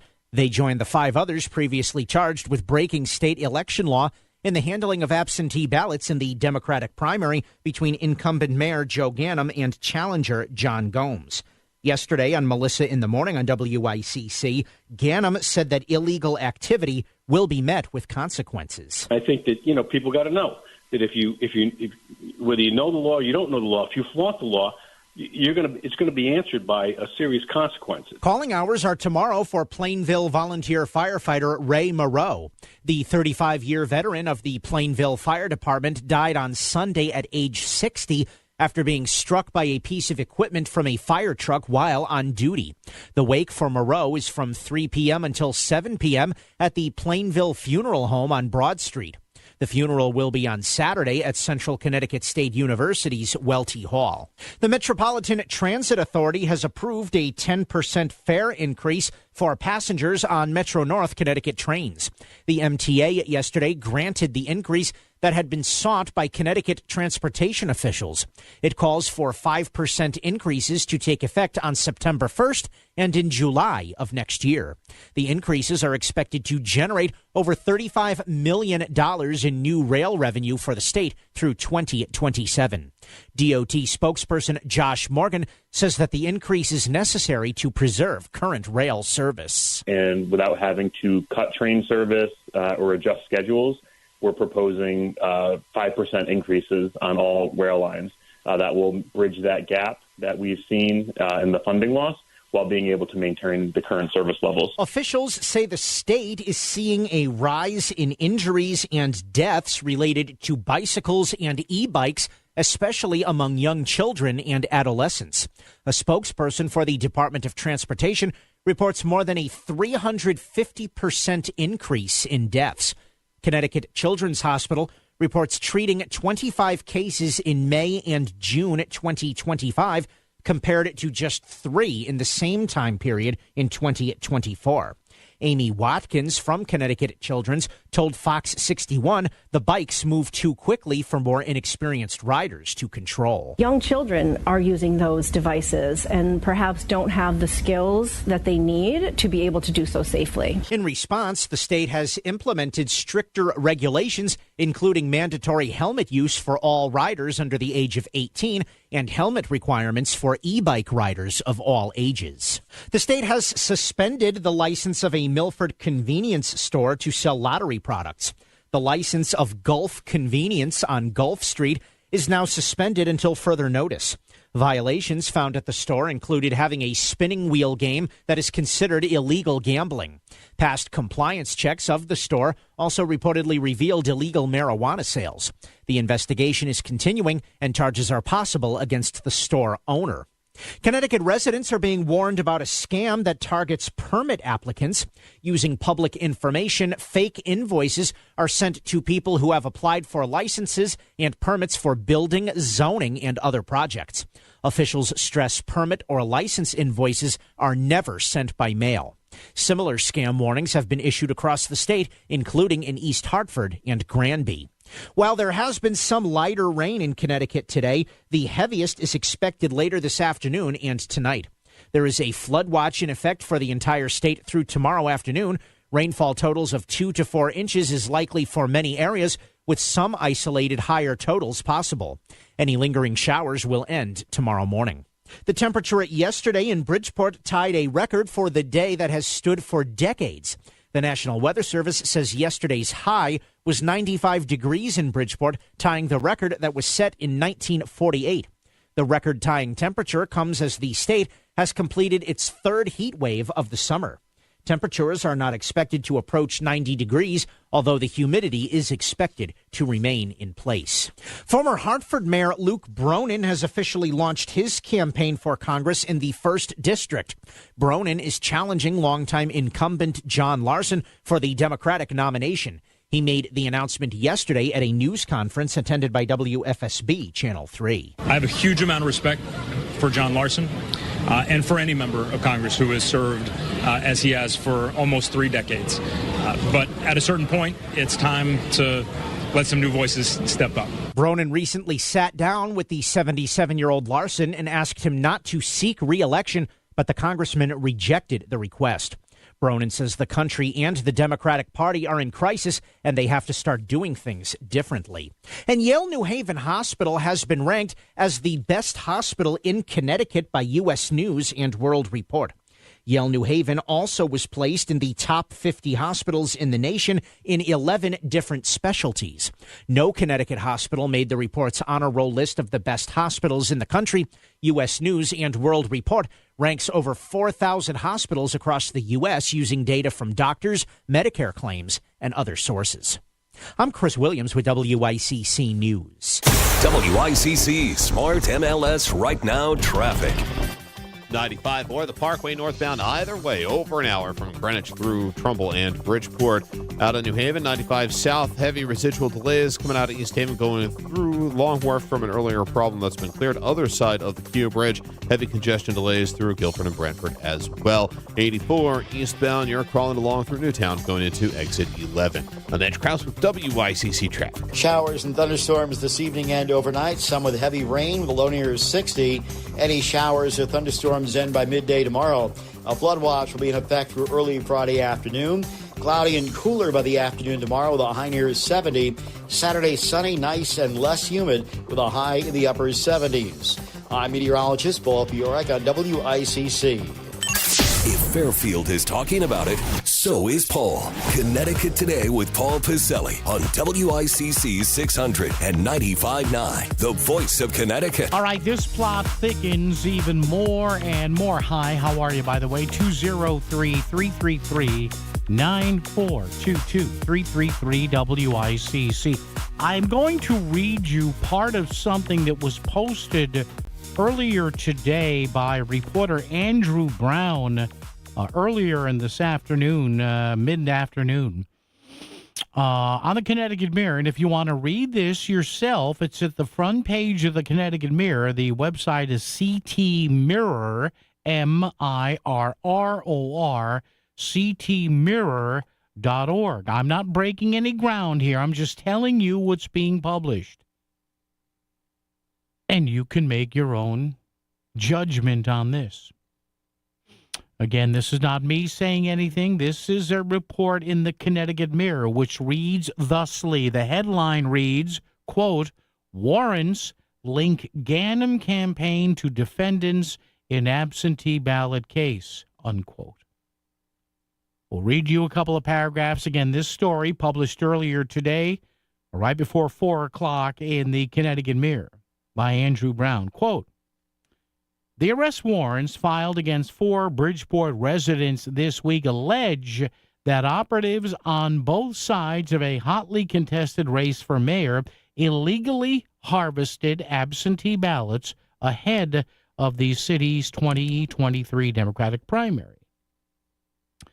The story goes on to say, again, quoting the story from the Connecticut Mirror, quote, 3 of the people charged said they were working for and paid by Mayor Joe Ganim's campaign.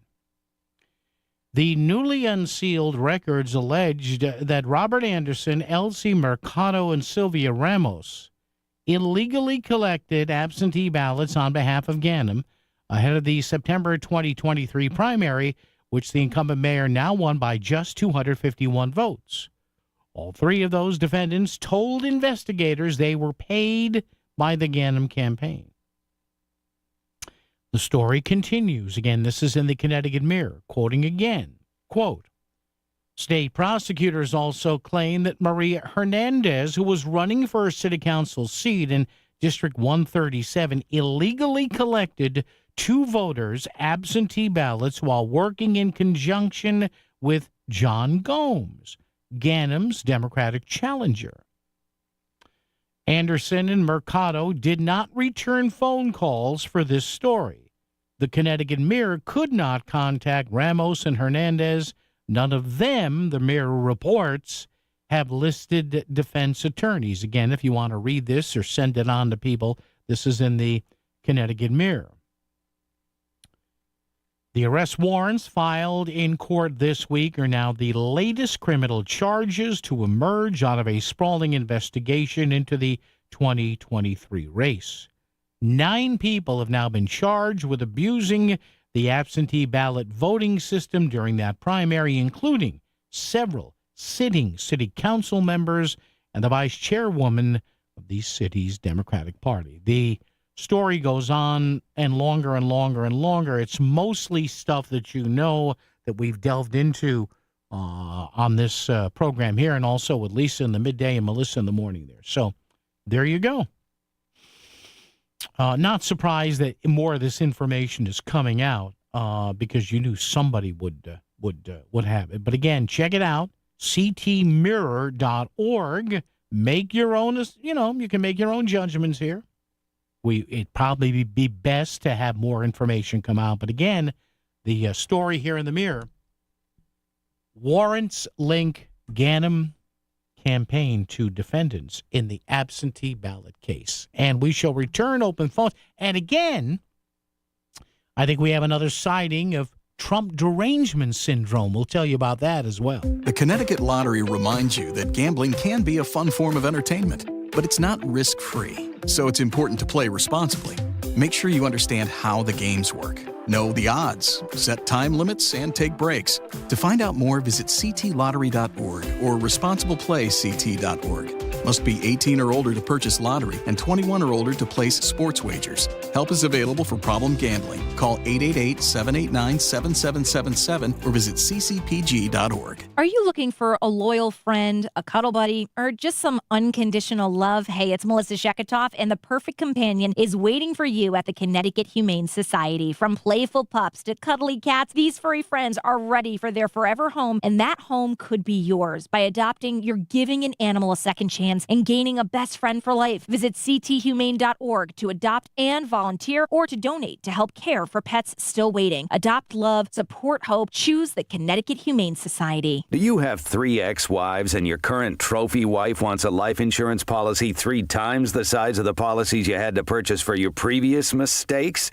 If so, you need to call Big Lou at Term Provider, 800-555-1509. Big Lou is intimately familiar with your problems, and if you're 50 or 60 years old and in reasonably good health, a $1 million policy should only cost about $100 to $200 per month. Big Lou may have a solution for your previous policies as well. You may even save enough money to lighten the load on your new $1 million policy. Remember, call Big Lou. He's like you, except he's only on number 2. Call Term Provider at 800-555-1509. That's 800-555-1509. For $1 million in term life insurance that you can live with. Call Big Lou at 800-555-1509. 800-555-1509. WICC Smart MLS Right Now Traffic.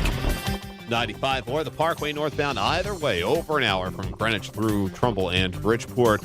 Out of New Haven, 95 south, heavy residual delays coming out of East Haven going through Long Wharf from an earlier problem that's been cleared. Other side of the Q Bridge, heavy congestion delays through Guilford and Brantford as well. 84 eastbound, you're crawling along through Newtown going into exit 11. I'm Edge Krause with WICC Traffic. A flood watch will be in effect for early Friday afternoon. Showers and thunderstorms this evening and overnight, some with heavy rain with a low in the low 60s. Friday, showers and thunderstorms through midday and early afternoon. Cloudy and cooler by mid-afternoon with a high of 70. Saturday, sunny and dry with a high in the upper 70s. I'm meteorologist Paul Piorek on WICC. If it's happening in Fairfield County, Paul's talking about it with you. 203-333-9422. Connecticut Today with Paul Piselli on WICC 600 and 95.9, the voice of Connecticut. And in case you were wondering, yes, Trump derangement syndrome still exists. I'll tell you where I found it again last night, because I'm sitting there eating my din-din after having a close personal relationship with a microwave, and I'm just sitting there going, this can't be real. These people are nuts. Look, I know you may not like Donald Trump, but I'll tell you again, and it has to do with anti-Semitism, because there's a cadre of liberals that will apologize for anti-Semitism in their own party before saying, hey, Trump might have done good here. Bill in Bridgeport's with us. Bill, what's up with you?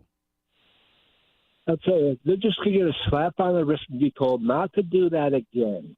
Well, you know that. Bill, I don't know. Yeah, you might be. Maybe you're right, Bill. Maybe I'm just going to throw my arms up in the air and say, what am I doing talking about this? Because nothing's going to change, Bill. Maybe you're right. I don't know. That's it. Nothing ever changes, especially in the city of Bridgeport. I don't know. And listen, Bill, and innocent till proven guilty, I get it. I make sure I say that. But over and over and over again, Bill, when does it stop? When does it stop? It never stops. I don't know. Bill, thank you for the call. Appreciate it. Maybe that's it. Maybe Bill has it figured out. It never stops. You know what else doesn't stop? And I used to use this tongue-in-cheek. I really think Trump derangement syndrome is a real thing. And what I mean by that is there is such a deep hatred for this guy. And I'm not saying you can't hate him. Half the country can't stand him. I have nothing against that. Zero. It's what makes the world go round. But when you hate a guy so much that it clouds your moral thinking on somebody, you got a problem. You got to adjust the Xanax. You got to up the diazepam, whatever you take. What am I talking about? So, of course, last night I say, hey, I could use some laughs. And I don't feel like streaming stuff.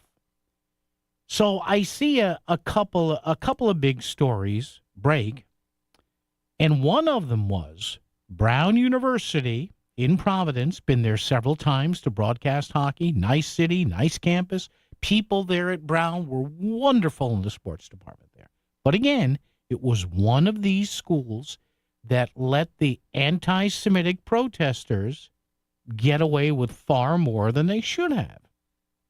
You and I, we saw the video, Columbia, Harvard, even the president of Harvard, who's Jewish, said, yeah, this school has a big anti-Semitic problem. So rather than sit there like the bumbling Biden bunch did and do nothing about it, not even threaten anybody, Trump comes in office, and you don't have to like him or love anything he does, but he says, no, he and the Secretary of Education, Linda McMahon, Connecticut's own, says, no, you're not getting any federal money until you clean your act up. So Brown University agreed Wednesday to a $50 million deal with the Trump White House after months of talks over frozen medical and health sciences funding. The voluntary agreement, worth $50 million over 10 years, so it's $5 million a year. It's an Ivy League school. Brown's got tons of money. Will go to state workforce development organizations operating in compliance with anti-discrimination laws. The administration alleged Brown failed to combat anti-Semitism and discrimination on its campus. Secretary of Education Linda McMahon said the deal reversed the decades-long woke capture of the nation's higher education institutions. McMahon wrote in a statement in part, quote, Brown has committed to proactive measures to protect Jewish students and combat anti-Semitism on campus. So the Trump derangement angle of this, I said, okay, let me go. You know where I went? You know where I went? The comment section of the New York Times. Oh, the comedy. Folks, especially you folks, my Jewish friends out there, my Jewish listeners, you would sob. I laugh because of how nuts some people are in their hatred of Trump. And listen, you can dislike somebody's policies, but you know when right is right and wrong is wrong. And the only question 98% of the people on the Upper West Side in the New York Times comment section is, is Trump going to pocket the money? $50 million.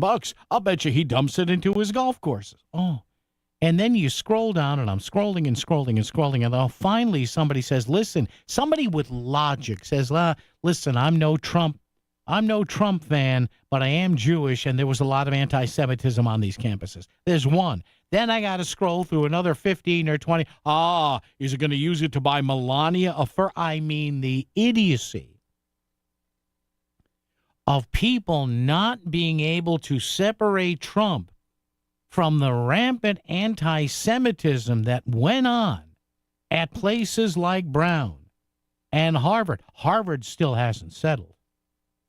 Now, they should settle because even if this goes to court, if this goes to the Supreme Court, the Solicitor General of the U.S., who's going to argue the Trump White House position, is going to go to the 9 justices and say, you folks, Harvard's own president said he has a problem, but they're just afraid to do something about it. So people were nuts online about the Brown thing. And then did you see this? There's a settlement here with UCLA, the University of California at Los Angeles. Do you know that UCLA allowed protesters at the height of the Gaza thing, where they were all running around in New York City with, the face cafe is on or whatever. They built, now UCLA's got to pay a $6 million fine because they did nothing when protesters built a Jew exclusion zone on campus. And the administrators of UCLA were too scared to do anything. Now, let me ask you something. Let me ask you a logical question. Let's say these protests were not anti-Semitic. Let's say they weren't anti-Jewish. Let's say they were anti-black. Let's say they were anti-Hispanic. Let's say they were anti-Muslim. Let's say they were Asian Pacific Islander anti-Asian Pacific Islander. You think it would have been the right thing to do to come down on these schools? Of course it would have. You think the Biden bunch would have done something? Of course they would have. But again, because of the strain of anti-Semitism in the Democratic Party right now, the Biden bunch was too afraid to do anything. And now all the Trump people are saying, hey, get your house in order. Don't let the wackos run the place, and you get your money back. Everybody's happy. Let's wrap it up with Franklin in Seymour. Franklin, good afternoon. How are you? Hello. Love your show. Thank you, sir. What's on your mind? Did you ever hear, and this can go back maybe 50 years, that Yale would look at the applications of students, and if it was a Jewish-sounding name and they lived in New Haven, they would accept the student because they would figure the student would live at home and not in the dormitory. Isn't that interesting? You got to turn your radio down, Franklin. I'm hearing you twice. Yeah, I never heard that. Maybe, I don't know. Franklin, the administration, the admission, I should say, and Franklin, thank you for the call. Appreciate it. The admissions policies of these schools were not always the greatest. Still are not something. Some of them were fine. But they're all a mystery. And Franklin, thank you for the call. But listen, schools are trying to get around certain court decisions that have come down regarding admission policies. And you know how there have been these federal court rulings over the past few years that have said, hey, you can't really take race into account when you admit people anymore. It's got to be race neutral. And everybody was saying, oh, that's great. Well, guess what? And to something our last caller just said, admissions policies. Well, you know what schools are doing right now, which, again, it's not illegal. But you know what schools are doing right now, big and small, to make sure they have enough diversity, they think, in their student bodies?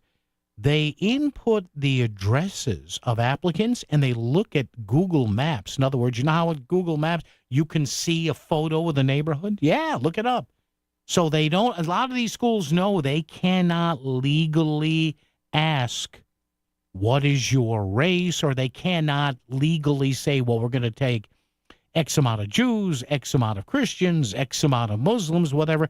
But all they do is you go to the great God Google. Okay, 123 XYZ Street. That's a enclave. Okay, well, we can't ask directly, but you know what they say, a picture's worth 1,000 words. WICC Smart MLS Right Now Traffic. 95, or the Parkway northbound. Either way, over an hour from Greenwich through Trumbull and Bridgeport. Out of New Haven, 95 south, heavy residual delays coming out of East Haven going through Long Wharf from an earlier problem that's been cleared. Other side of the Q Bridge, heavy congestion delays through Guilford and Brantford as well. 84 eastbound, you're crawling along through Newtown going into exit 11. I'm Edge Krause with WICC traffic. Showers and thunderstorms this evening and overnight, some with heavy rain, with a low near 60. Any showers or thunderstorms end by midday tomorrow. A flood watch will be in effect through early Friday afternoon. Cloudy and cooler by the afternoon tomorrow with a high near 70. Saturday, sunny, nice, and less humid with a high in the upper 70s. I'm meteorologist Paul Piorek on WICC.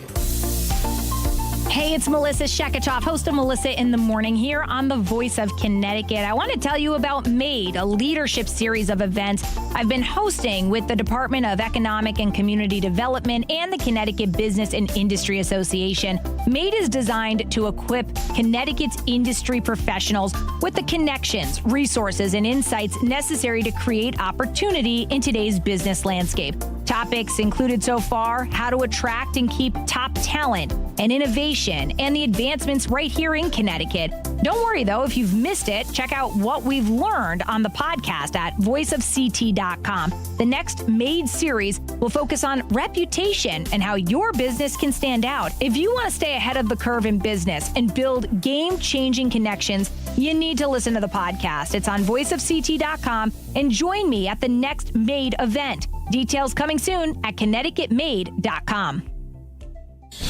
Back to the news and talk, thanks to Smart MLS. Smart Sellers Ask. Is my home on Smart MLS? The voice of Connecticut. WICC's 695.9. It's Connecticut Today with Paul Pacelli. All right, so in 1 hour and 2 seconds, in 1 minute, 1 hour, in 1 minute, the Major League Baseball trade deadline ends. Now, I have not heard whether Connoisseur has traded me to the Yankees for somebody. I don't know. So I assume I'm still here tomorrow, but you never know. All right, folks, when it all starts tomorrow, once again, it'll be with Melissa after 5, 203-333-9422, 333-WICC. Talk or text, news, top of the hour. Then some great stuff you may have caught earlier in the day today with Melissa or Lisa, but if you didn't, we'll rack it up for you. Chris Williams, thank you. Lars Larson coming up, Eric Erickson, those wacky Red Eye Radio guys. Overnight, then we do it tomorrow, starting at 5. WICC Bridgeport, WFOX Southport, WEBE HD2 Westport, WPLR HD2 New Haven, locally owned by Connoisseur Media.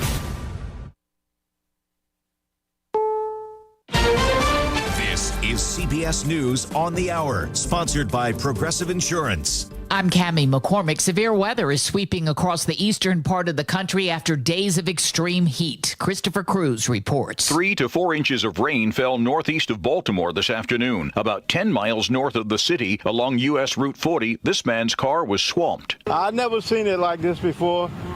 And so I figured it was safe to come out.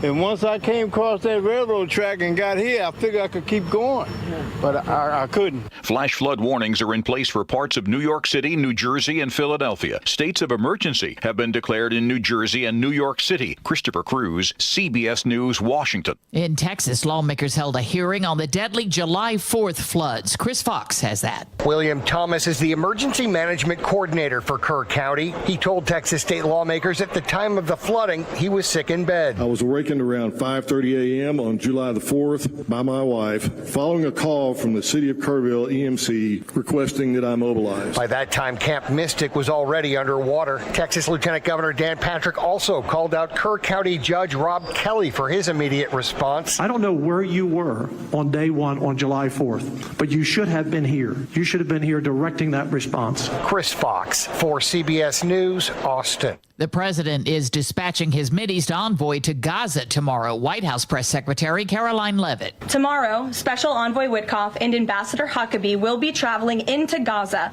to inspect the current distribution sites and secure a plan to deliver more food and meet with local Gazans to hear firsthand about this dire situation on the ground. CBS's Deborah Patta. Life expectancy has reportedly fallen by 35 years. Gaza has the highest number of child deaths of any conflict zone, and the report concludes starvation has been relentlessly used as a weapon of war. The deadline to make a trade deal with the U.S. is midnight tonight. CBS's Jill Schlesinger on what we can expect. Now it seems that we're settling at a 15% tariff rate with some, I would say, hazy details on how those countries will be investing in the United States, different for each country. The U.S. Treasury says this country has already taken in $87 billion from the tariffs.